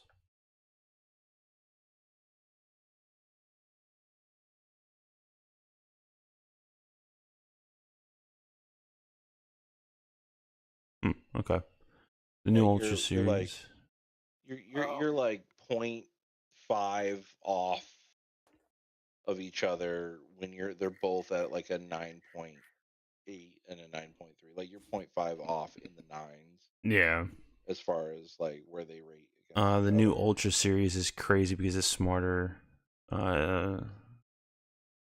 better Honestly, long term. Yeah, better long term because you're not pumping as much power. It's just more efficient. Yeah. Yep, that's what No Pocket said. Kendall, if I were to have to get a new graphics card, which I know I need to, so Oh Lord. What do you have? Would I need to change my motherboard out or no? No. Okay. What? All right, Kendall, here you go. Did you ever upgrade your processor? Yeah, you did. Yeah, I was about to say, I thought he did. Yeah, I remember that was a debacle. I had to fucking clear your BIOS and shit. And retrain your memory like 3 times. Okay, the biggest problem was the fact that we accidentally fucked up the motherboard because you never informed me that you were very skeptical when you were putting the CPU in with the motherboard in the first place. Hence the fact of me breaking the first one. You didn't tell me how fragile it was trying to put it back in. What do you mean? When I put the CPU I thought it in was and I common sense. You didn't specify on the fact of the safety corners are quite literally all the way in the corner, and they were freaking you out when you were putting the CPU in. All right, you didn't. Yeah, You didn't there's a lot of explain. selects in that board. You did I'm not pretty explain sure how you're. you. I'm pretty sure you were missing a standoff in the middle of the board somewhere. Yeah, this Oh, hollow that's not effect. good. You didn't. You didn't tell me how when you put the CPU in, you refused to put it inside when the CPU was already screwed into the board. No, you decided to take the the motherboard out and then put the CPU in, then screw the board Yeah. in. You didn't tell me Yeah. that part. You didn't tell me Why that not? because I didn't. You didn't tell me. I didn't know I It's had to easier do to that. work on the board when it's not inside the computer with all the components around it.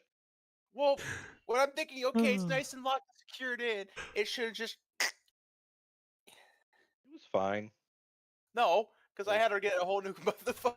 I'll be honest with you, No Pocket. If I had the money and I was able to, if I was able to afford it, this is what I would get. I fucking love water cooled. I love the look of it. I think it's just far superior, but that's just me. I love the look of that. I'll be honest. That it was And that's what I upgraded should to the learn. newest BIOS before you bought it. You did not listen.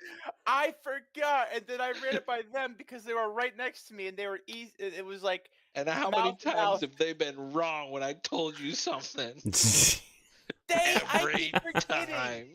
I keep forgetting. I am the only motherfucker in my group over here that is running AMD. Everybody else is running that stupid plug and play Intel, and I can't. I can't do that. Oh, you can run into that with Intel too. It's just less likely. But yeah, most of their shit is plug and play. I'm not mad with AMD, but they like to sit there and act like they're on the higher pedestal because they have a lot of plug and play items where I have to like really know what I'm doing to fuck with my shit. I mean, they can fuck their shit up just as bad. Yeah, exactly. Trust me. I almost did that with I bought a new Intel processor, stuck it in without updating my BIOS. Got a black screen, didn't do anything. I had to put the old chip back in, update the BIOS, and then put the new chip back in. It was a pain in the ass. No, I got you, No Pocket. Yeah, there's not between the 40s and the 50s, unless you get like you're going from like a 40-60, 40-70 to like a 50-80 or 50-90 or whatever, then yeah, you're gonna have a massive jump in I mean, when you get stuff, up there but in that power of a graphics card, unless you have 4K, it's yeah, it's not still worth not- it. Like the one I bought, this 7900 XT, I almost never see this thing go over 75% of its utilization. 'Cause Yeah. I'm only running 2K. I'm not running 4K. Actually, you know what? Well, that's just it. I'm not And- saying I'm getting this stuff now. I'm kind of just going through Micro Center. I'm making myself a wish list. Yeah, And you know, right now the 7900 XT triple fan GPU is on sale for $600 with the purchase of any AMD processor. Is that the one I would want? That's the one I wanted and got. This is all right. You know I what? didn't go with Power Color. I went with the Hellhound one when it was on Would one this even on the fit? sale. How much bigger is a full? No, I'm running a it's full. I'm running a full, right? The one you gave me? Yeah, you got a chunky card in there, don't you? Yeah, I do. It's taking up it. Billy, it's so fucking tight in there with that graphics card. You can't even stick your finger Oh, in between. I the stuff fucking where you bet. put your, You're still using that same graphics card color color scheme. Cooler Master HAF 900 series case, right? The fans you're talking Metal about? one? No, the case. Oh yeah, yeah, the one you gave me. Yeah, you might need to update that sometime. I would like to. That case is like 10 years old. Yeah. Hey, it saved you is. like $70, okay? Oh yeah, I'm not mad about it. It helped me.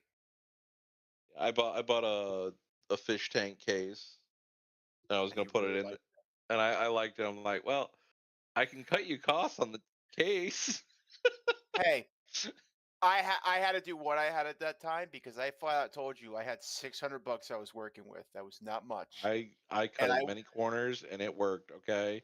And I even told you, as long as it can run Ark Survival, I don't care. It did. And it did.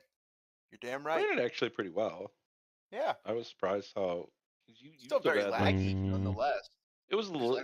You still hit 60 FPS though. Yeah, but I mean, what graphics card was I even using at that time? No, that game was laggy. It wasn't the card's fault.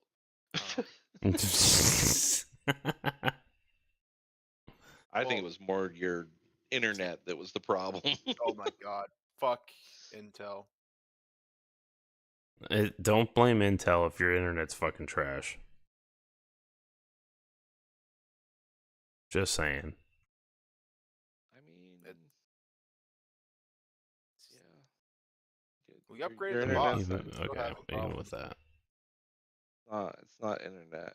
Intel's not internet. That'd be whatever your provider is. Oh, what? I don't know what my provider is in. Whatever AT&T has with them. That's not horrible. With a 4060, I just built one through NZXT for the most part. It's 1800 with a 4060 and an i7. You're not doing their ridiculous like payment plan. No, bullshit, no, just where you never just actually own looking. it. No, They that just take it dude, back whenever the hell that's they want. That was ridiculous. Yeah, that was dumb. Like if it was a situation where you pay to own, like you rent to own type deal, which is what everybody thought it was originally anyway. If it was No, something it like was more that, a lent PC that yeah, you no, never actually owned. that you Like, never own, and you had to That's like- give it back. I mean, I get their theory. Like people do it all the time. I mean, people rent a house. Oh yeah, They're never gonna own it, right? So why wouldn't you do it for computer? Too Because like that. computer is something that it's like,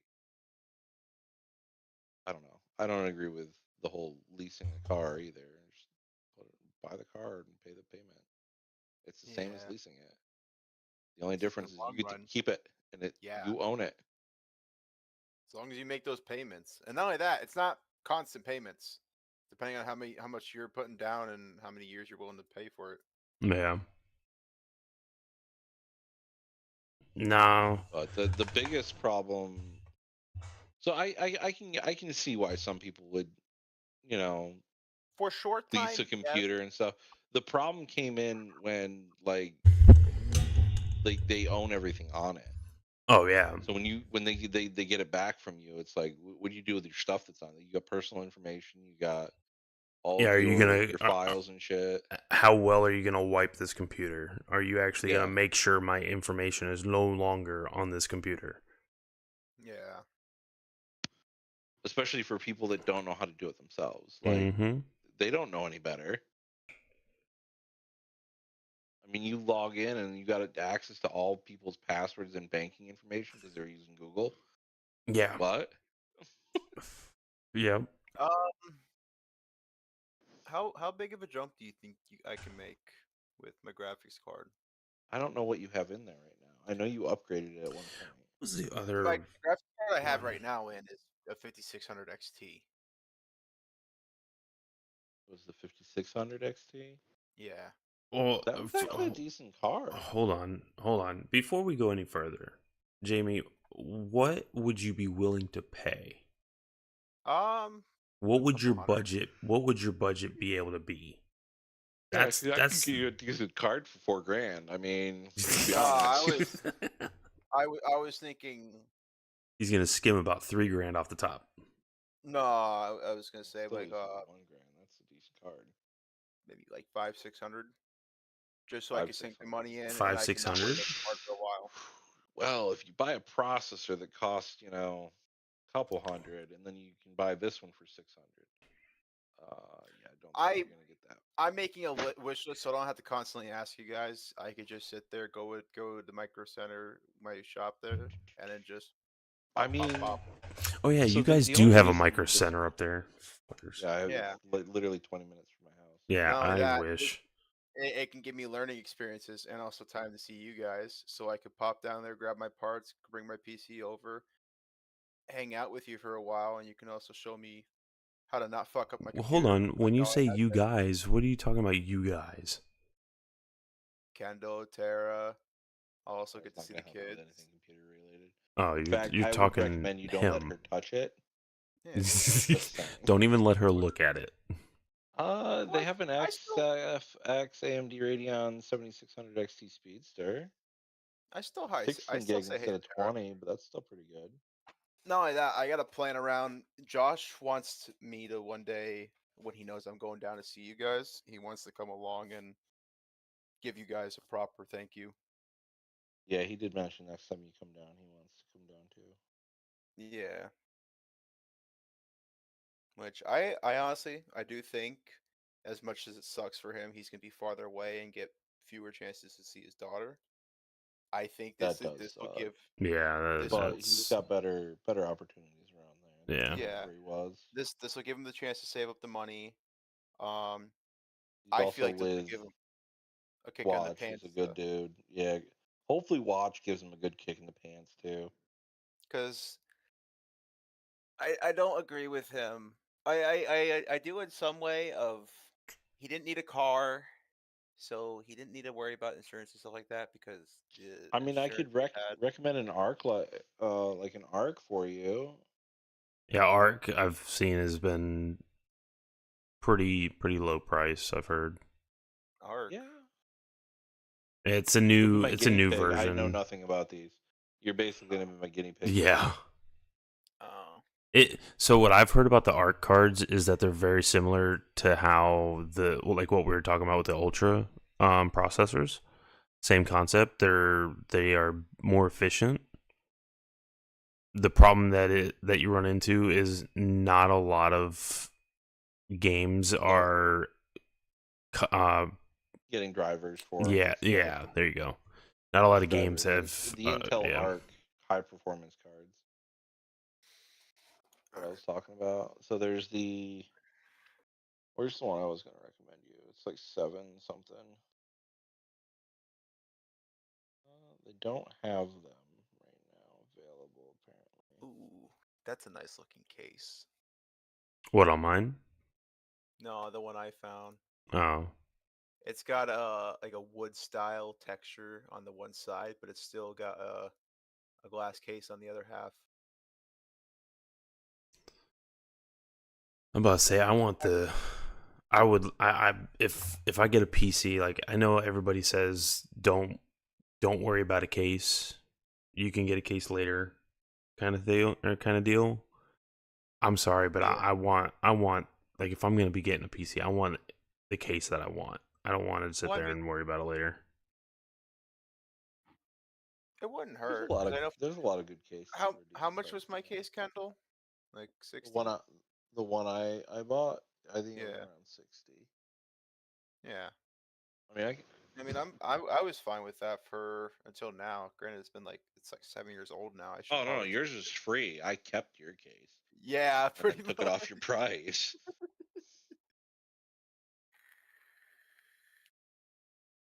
But I mean, But the case that I bought for you, I think I just need something with more breathing room and something I can look in and be like, all right, it looks like it's starting to get dirty. I should start cleaning it. Because I think the biggest case of me not seeing how dirty it is, I just ignore it and I let it get bad. Am I sharing my screen? Yeah, Maybe. I am. I'm Maybe not. showing the case that I'm looking at. I do. It's quite dirty, but I do like it. I will show you what I did originally buy for you. Oh, I remember seeing it. Yeah, but I don't think That's what it was. Oh no, I don't think he has. No, I don't think I have. It was a nice case. That's the case I originally got for him. And was like, I kind of like this case. I'll cut $60 off for the case. And you can take my old case. Oh for god, free. dude, that thing looks like it hasn't breathed a breath of fresh air in about 20 years. Let me see. No, I cleaned it last month. I usually clean them out every month. No, I know you're pretty meticulous with your stuff, so. Oh my god, you should have seen Watch when he saw Josh's computer. I don't even want to know. Bro, he had a whole Fitbit of the dirtiness. Oh, really? Oh, I bet don't doubt it. Josh is not very good at maintaining cleaning on his equipment. That's surprised if I've ever seen one. That's my new computer and card in there. So the old one is the one I sent before. That's the new one. And then Kai has his own over there too, but that's not even on because it doesn't have a graphics card and the Windows update fucked it so that the APU doesn't work properly. It keeps black screening whenever it updates the driver. So it's just sitting there. Probably get a graphics card for it. I've actually been thinking about getting one of those art cards for like $300 and slapping it in there just so that it'd be better performance than it had without it, but at least I'd get a freaking video out of it. Since the case can be cheap, the cheapest part out of this whole buy, Mm-hmm. I think I might just start off. I'll buy the case and just ship it over to Kendall's house, or just wait for it in store. I'm gonna end up going over to his house to build it because I don't trust myself building it by myself or Dude, tinkering. it's not hard. I'm not smart with computers. They make videos for it. Billy. Kendall has child locked my computer. I've accidentally deleted shit before. It's still no saving him because Windows updated from 2010 to 2011. He didn't notice. Oh, and it bricked all of his drivers. We were so Good confused Lord. because both of us thought we put a speaker in it so it can actually scream at us whenever it has an error code. And we were lost because there was no sound being made, so we were just baffled on what was going on. I don't know how he bricks his computer sometimes. That one wasn't my fault, and you can agree. I mean, it wasn't, but it was your fault for not noticing that you went from one operating system to another and didn't notice. Good sir, They I look was more concerned. 10 and 11 look nothing alike. I was more concerned with the fact of why do I not have sound, and why is my games not working?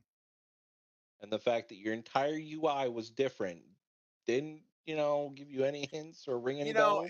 It's that affects when you're looking at something straightforward and then everything around's like a blur. You don't really acknowledge it in your brain. Like it's there, it's there, but you don't fully acknowledge the details. It was one of those moments.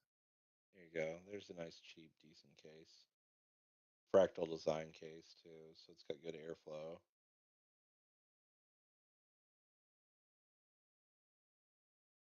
But want to spend a couple more dollars. Doll hairs. This case I have built in before, and I really, really liked how easy it was to build in the Lian Li cases.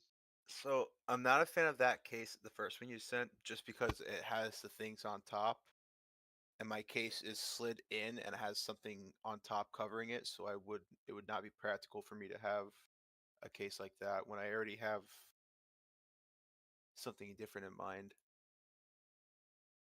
But I don't know what you're talking about. The first case you sent in, how it has the HDMI and all the cords plug in like on the top instead of in the front. Oh, okay. You would prefer it to plug in the front. Yeah. Cases are rare.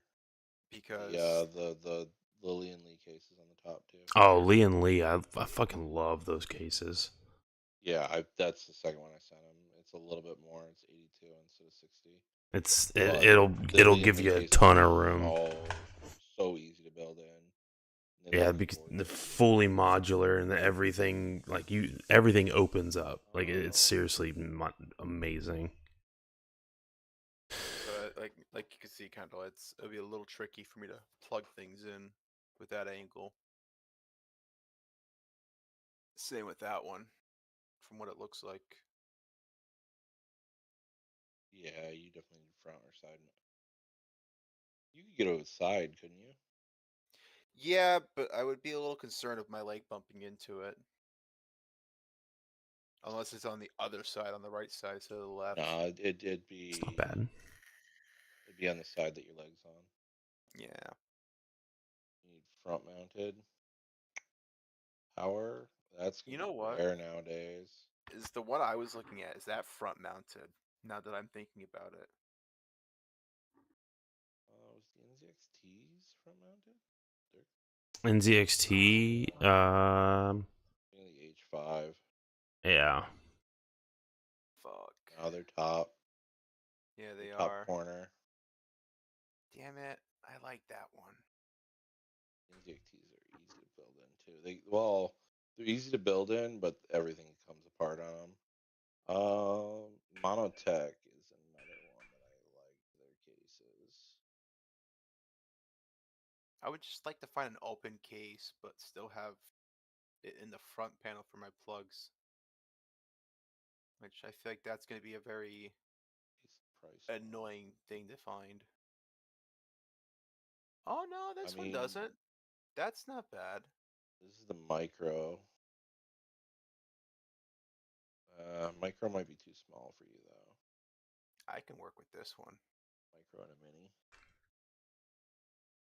a mini. Yeah, no, he does not need a micro. I don't know what that means. I would like a micro. Cooler Master has some really cheap micros. So what? Like, Are we gonna do? Are we gonna do a case of I finally get that case and you get an upgrade? Is that what we're gonna do? Oh no, my shit won't fit in here. I love the No, idea of this case. micros are. I love the idea of a micro, but dude, sometimes check out this case. I like side-mounted buttons, right? Are they just small? Is it just a small case? Yeah, you can only go up to a micro ATX. Oh yeah. Which means your board would fit in there because I think you have a micro. I don't think you have a full ATX. Damn, Kendall, just send me a computer. Send me your old parts. Well, we already talked about you. I can't. Kai has them in his computer. I know. Kendall, Like, God damn it! My graphics card. We've already talked about this. I was about to ask you what you were gonna do with that. Yeah, I'm gonna send it over to him. I do need a new graphics card for Kai's computer. He needs one more. Thermaltake was another brand. I was about to say right now I take just about fucking anything. No pocket. Send me your old shit.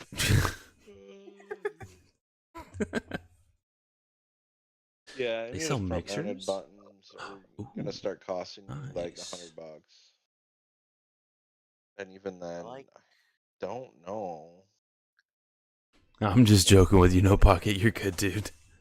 Damn it. Oh, speaking of people, hold on. I need to message Papa and see what the hell where the hell he's been. All right, I found one case I like. That is stupid. I am purely looking at it. I do not have any interest in it. That is funky. Maybe Fantex had some good shit.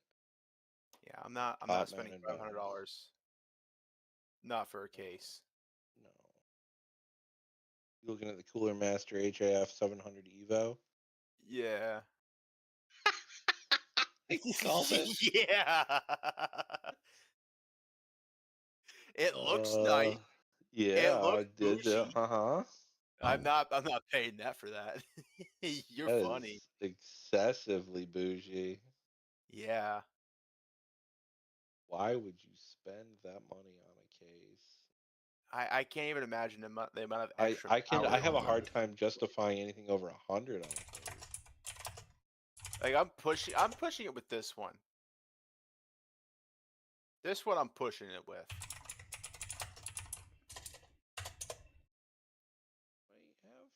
Where's the one that? Kind of from Yeah, yes, there it is. Okay, here we go. I feel like it's rough. I'm willing to go 200 for a nice case. No, you don't need to go straight upgrade to what you're using. White case. But I love white cases. I love the look of them. I don't like white they're not full top mount. Oh, you don't like white cases? No. Oh, do they have a black version of this? Probably not. Whoa. I expect that to be actually pricier just because of it being funky. What, the one I sent you, the 500? No, the one Billy was just looking at, that was like octagon shake or whatever it was. I don't know. You talking about this one, the Keter's PC case?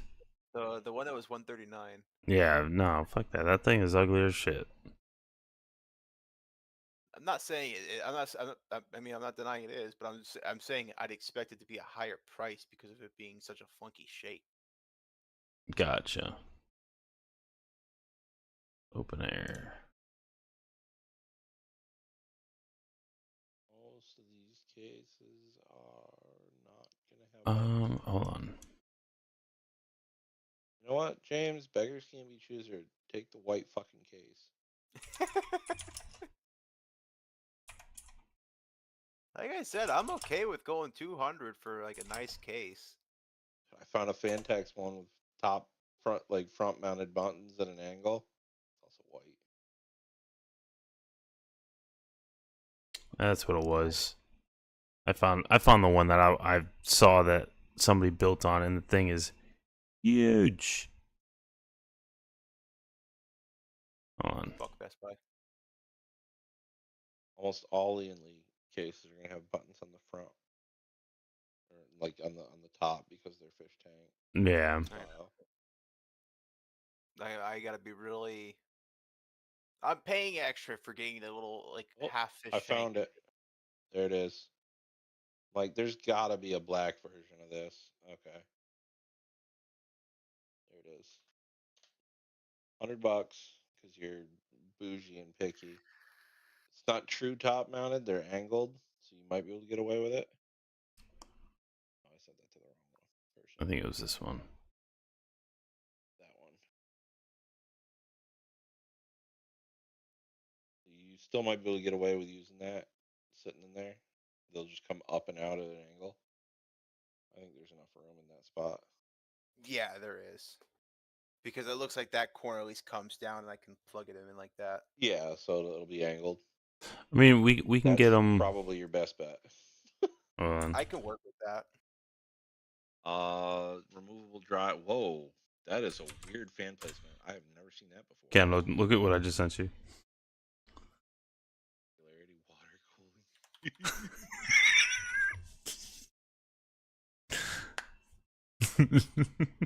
Yeah, okay. Oh, it's gorgeous though. I know, it's so beautiful. Open air. Oh God. No, Open Jamie, air you don't water even cooling. understand. Oh. Jamie, have you seen the price yet? No. Oh, you want to know the price? That laugh scares me. The fact that Kendall just laughed over there, I don't know if I want to now. Oh, get ready for it, buddy, Walk because over you're your about house. you're about to go ahead and give me your car. Give me your down payment on your car. What price is it? $1,200. I don't know. It's $1,200. Why? Because it's all liquid water cooling, open aired, man. That's Yeah. fucking expensive shit. Dude, You see but that white, that clear plastic, that's your reservoir. Yeah. Or the tank and a custom I water build. understood that. No, I understood that wholeheartedly. Yep, that's all. Fucking hell. You're Yeah. gonna need to sub my nuts, my kidneys. Oh, don't worry. You're still gonna have to buy all your tubing. Oh your yeah, fittings, that's just the case, buddy. and then you're gonna have to get your water cooling block. your card.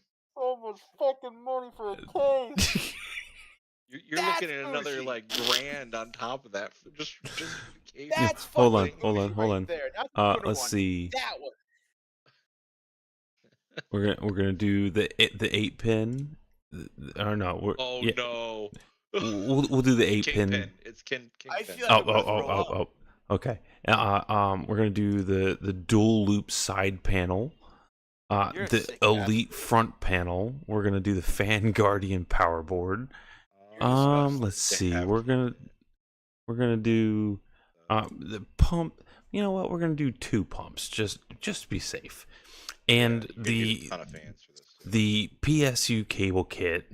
We're gonna do those 2. You know, fuck it. So that'll bring you to a grand total of $2,300. Just for your case. Oh, that's not even including the tubing, by the way. That price number makes me want to start drinking. And on top of that, that does not include any other components that go in here. If you're gonna go with that, you're gonna go with the EVGA Dark Kingpin motherboard. Oh, yeah. Yeah, you gotta put one of them in there. We're also gonna make sure we get you the Sub-Zero temp fucking block as well. Oh my god. No, he's not. He's not gonna use nitrogen. He doesn't need that. Oh, he's not that bougie. Sorry. No, he's not competing. Come on, Are we doing triple SLI Titans? That's old. They don't exist anymore. There are some people that still run that though. Yeah, Jay's 2 cents still has it. I know. It's fucking hilarious. It's a display now. How about we just do dual 5090s? This bad boy. Oh my if god. only I had money to spend. I would. Oh. Look at that board though. The Kingpin shit is, Oh, dude, Kingpin's boards are always on point. especially the darks with that black. Yeah. Love it. Like, All chat, right, so look in at the this top shit. right corner of that board, the top right, you have a BIOS reset and a board start, along with a clear CMOS button. Yeah. So you're not using fucking jumpers, along with all the PCI switches, so you can customize what's going what and what has power. It is Billy, whole where are you fucking looking well at designed. PC cases? Where was I looking at PC cases? Yeah. I mean, you can go on Newegg and look at PC cases. Yeah, that was Singularity. Yeah, that was just me fucking around. Ah. Because I knew about the Singularity case because of Jay's 2 cents. Kendall, you remember when he did the build in that? Yeah, I did. Dude, that thing was obnoxious, but it was so wasn't nice. That the one he gave to who did he give that? That was a build for somebody, wasn't it? I don't remember if it was for somebody or not. I'm pretty sure he was giving that to somebody. Oh, here we go. This is what we could get, Jamie. Man, shit. Dear God, what the hell are you looking at now? Get you a battle station desk. Oh, what? Look at the stream, bud. That one I sent you, the EVGA Kingpin one, is the one he reviewed. Is it? Yeah, that's the board he reviewed. Oh. The Kingpin board. You like that, Jay? I kind of like that. Dude, I mean, it's sexy as fuck. Like, look at that. Let's see. Hold on. I'll tell you. They are selling this for. Oh, they don't even have a price. You got to actually call or write them. Nope. You lost my interest. Nope. Well, I have to call to ask for the price. It's out of my budget. Well, how about this? We'll just for the distribution plate on its own, it's $899. That's just the water cooling plate that they use. You're sick. You're Eh. sick in the head. No. Never said I wasn't, so That is true. We both have the same mother. yeah, exactly. There you go. Oh, I should know better.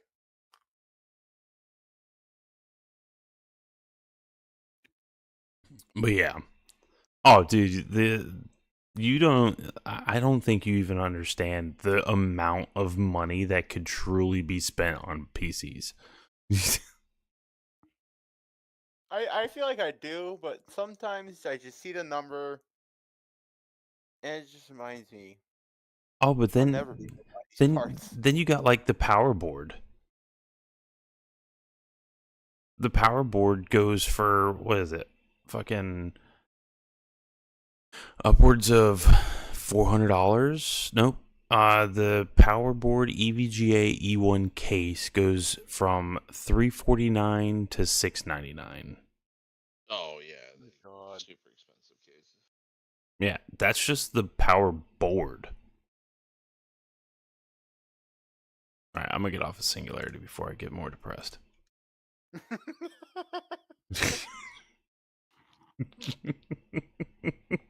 My level of depression is skyrocketing as I'm going through this. I am hating myself for more and more. I Then you don't can go look at know. EK for all of their water cooling shit. Oh, good lord. Dude, EK doesn't even have anything under fucking $5,000 anymore. Because you can actually get a. True.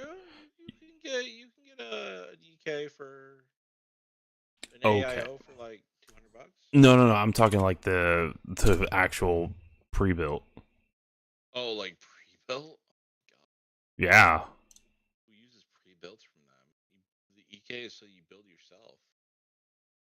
Oh, I gotta look now. Oh, they don't even have the prices anymore. Oh, they do. They do. Oh, I was 7,000 on. and above. Yeah. Okay, here you go. There's zero from 0 to 699. Yeah. Start at 600. So the EK Dragon's Blood, which has the 7950 X3D with an RTX 4090, is going for $5,900. But it looks Oh, Jamie, look at my screen. It looks fucking beautiful. It does, but I have this condition, you see, where once something hits a certain price that is just shocking, I throw up. Here you go. What are the better ones? Oh, 14,900K with a 4090 for $6,399. Look at that. Rainbow puke everywhere. Let's see. What, the Digital Reef? That's the Conqueror. Oh, that's the Conqueror. No, dude, the EK Titan. The Hyperion. I don't like that case, though. I do. I don't like that. Yeah, $7,100. Oh, it's on sale, Jamie. You need to get this. No. It's on sale. You're saving $500. No, brother, the Digital I would Reef, need man. to sell a kidney to get it. You need more than a kidney for the Digital Reef. Oh, God. Hold on. Oh, my. Oh, my. It's only a cool $7,200. Like, come on. For me, the side task to be able to make a proper PC set out of that case, I would need to sell both my nuts so I can at least have $70,000 to play Okay, with. I'll be honest with you. The tubing in this looks actually really good. $4,500, $3,500 a piece. Like, look at the tubing that they put in this. Which one? I remember hearing The Digital Reef. Oh yeah, it's crazy. I Dude, don't the like the tubing actually looks really clean. No, dude, that looks wavy as all hell. I mean, but it's conformed. It's conformed to the case, though. neat as all hell is the side tasks. Fucking, that's. I don't know. I kind of precision. like that. Same thing with the Hyperion. Hyperion has some really nice straight tubing. Yeah. Let's see if we can find some more things to make Jamie puke his brains out. By EK? No, just in general. Hold on. I wouldn't mind trying out their AIOs. I've heard the AIOs are actually pretty good. Yeah. They have a 240 dark for $100. Oh, not that. Wow. Really? Yeah. Damn. It's only a 240, not a 360, but honestly, when you get to liquid AIOs, that you don't get that much of a difference. You get lower spikes and Yeah. stuff with bigger ones, but like that'd be completely sufficient to cool most PCs. All right, let's It see looks here. tight, solid black, nice, really nice lines. Hell yeah. Oh, here we go. Yeah. The Velstorm Elite Workstation. 24 core liquid cooled 3D modeling SolidWorks CAD desktop. You want to know what it's got in it? Nothing. It's got a Threadripper. It's got a Threadripper 5965 with a Quadro RTX A6000. 128 gigs of DDR4 memory with 8 terabytes of PCIe solid state drive, 6 terabytes HD or a freaking hard drive for a cool. Oh, you're saving $3,500 I'll die before I get a chance to go and buy that thing. at 1100 or at 11,788. You are saving $3,500. I am keeping my statement. Let's see if we can get some more in here. Come on now. Let's see what else we got. That is the most expensive pre-built PC on Newegg right now. The sad part is I've seen parts, like just single parts, go for higher prices than that. Yeah, that's because people scalp the fuck out of everything. Yeah. I think the highest I've seen is a graphics card go for 35,000. Oh, here. Guys, it's 3:30. I gotta go to bed. I'm gonna die. Here we go. Oh, hold on. Oh, no, that's actually the most you can get. Okay, damn. No, I think a custom built is probably the most, because you gotta price in all of the. Yeah. So like a singularity case plus all of the EK water cooling for graphics and processor. No, Singularity has those too. Tubing. Yep. Singularity has all the GPU cooling and CPU cooling as well. Yeah. So if you factor all that in, and then you get the highest end, like Kingpin motherboard. Yeah, with 5090 processor, fucking. Yeah, 5090 in it and everything. You're looking at like 10 grand. Yeah, easy, and that's just baseline. Yeah, that's the starting point. Yeah. To have everything custom. And that's not that's not including it, the amount of time if you pay somebody to do it, how long it would take, how much they're gonna charge for you to for that's if you're the doing it fucking yourself. You're just buying parts. Oh yeah. At 10K. So I mean, if you don't know how to, bend rigid tubing and everything, then you better get a professional to do it. True. I never did it, and when I finally did, it wasn't as hard as I thought it was going to be. No, it's just getting them right the first time. Yeah. That's the hard part. Like it's just you do not want to be scrapped. Yeah. Fucked a bend. Yeah.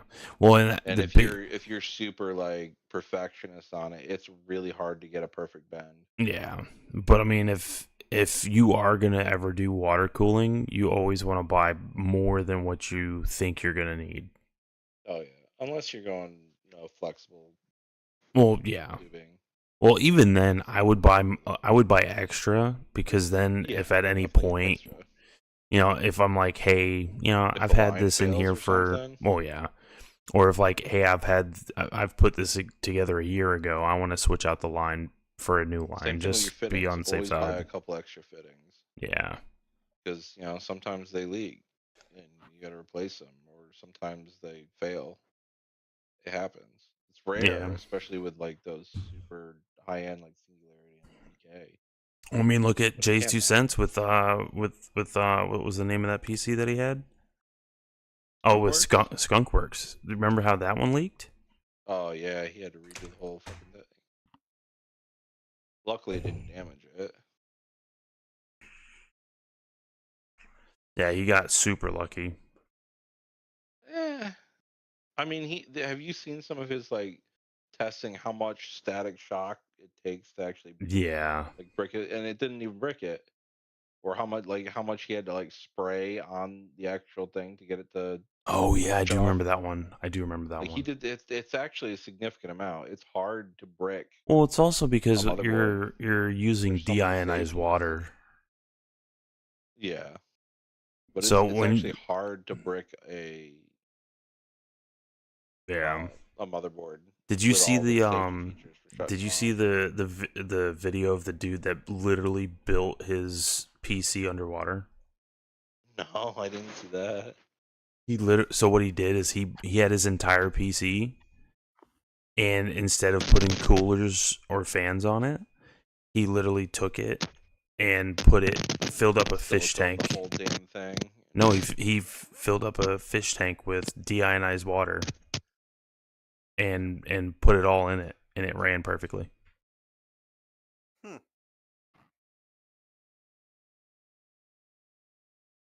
So, because it's not technically the water that'll kill your No, it's the electronics, minerals. it's the minerals.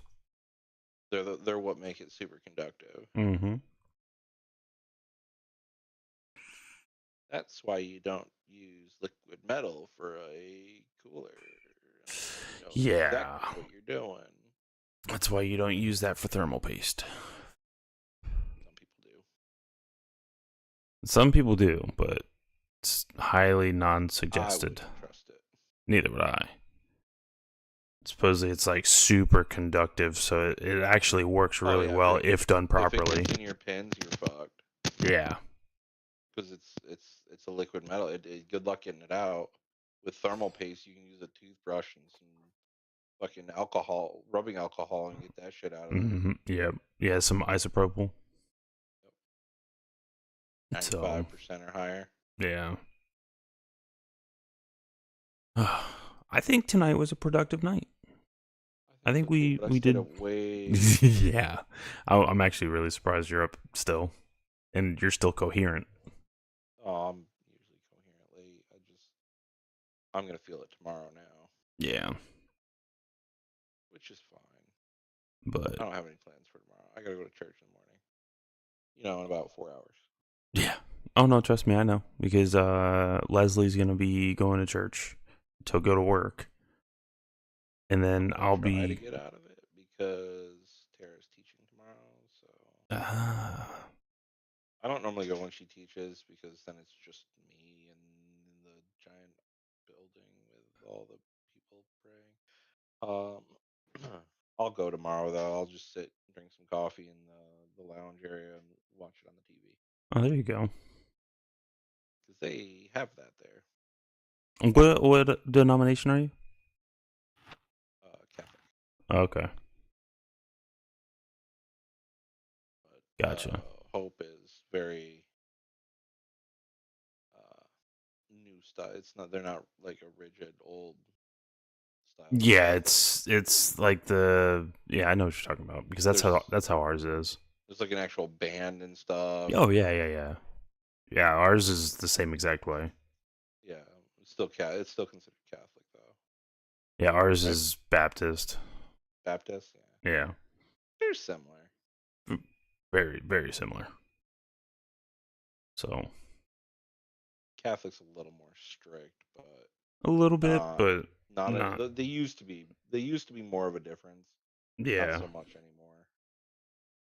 Now, if you were still going to like an old school church, then it'd be. The cousins do. Oh, really? Yeah, where you still got to do your Catholicstetics. Yeah. Do what? Catholicstetics. The hell is that? Stand, sit, kneel, stand, sit, kneel, stand. For about 3 hours. No. It's an hour and a half, but yeah. It feels like 3 hours. It does feel like 3 hours.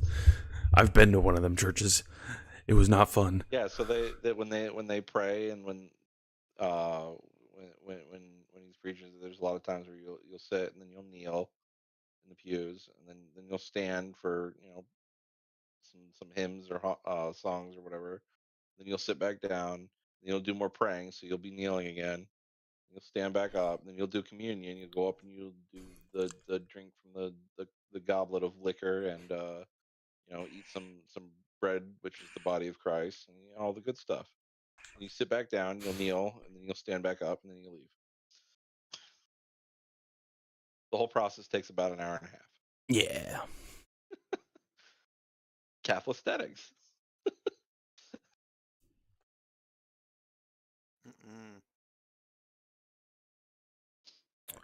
Oh yeah, it's definitely a workout.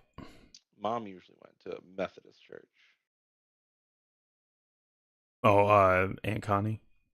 Yeah. For some reason, I was like when you said that, I thought my mom. I was like, but why would he be talking about my mom? I would have said Aunt Sue. So, but yeah. Well, like I said before, I'm hoping we both get in because if we do, that would be freaking awesome. I'll be checking my email daily. Oh, trust me, so will I. I'm like when does that beta start? The alpha starts the 23rd, which is know by a week and a half. In 10 days. So next Sunday. No. Wednesday. Next Wednesday. Yeah. Well, you guys have a good night. Yeah, man. I'm gonna be heading out as well. All right, man. I'll talk to you later. Jamie, let me know if you get into the alpha though.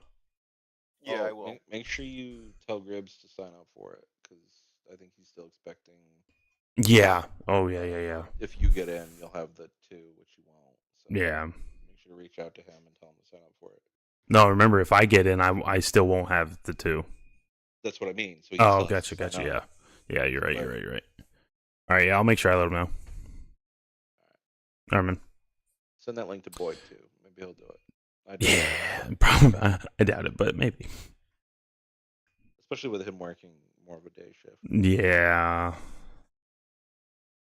Yeah, I don't know, but we'll see. But I'll make sure I send it to. I'll let Gribbs know. Sounds good. All right, man. Yeah, peace. RJ. See you guys. Yeah, man. Oh, they dipped out.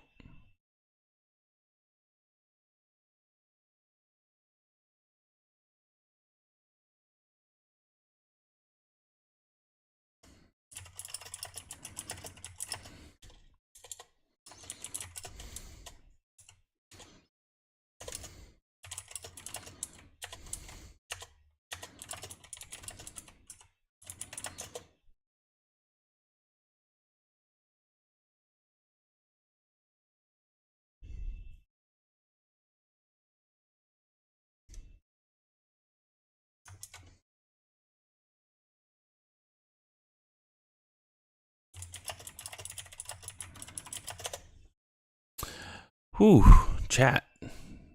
Long night, man. Long stream. Been a while since I've done one of these. Ooh, man. I hope y'all are having a great freaking night, though, man. Not even joking. Like, this is not trying to mess around or nothing, but I appreciate anybody that's been sticking around. Y'all are the freaking goats. I hope y'all enjoyed the Bungie stream as well. I know it's not necessarily for everybody. One thing that I will give Bungie credit for, which I don't think they do enough, is the fact that I truly do think that they're making this game.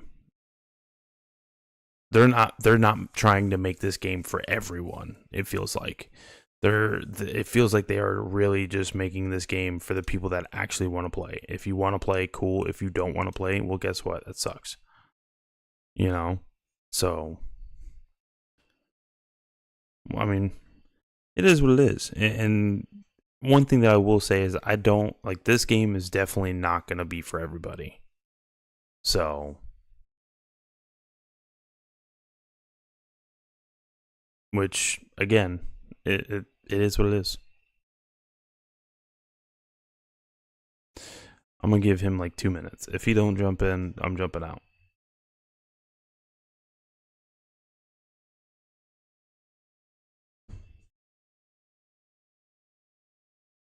How much you want to bet he left his freaking computer on? Like a scrub. Oh, I bet. I guarantee he did.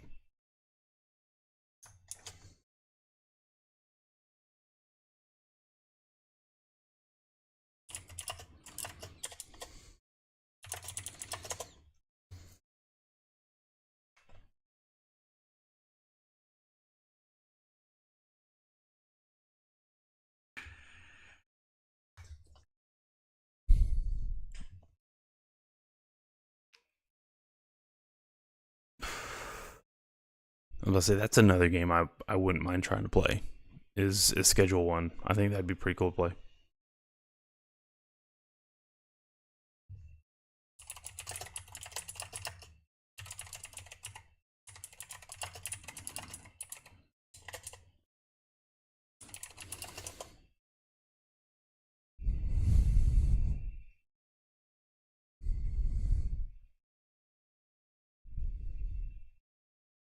I wonder what Probro thought, or what Probro thought about it.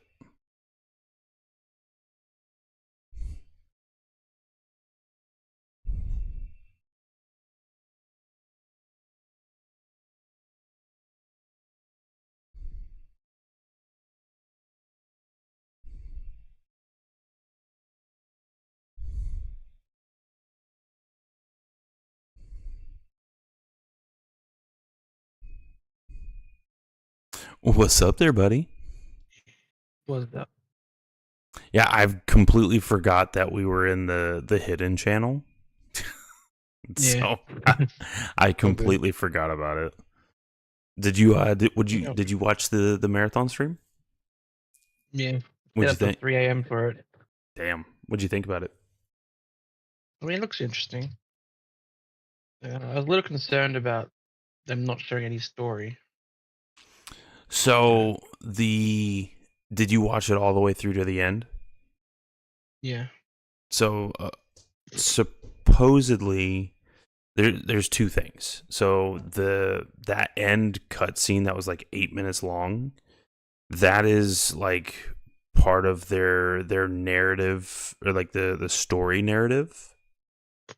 It kind of gives you the beginning looks of what actually happened on Tau Ceti, on the planet.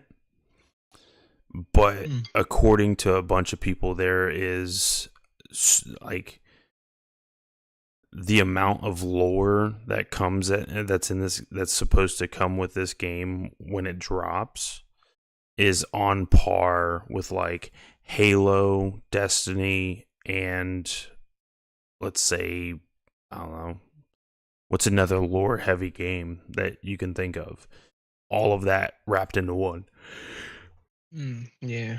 So I mean, I know they did say something about story, but it's like I didn't see Yeah, anything. The only glimpse of a story we got was that one, like that 1 2-second frame of the alien. When they were yeah, in the red dress. That was the only bit of like teaser story we got. yeah. So I I mean, wanted to hear about the aliens, you know. oh yeah. I mean, honestly, I'm. The aliens and the AIs. I think either way, I think it's gonna be crazy. Mm. I'm excited for it. It was me, Necro, and Gribbs. We were watching it, or we watched it tonight. We didn't watch it together, but we watched it tonight, and then me and Necro. I think I'm gonna try. I need to let Gribbs know, but he needs to at least try and sign up for the closed alpha. Yeah, I'm so salty about that. What? North America only. No, actually, so hold on. I'm actually gonna pull it up real quick. Here it is. So I actually looked it up.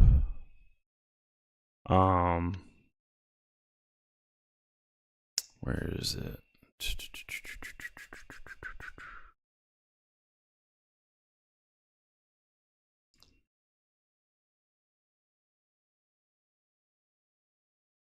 Where was it?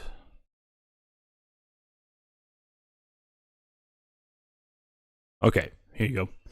While the Marathon closed alpha test does not have a region lock on Steam and Xbox, we have a limited server capacity outside North America, so your network experience while playing the game may be less than optimal. So technically, you can, but they do say, yeah, it says here, we have servers located in multiple regions around the world. If you enter matchmaking with a crew of players in multiple different regions, we will select the best available server with the lowest average latency to your crew.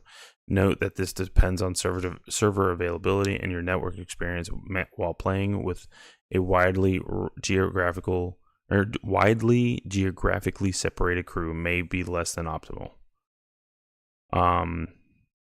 So like, and then the next one says, or they ask, Bungie gave me an invite code, but I live outside North America. Do I have to say that on the survey that I live in North America to play in the alpha? It says no. Please answer the questions honestly. If you have an invite code, you will not be excluded from the alpha based on your geographic location.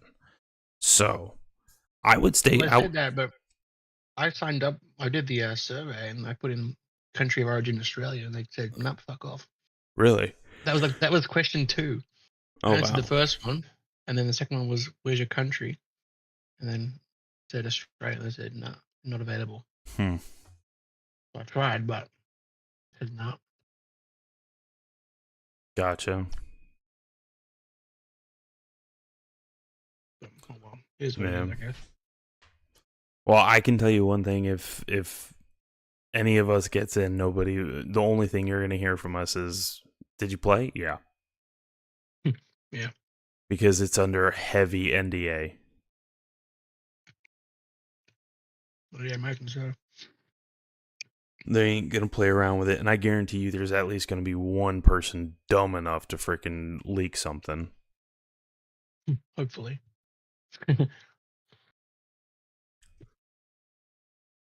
So yeah. No, I noticed when they were getting all the streamers in, half of the streamers they showed on the thing were Tarkov players. Yeah. Fucking Stankorak and fucking Lupo. that girl, Becky, Lupo. They're all Tarkov mains. Yeah. Well, Lupo's not really. Well, he is now. Yeah. He's not happy about it because he's popular enough. Oh, Sorry, yeah. go ahead. No, I was saying like Lupo. In a sense, yes, he is a Tarkov main. But the only reason why is because he gets good viewership with Tarkov and he's good at it. But he is very much a variety streamer, so he much prefers like being able to stream whatever the hell he wants. But the big thing with Lupo is he's been working with Bungie for over like 15 years. Because he's been around since Halo days. He was around in D1 alpha and beta.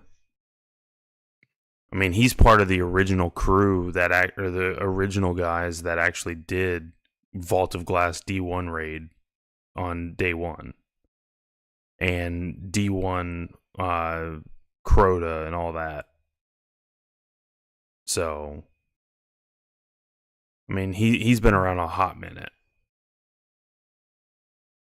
but he's popular enough that he's got his own streamer item in Tarkov. Oh yeah. I mean, he's also raised like. Actually, I keep saying a random number. I actually want to know how much he actually raised. I also kind of wonder what the price model is going to be.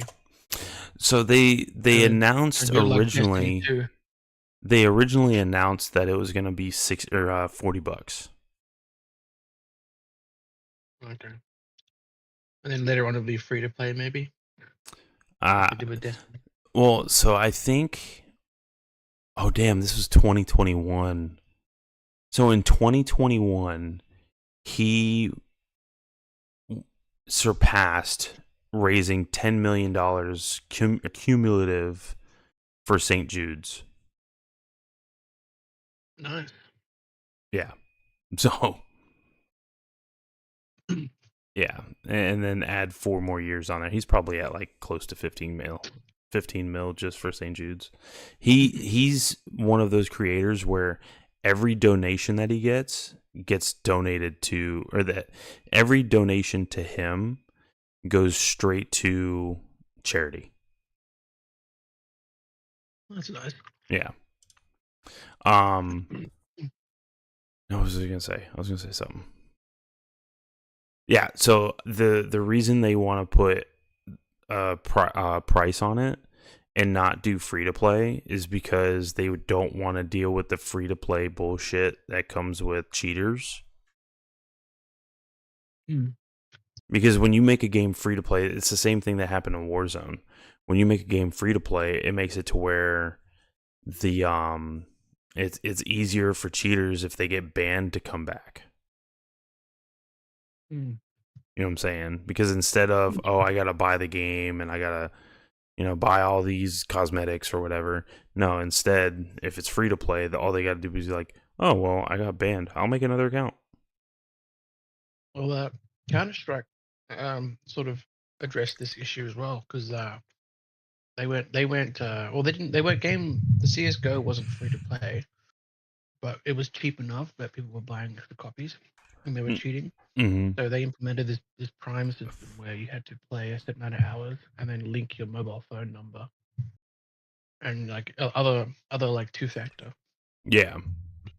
So that you didn't have to buy another copy of the game, you had to buy another phone number or email address or whatever, Mm-hmm. So you could play this like Prime matchmaking system where you could just play like unprimed, which is where all the cheaters were. Yeah.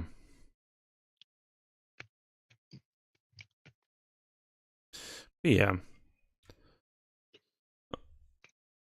I was about to say, I know for me, like, we talked about it, and this is definitely, Bungie is really, they're on one hand, like, if it goes south, then Bungie's screwed. Yeah. But if they have a possibility of making something really, really good, which it looks really good. There's a couple, like, of course, there's always going to be this, certain little things or certain things that not everybody's going to be okay with. But, and I was just talking to my chat about it. I truly think that Bungie is back to like how they were in D1, where they didn't care if everybody, like, there were people that didn't like their game. They made the game for what they made it for. They didn't make it to be something easy that everybody can do. They made it because they wanted to make it, you know, if that makes sense. And, you know, if things were hard, then things were hard. Get over it or get good. So I think they're starting to get back to those roots. And then on top of that, they're also kind of tapping a untapped market because there's never been a AAA studio that has made a extraction shooter for console. And I'm not including Division in that because Division, yes, there is an extraction shooter portion, but that's not what makes up the whole game. Yeah. You know what I'm saying? So this will be the first time that an entire game that's an entire game that's based on extraction shooter is actually releasing on console. So that's a very untapped market. So, which I think that'll be good. And they're releasing this with dedicated servers. The bad part that I see though, where this could really make it have an issue, is the fact that they're releasing it on the same day that Borderlands is releasing. Oh yeah, speaking of which, I'm surprised they're gonna release it as well with GTA 6 coming out this year as well. Yeah, we'll see about that. The meteorite that is GTA 6. Yeah. It'll crush all competition. So hopefully brave them, but we'll see. Yeah, we'll see. I'll be listen. I'm gonna be there for it. I'm gonna enjoy it. Yeah, I probably will. So. All right, I gotta probably head out now. Yeah, I'm about to head out too. So. But I'll talk to you later, man. When it comes out, we'll play it. Definitely play together when it comes out. Eventually. Definitely, dude. Even before it comes out, shit, dude. Fucking beta. Yeah, if they open up the beta to the rest of the world, hopefully. Well, I think so. What I think they're gonna do is they're gonna have the closed alpha now, and they may have a closed beta because it releases September 23rd. I think they're gonna do probably a closed beta. Shit, probably June. Early June. Yeah, early June maybe. Maybe even like mid to late May. And then if it's mid to late May, they'll do an open beta in mid-June, maybe end of June. And then they'll probably do another stress test of the servers in July. You know, they don't crash out like Destiny 2. Well, there's supposed to be dedicated servers, so that should help more. So, I mean, just this closed alpha that's coming, there's going to be roughly minimum 10,000 people on the server. Yeah. So that should give them a pretty good stress test to kind of check to see how things are holding up and what they need to fix. So I don't know. But all right, man. I'll let you go. We'll see. Yeah, all right, cool. All right, man. I'll catch you later. Yeah. All right, chat. I'm going to go ahead and head out of here. I hope everybody had a fantastic time. I hope you enjoyed the conversation. I hope you enjoyed the video that we put up. And I just hope you enjoyed everything. Okay? So, yeah. I can tell you I enjoyed it. I'm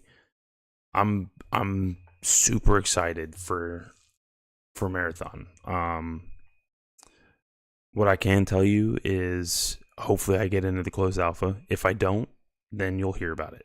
If I do, all you're going to hear is yes. And if you ask me any Marathon questions, I am not going to answer.